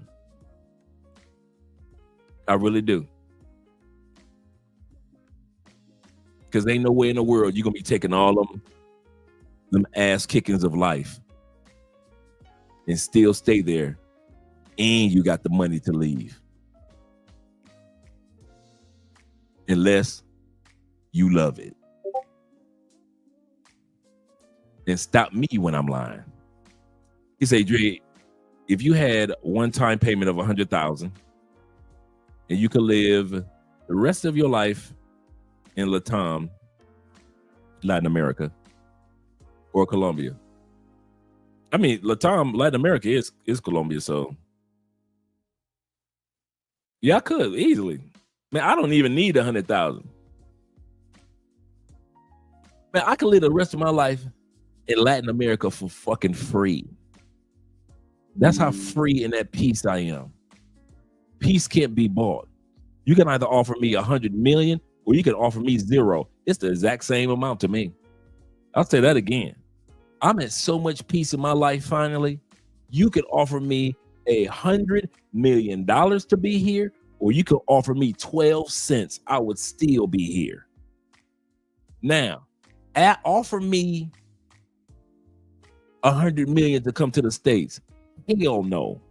Offer me 0 to come to the States to live the rest of my life. Can't go nowhere else. Hell no. You caught that? You could offer me nothing to not ever live in the States again. I'll visit, but not live in the States again. You can offer me 0. I will not live in the States again. You can offer me 100 million to live in the States again. Hell no, I will never limit myself to one country again. That will never happen. You'll never see me put myself in a self-made jail. I'm a planeteer now. I travel to countries like you dudes. I get a chance to wake up in the morning and choose what country I want to live in. Like, you think I'm gonna give that up for 100 million and be stuck in one country? And I know I only got 30 years left. What I'm gonna do with that 100,000? 100 million. Buy a house, check. Pay taxes on it, check. Be stressed out in that country, check.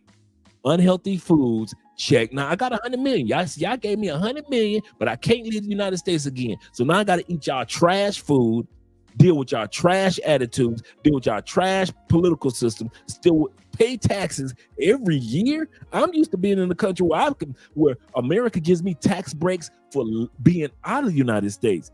I got to go back to the States, not only file, and I got to pay taxes. And my taxes are due by April 15th. I'm used to my taxes being being available or requested by June 15th. Now I got to go back to that April 15th shit. I got to go back to a country where people don't give less than a dang about me. I'm used to being in a country where when I walk past somebody, the average person I walk past, we say hello. I can't get that in the States. 100 million? What? I thought buy a house, a few cars, take a couple of East Coast, West Coast trips, take a couple of trips to Alaska, then Hawaii, and maybe hit a couple of Caribbean islands. Now I'm still stuck and I got 27 more years to live. I done let y'all trick me into staying in the prison of the United States. And I got to deal with ICE running around. Even if they ain't looking for me, I'm not trying to see. I don't want to see my own people arrested. You think I want to be walking around looking at somebody else getting arrested? I don't want to see my own kids drug out of school. You think I want to be in a country where I'm watching kids get drug out of school? Talking about some immigration? I don't want to see myself get robbery or be. You think I'm gonna you gonna be able to pay me $100 million to go back to a country where y'all doing mass deletions? I've been here in Colombia, in South America, all these years. Guess what? One thing I ain't seen in South America since I've been here: a mass deletion. Not one. I ain't heard about no mass deletion in Peru. Bolivia, anyone? Gotta have Ecuador. No, not Ecuador. No. Oh, times are tight in Venezuela. Gotta be no mass. Nobody in Venezuela just walked up into a crowd and just deleted it. They ain't done that either. Brazil had in the last 10 years since I've been gone, had to be in Brazil. Somebody just walked up in the crowd in Brazil and just deleted everybody. No, nobody in Brazil? Nobody in Brazil. I'm trying to think of a country. Uruguay. Yep, Uruguay. Not in Uruguay either. Paraguay? No, Argentina, no. Suriname, French Guyana. No, none of them countries. So you telling me you gonna give me $100 million to go back to paying taxes, to going back to unhealthy foods, to going back to modern women, to live in a country where half the young men think that they girls and half the girls think that they boys now since I left, which it wasn't like that. And I got to be in a country where I got to worry about either myself or my kids get deleted while I'm in church or I'm in Target or I'm in the grocery store. Yeah. Your 100 million and zero are equivalent when it comes to me being stuck in the United States for the rest of my life. And it's the same thing when it comes to me living in Colombia or South America. I can live in South America for the rest of. Now, that's not what our plan is. Our plan is to find another country and get Andre a second passport, like I'll have my second passport or citizenship. That's what our plan is. But if it were to be South America, dude, you ain't got to offer me $100,000. I do this one for free. I do this one absolutely free, 99, no tax included. You ain't never got to offer me nothing to live in South America. No. Good health care, good food, some of the most beautiful women walking the planet, tradition. I'm by the Amazon jungle. I got 2 oceans, the Atlantic Ocean and the Pacific Ocean.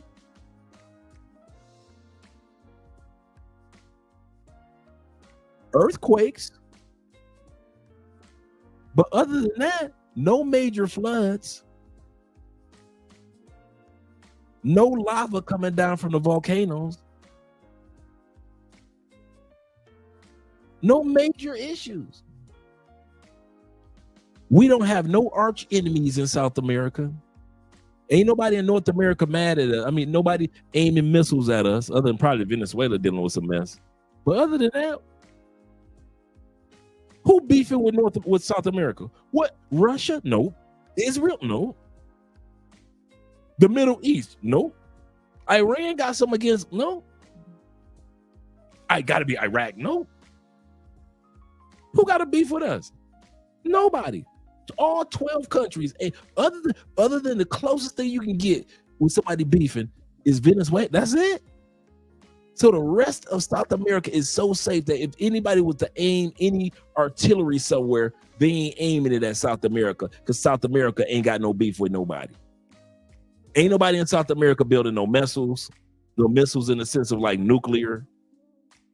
And they don't care. You ever notice that? South America ain't sitting around like, yes, we need missiles. South America like, y'all go ahead and blow yourself up. We're going to be all right. You can shut down export in South America. South America got enough natural resources that they going to still eat. They going to still eat in South America. Now, you shut down the United States when it comes to import. Y'all going to starve. The only thing that the United States is not known for selling cattle in the United States. That's why they making fake meat for y'all. Notice, fake meat ain't down here. Near meat, ain't none of that stuff down here. Ain't nobody gonna eat that trash. Dude, you can barely sell cans of beans. Why? Colombians like taking real beans and cooking it and soaking them and make them into their own beans. They ain't buying no pork and beans. That's y'all. You want me to come back to that? Canned foods? Like I said, you ain't never got to offer me nothing to be in South America. Nothing. And some of you brothers in Southeast Asia feel the same way I do. And some of you brothers in South Africa feel the same way I do. And some of you dudes in Southern Europe feel the same way I do. Y'all ain't got to offer us nothing to leave the United States. We good. We good. You ain't got it's just this is a free thing we doing today.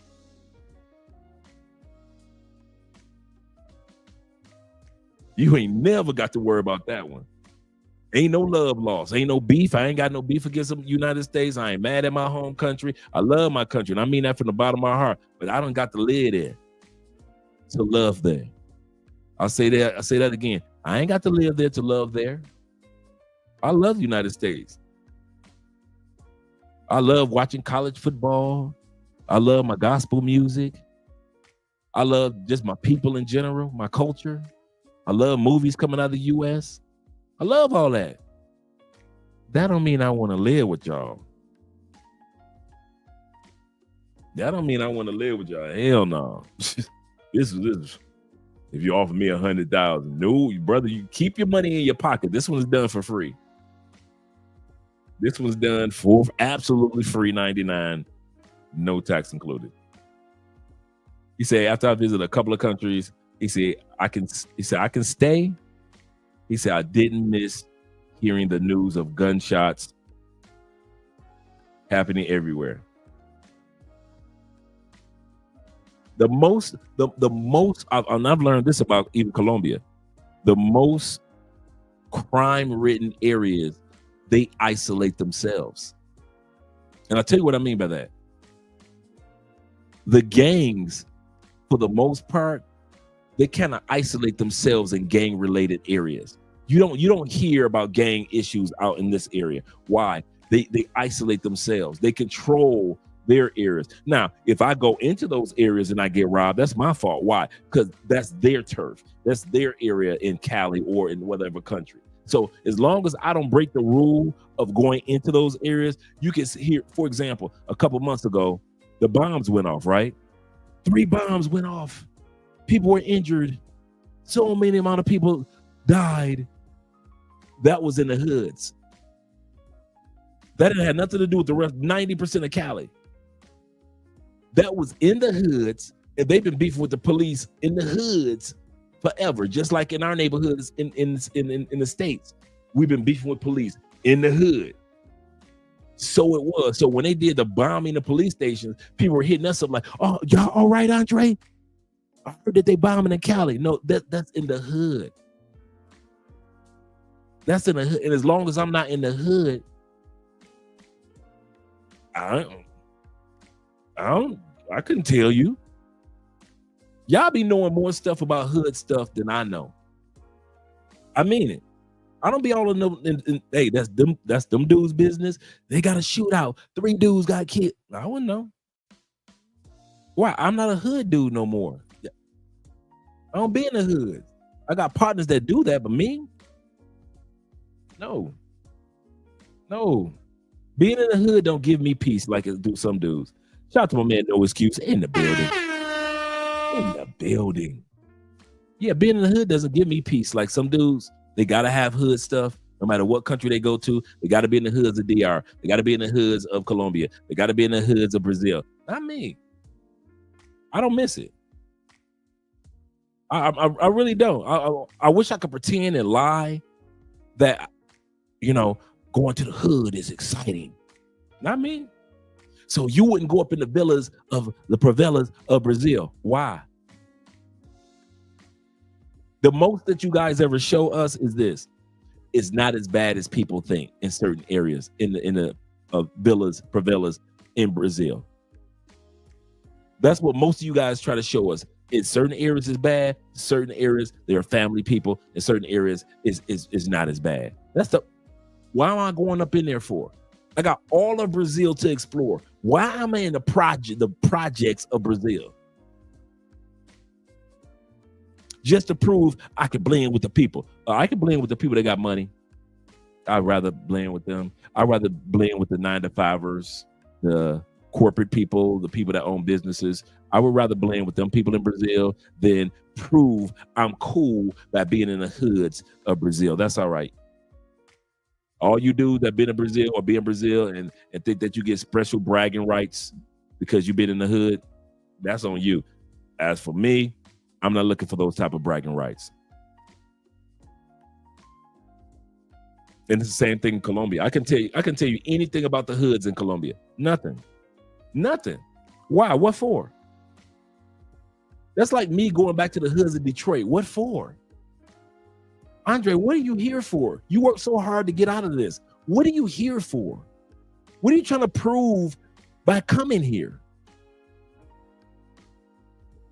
I have no reason to go back to the hoods, no matter what country, unless I'm volunteering and I'm helping the community. So if I'm doing some volunteer work in the hood, cool. I'm always down for that. But just to be in the hood, just to say, look at me, I'm American, I'm in the hood of Brazil, or I'm in the hood of DR, I never was impressed by those YouTube videos, whether it be black dudes doing it or white people doing it. I always thought, y'all ain't got no business being in there. And y'all treat them people like it's a museum or something. I hate that. I look at it like this, and I mean this before we come to an end. I look at when we go to the hoods in these countries and we showcase the hood on our YouTube channels or TikTok, like we're displaying them like animals. Because that's what a lot of us do. We just want them for views. We don't care nothing about those people in those communities. What if somebody from UK came and stood in front of your mama house while you were or your grandmama was having a family reunion, and she was lived in the hoods of St. Louis, and 5 people from UK who ain't never been to the hoods of St. Louis walked in with cameras all in your mama and your grandmama face, zooming in, watching your grandmama in St. Louis hood, just barbecuing, just minding her business, ain't doing nothing to nobody. How would you feel? How would you feel if somebody came into some of the barrios in New York and they were from Sweden and Switzerland, and they threw a camera in your auntie's face? Or they like, oh, look at these beautiful New York women, and they just took photos and videos of the women in New York and made them look like that they was all easy and cheap and poor, and made it seem like every woman in New York was poor and every woman in New York was cheap and broke and poor because you went to the hood of the hood in New York.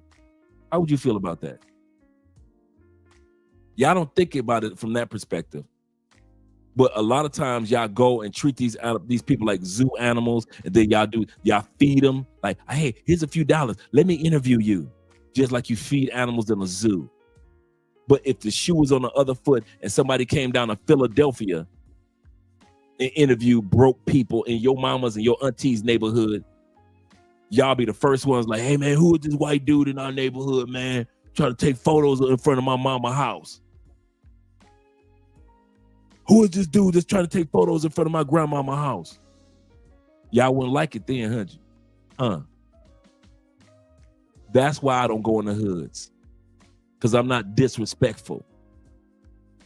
I don't go in the hoods and film in the hoods because I'm not disrespectful, unless I already had a ongoing rapport with that particular family. That's one thing. But for me to go up in there just to show y'all the hard hood of Cali, why? Why? That has nothing to do with your vacation or relocation.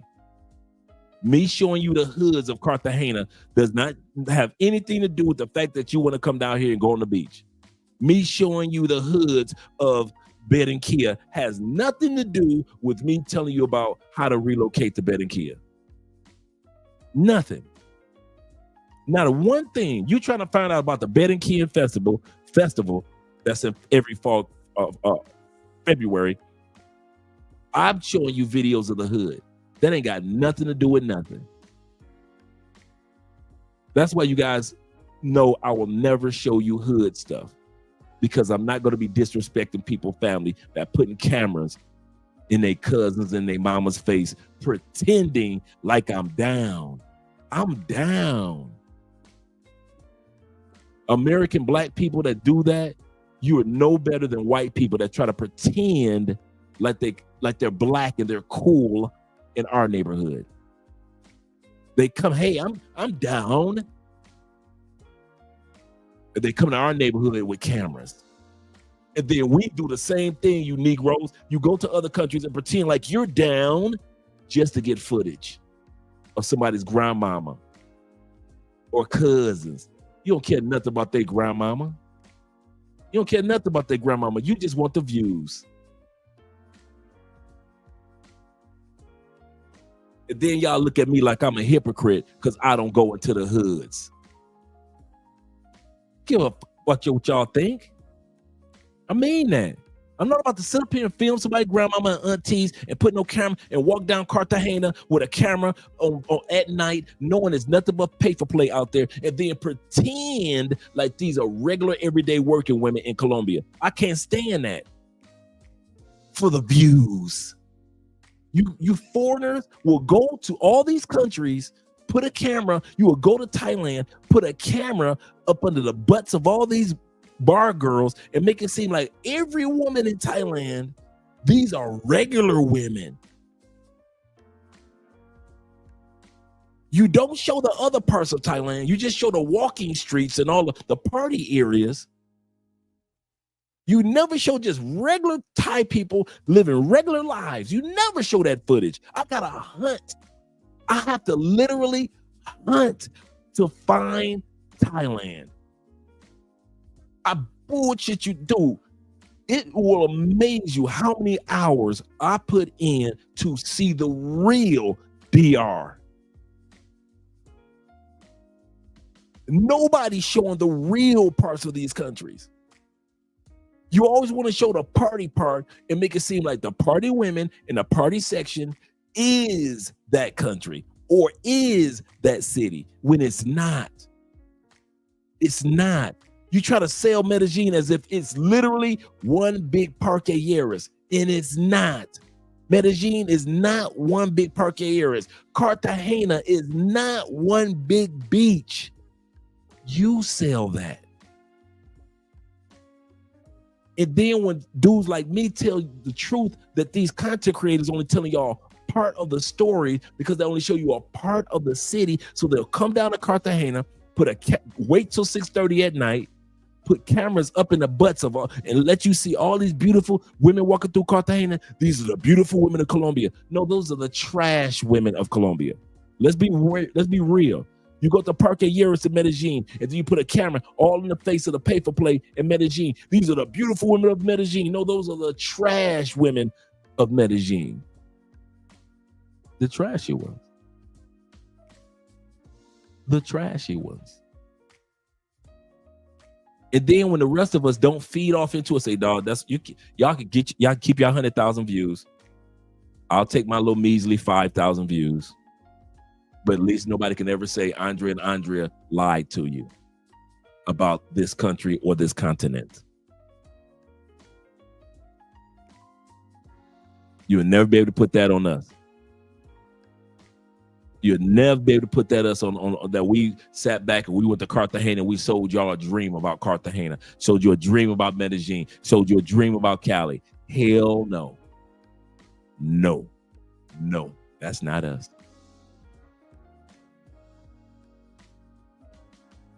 And maybe, we don't make the big bucks like we once did. And we don't have the notoriety and the fame as far as YouTube like we once did. It's okay. It's cool with us. No big deal. All right. I'm down with the homies. Shout out to you. Guys shouldn't be going to the hood anyways. Yeah. That's like me going to California.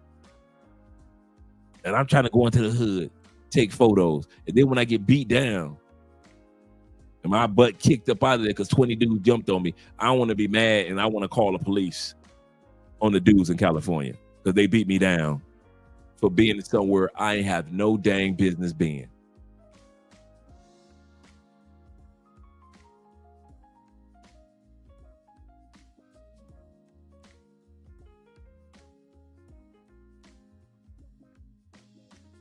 Y'all YouTubers ain't gonna learn until y'all come up floating one day. Y'all YouTubers ain't gonna learn until one of y'all come up floating one day, being somewhere you ain't got no business being. Shout out to my man Jay Fleming in the building. Appreciate all you guys that are here for this evening. We've been here for 4 hours, 34 minutes. I'm about to lay it down because I got to drop your girl off at the airport tomorrow. You're going to be in Medellin, spending some time with the family. And tomorrow, we will be doing a video of Obiland. Let me pull that up, let you guys see this. About a guy that got drugged in Medellin, and they finally caught the girl. They finally caught the girl that robbed the guy in Medellin.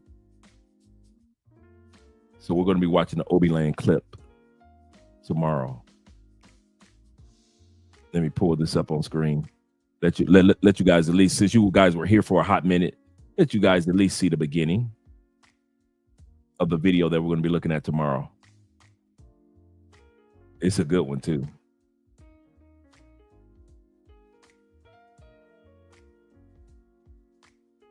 Make sure you guys can see that on screen. Let me take this one down. And let's bring this down, then add this. There we go. This is the one we're going to be watching. Shout out to my man Obiland. And we're going to be watching this one tomorrow. It's December, almost Christmas in Medellin, and this scopolamine queen believes she has found another victim. But she was wrong, as this particular encounter will trigger off a set of events that will completely change her life. After drugging her victim using scopolamine or another sedative, driven by greed, she disappears with his belongings without care if he lives or he dies. As she waits for her accomplices, she doesn't realize that her actions will have consequences. Her name is Maria Alejandra Salgado Ortega, and she has been a menace to hundreds of tourists in Medellin and in different cities in Colombia. For many years, she had been drugging and robbing victims with impunity, sneaking in and out of apartments without any fear of justice, leaving her victims dazed and confused, wondering what had just happened. But she had gone against the wrong one, and in a quest for justice, he wasn't about to let her go freely. They always lie and claim it's a false accusation when they've been caught, but this time, things are gonna end up extremely different for this scopolamine queen. Some say that it's all a show and that Obiland never actually put any of these demons behind bars. And so if you know, you know. In tears after being caught in a citywide investigation where the Obiland team provided significant information, this scopolamine queen's life would change forever. She had drugged and robbed the wrong victim, and as a consequence is facing years behind bars. And so this is the story of Maria Ortega and how her victim Fritz and the Obiland team helped bring her to justice. So this is the one that we're going to be watching tomorrow. This is going to be a good one. Yeah. Shout out to Esco. This is a must watch. Yes, it is. It is a must watch. Because see, we just saw the beginning of this one, but I'm going to clip it together with how the guy initially caught the girl. Some of you guys don't remember. Remember when Obiland was down here in Cali and they caught the girl that had scoped, the first female that got scoped in Colombia? The female, she was from New York. And she was trying to do a threesome with her dude, a foursome really. And they got caught, and the girls were from Medellin. Well, while they were investigating the girl getting scoped, and the girl who scoped her was from Medellin, they just so happened to be filming,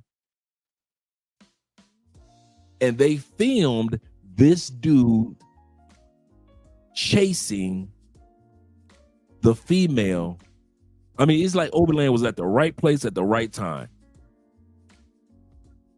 And so this is almost like a part two, unexpectedly, of the girl that got robbed in Cali.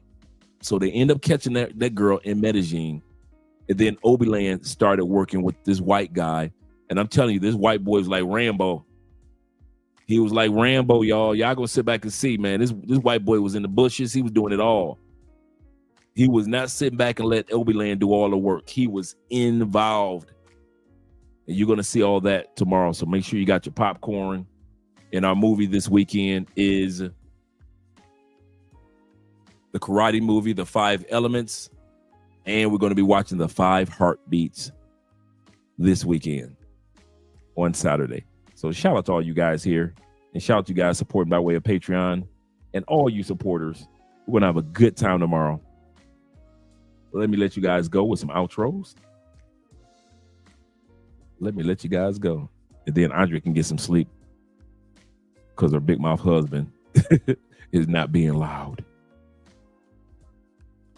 Let's see. Let's go here.